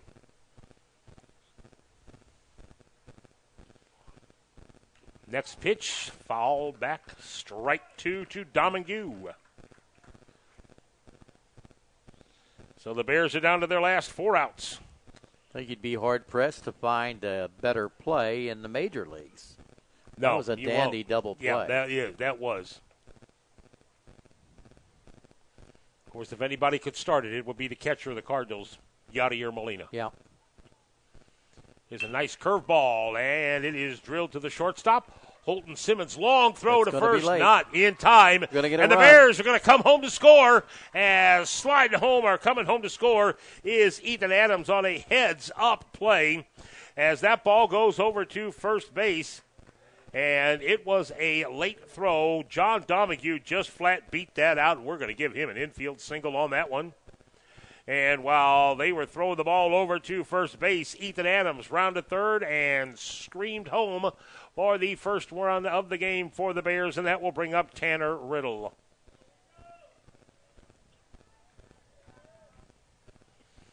And I guess since Domingue raced so hard to beat that out, we're going to have to give him an RBI on that because of the heads-up running by Ethan Adams. So not only is the perfect game spoiled in this inning, but also now the shutout for Hartville. Tanner Riddle rips this thing out into center field. The ball gets back behind the diving center fielder. Around second and headed for third is Domingue. Around third, he's coming home. Tanner Riddle races into third base with a stand-up RBI triple. Well, he's overdue, and he came through for the Bears. That was a big, big hit there. Derek Jones, the center fielder, came in and tried to make a diving attempt at it. He was not able to make the play. The ball got by him. And because the ball got by him, Tanner Riddle was able to round first and head all the way to third. John Domingue coming all the way home. And it is an 8-2 ball game right now. And out of the dugout and talking to his team is Joe Garrison, the coach of the Hartville Eagles. I don't think we're going to do any changing at this point in time. Probably not, but we're seeing in the last 2 or maybe even 3 innings that Richland starting to get to the starting pitcher for Hartville. He had a little more trouble with control also in the last couple of innings. But well, if Derek Jones if he lets that fall in front of him, Gary, and fields that for a single, the runner probably stops over at third. Richland has runners at the corner. But because he dove and tried to dive and catch that ball, the ball gets by him. He has to get up and go chase that thing against the fence. Tanner Riddle is able to hustle over to third, and all the way home is John Domingue from first. Well, as well hit as the ball was, I think that it would have got by him either way. Strike called to Jason Porter. He just could not get over there to cut it off. And then he tried to dive and make the play, and when the ball hopped by him, he had to get back up and go chase it. Here's one popped up, and this one is playable for the catcher, Braden Keith. And he makes the third out of the inning. Inning comes to an end as Jason Porter pops out to the catcher. But the Bears score 2. It's an 8-2 ball game, and we're coming back with the bottom of the 6th after this. Hi, I'm Jeremy Shelton, General Manager with Sacalaris Ford Lincoln of Rolla. Here at Sacalaris, we are dedicated to customer service. Whether it's the collision center for accident repair, service department to keep your car driving like new, or the parts department for the do-it-yourselfers. Of course, you can also work with our friendly, low-pressure sales staff when you're ready to upgrade your car or truck. And it's all under one roof for your convenience, only at Sacalaris Ford Lincoln of Rolla. Big city selection, small town service in the heart of Rolla on Highway 63, or 24/7 on the web at sacalarisfordrolla.com. Phelps County Regional Medical Center is pleased to announce the addition of psychiatrist and palliative care physician Dr. Alexandra Gamble to the PCRMC Medical Group. Dr. Gamble has special interests in end-of-life care, delirium, advanced symptom management, and coordination of complex care. He brings 6 years of experience to the PCRMC team. To learn more about Dr. Alexandra Gamble, please visit pcrmc.com. Phelps County Regional Medical Center, world-class healthcare close to home. Well, we head to the bottom of the 6th inning. Tanner Riddle only has 19 pitches left before he has reached the pitch limit. That is unofficial at this point in time. Hoping he can get out of this 6th inning without any damage. Matt Marco, the number 9 hitter, and then the top of the lineup for the Hartville Eagles, Holton Simmons and Brock Arnold, will bat here in the inning. Hartville on top by the score of 8-2. The Richland Bears finally getting on the board in the 6th inning as Riley Huff singled to start the inning. And then a walk to Ethan Adams. That put runners at first and second. And then Evan Adams laid down a bunt. And right in front of the plate, Braden Keith picked the ball up, fired to third for 1 out, and then over to first for the 2-5-3 double play. That sent Ethan Adams down to second base. He scored on an RBI single by John Domingue that Domingue was able to hit in the infield and then beat out at first base. And Ethan Adams just kept running. And then Tanner Riddle stepped up and ripped an RBI triple over the well, in front of the center fielder that he dove and tried to one-hop, and it got by him, and it went to the fence. Nice pitch by Tanner Riddle to Matthew Marco, called strike. Marco leads off here in the 6th inning. He has walked and scored and struck out. Here's the pitch. In the dirt for a ball. 1 ball, 1 strike.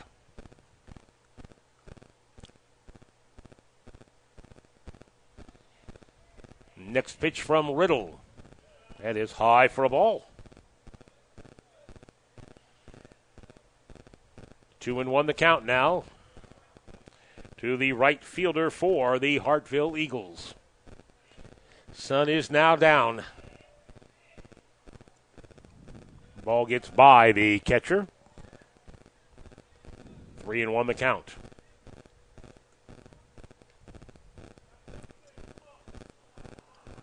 Top of the order, Holton Simmons waiting on deck. He'll be followed by Brock Arnold. Here's the pitch at the knees. Strike called. 3 balls and 2 strikes.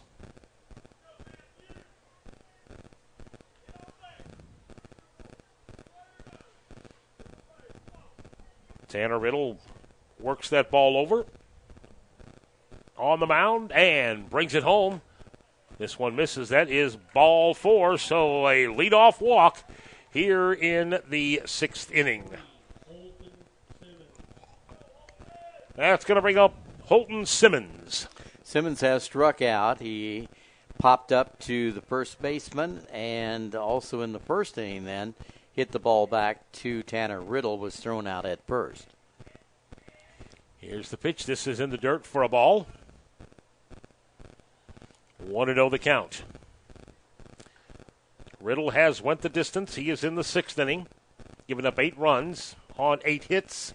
Fan 4, walked 1. Here's the pitch. Nice changeup, and slicing it foul is Holton Simmons. Count even up, 1-1. Plato knocking off Crocker in our early game, 6-0. Behind KJ Stafford. They will send Wiley Miller to the mound tomorrow at 5 to take on the winner of this game. And right now, with an 8-2 score, Hartville on top in the bottom of the 6th. It looks like it's going to be the battle of the Eagles. But this one is not done yet. Curveball misses high. 2-1 the count now to Holton Simmons. He is grounded out to the pitcher. Popped up to the first baseman and struck out. He is the leadoff hitter. And I would say he is probably due. Here's the pitch. This is in the dirt for a ball. 3-1. So 1 walk already here in the inning. Tanner Riddle walked the leadoff batter, their number 9 hitter, and he's in danger of walking the leadoff hitter. A 3-1 count. He is over 90 pitches. Here's the pitch. This one is popped back and out of play. Count is full now. 3 balls and 2 strikes. He worked a 3-2 count to Matt Marco to lead off the inning before he lost him. He would prefer not losing the leadoff hitter here. But he's going to have to bring something across the plate. Here's the pitch. There's a grounder to the third baseman. It is fielded over to second for the putout. Over to first, not in time. They get the lead runner as Bridger Loveland fielded that right at the bag and fired over to Ethan Adams covering second base for the 5-4 fielder's choice. They wheeled it over to first, but not in time to get Holton Simmons. That is 1 out in the inning. That will bring up Bruce Arnold, the second baseman. He has an RBI double.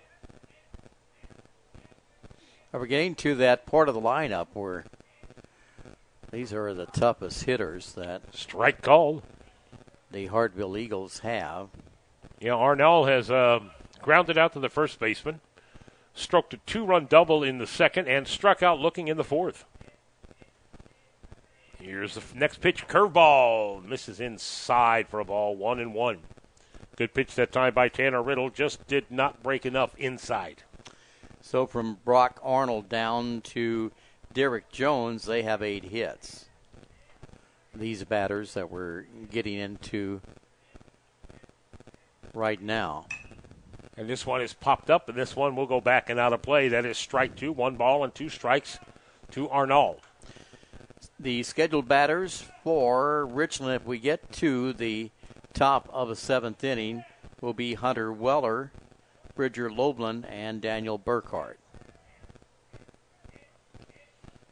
1 out, 1 on here in the bottom of the 6th. Swing and a miss, and that is out number 2 as Bruce Arnold went after a low one, a changeup by Tanner Riddle, who fooled him. That was a dandy pitch by the right-hander. 6 strikeouts for Tanner now in the ball game.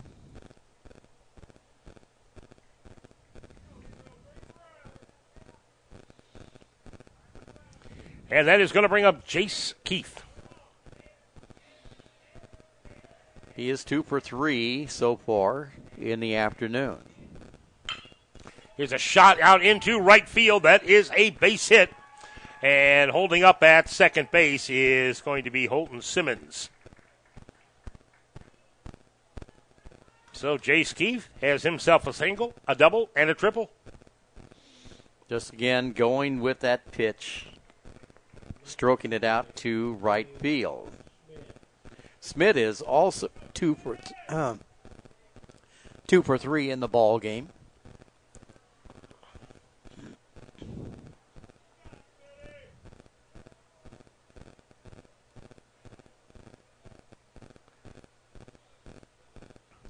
Tanner Riddle works off the stretch to James Schmidt. Ball low.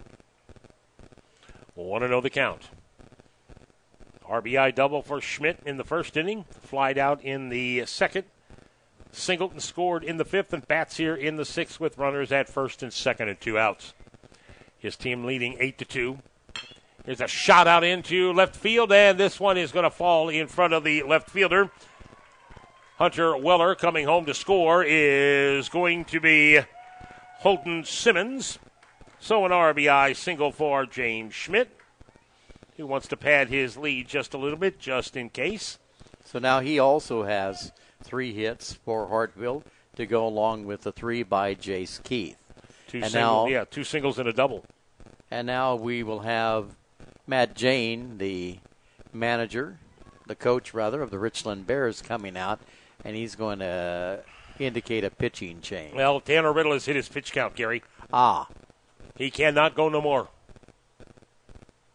So that will send Tanner Riddle over to third base. I think that's Ethan Adams, isn't it? Ethan Adams comes in from second. Bridger Loebland goes over to third. And we will take a break and hear from some of our fine sponsors while we warm up the pitch. Hi, Jim Smith here at Complete Collision Center. I would like to talk to you about your future parking lot ding or major collision repair experience. Did you know that statistics show on average you could be involved in a major auto accident every 7 years?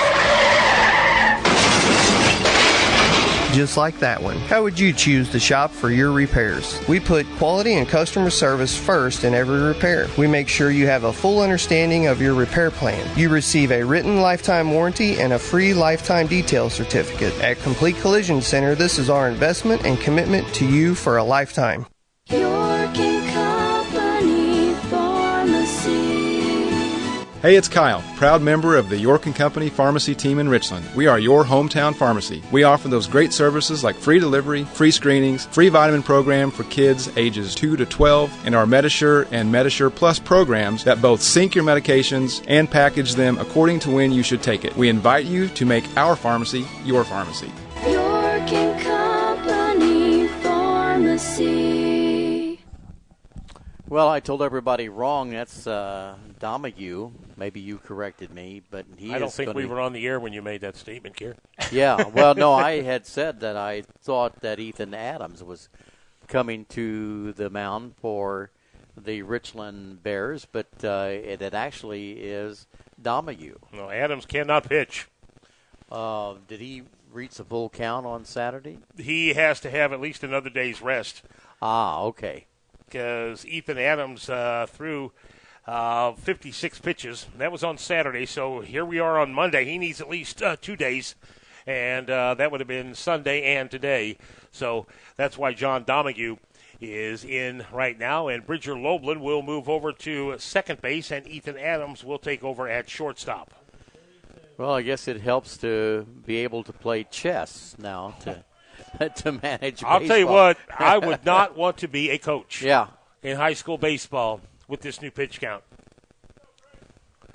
Not unless I had a bevy of pitchers. Brandon Keith up to the plate now and fouls this one back. And again, Strike one. I will say I do not like, I understand the reasoning for it, and I guess it is good, but it punishes unnecessarily the team that does not have a lot of pitching depth. And you have to. I mean, if you're going to play high school baseball, you better do what Coach Tim Hardesty did a long time ago and Harv Antel has done, who was a protege of Tim. You're all pitchers till I say you're not. Shot out into right field, and this one is going to drop in for a base hit, and that will bring Jace Keith across the plate, and that will send James Schmidt over to third. So 0-1 pitch. Brandon Keith slices into right, has himself an RBI. That will bring up Derek Jones. Runner at first represents the winning run in this contest here in the sixth inning. However, there are 2 outs in the inning. But Derek Jones is the batter. Remember, he has 2 hits as well.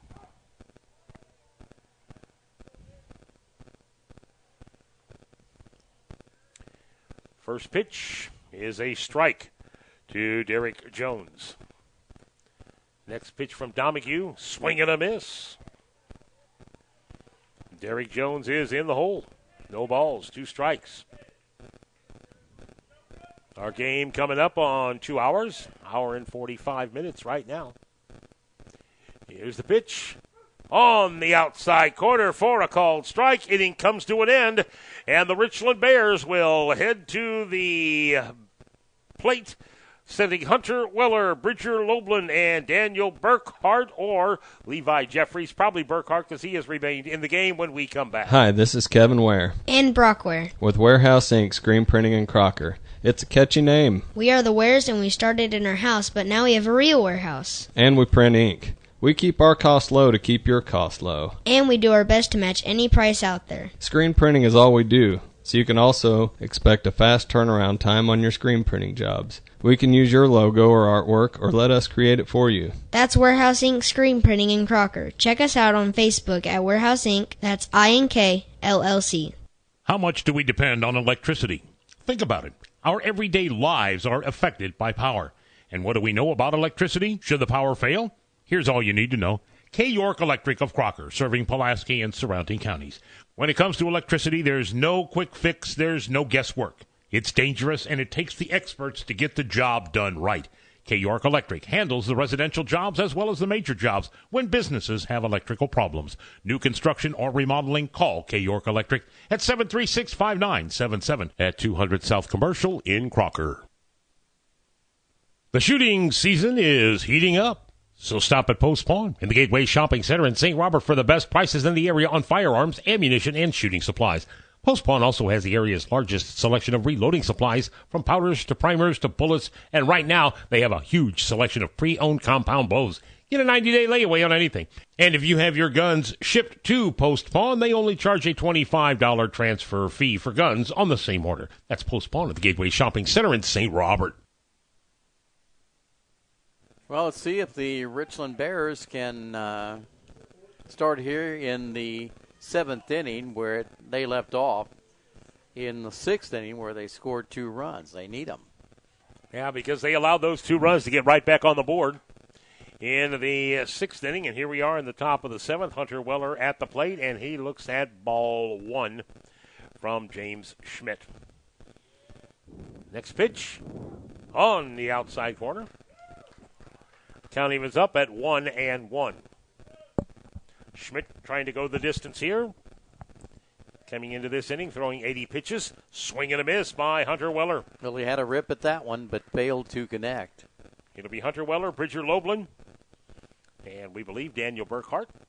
We'll have to see. Outside for a ball. 2 balls, 2 strikes.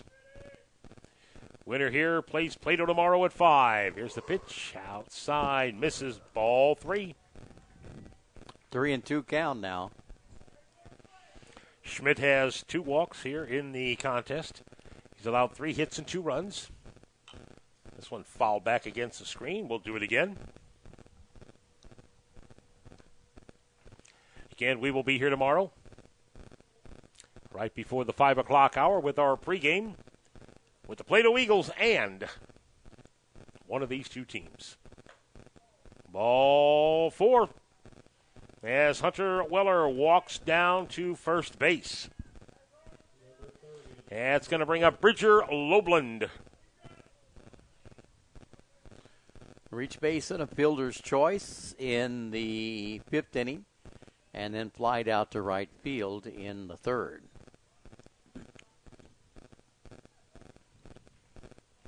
That was the 4th walk issued, by the way, for James Smith. Schmidt wheels this one home and catches the outside corner for a called strike to Bridger Loebland. This flied out, reached on a fielder's choice, and has switched positions from 3rd to 2nd on the pitching change by the Bears. Swing and a miss. That one at the eyes, and he went after it. No balls and 2 strikes.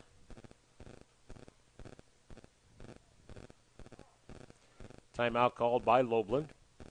Steps out of the batter's box.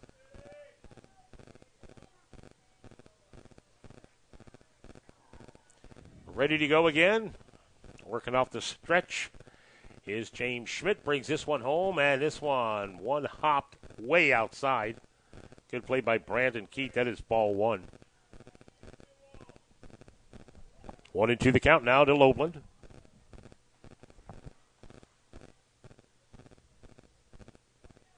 Levi Jeffries waiting on deck. This one misses outside. Ball 2. 2-2 the count.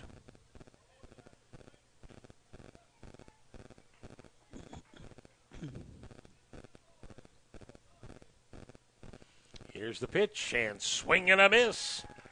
And that is strike 3, and the Hartville Eagles are 2 outs away from moving to the right and playing the Plato Eagles in the championship game. Levi Jeffries batting again for Daniel Burkhart, who started this game. Burkhart flied out to center. Jeffries struck out his last time up looking. Swings and misses at this one. Strike 1. Riley Huff waiting on deck. He has one of the 3 hits in this contest off of James Schmidt. Here's the pitch. Curveball. And this one's chopped in front of the plate. Foul ball. Fielded by Braden Keefe, who leaped up from his catcher's position, tried to grab that ball in fair territory, but it rolled foul. 0-2 the count now to Jeffries.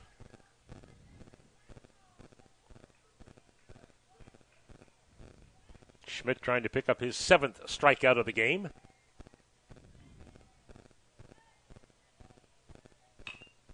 This one is popped up on the infield behind home plate, and it is out of play. Catcher Braden Keith had absolutely no idea where that ball was.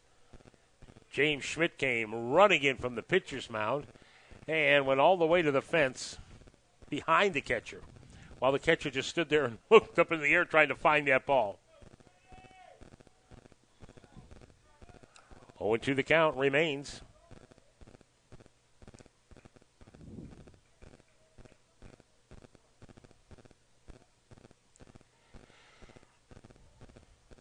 Here's the next delivery. Swing and a miss. And there is strikeout number 7 for James Schmidt. And the Hartville Eagles 1 out away from putting this thing away. And Riley Huff comes to the plate. The runner at first is still Hunter Weller, who led off the inning with a walk. He stands over at first. Schmidt has struck out Bridger Loveland, struck out Levi Jeffries, throws this one outside and misses to Riley Huff, ball 1.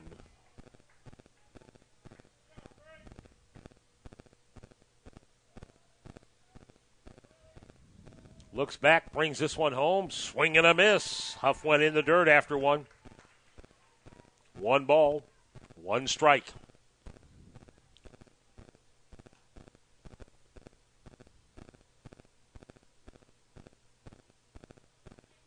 Two outs, top of the 7th. Strike called on the outside corner. 1 and 2, and the Hartville Eagles are now 1 strike away from playing Plato tomorrow at 5. Schmidt checks the runner at first. Ground ball down the third baseline. It's foul. We'll do it again.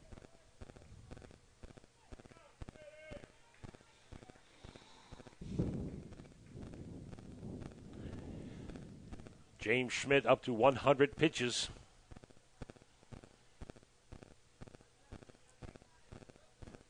He has about 5 to go before he has to be lifted. He needs 1 strike. Here's the pitch. Way outside. Ball gets away from the catcher. Runner hustles down to second base. That is Hunter Weller. 2 balls, 2 strikes. Bears have a runner in scoring position. That runner means absolutely nothing. Schmidt needs to concentrate on the batter. 2-2 the count. Here's the pitch. High for a ball. 3-2. Ethan Adams, top of the lineup, waiting on deck for the Bears.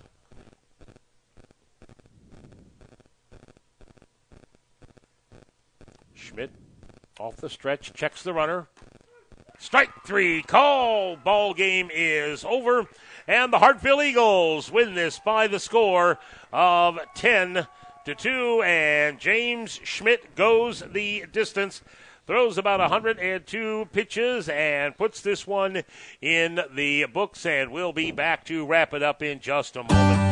Hi there, it's Robin from the Richland branch of the Marys County Bank, and I'm excited to tell you about our brand new Shazam Bolts mobile app, a fraud protection app offering 24/7 fraud alerts, ATM locators, and account balances, even the ability to block your card. This app is available for download today, and setup is easy with step-by-step instructions. Take control of your debit card with the new Shazam Bolts mobile app, now available for the Marys County Bank's debit card holders, member FDIC. Pride in our past, investing in your future. The Marys County Bank. Well, we're back here at Plato. Hartville Eagles beat the Richland Bears 10-2 in our nightcap. And Hartville will move on to the right, and they will play the Plato Eagles tomorrow at 5. It will be the battle of the 2 Eagles teams. Winning pitcher was James Schmidt. He threw 103 pitches, worked the complete 7-inning game. He fanned 8, allowed 3 hits, walked 3, and 2 runs in the contest. For the Hartville Eagles, a 2-run double from Brock Arnold. A 2-run triple by Jace Keith. Those are the number 2 and 3 hitters in the lineup. Their number 4 hitter, James Schmidt, had an RBI double and an RBI single.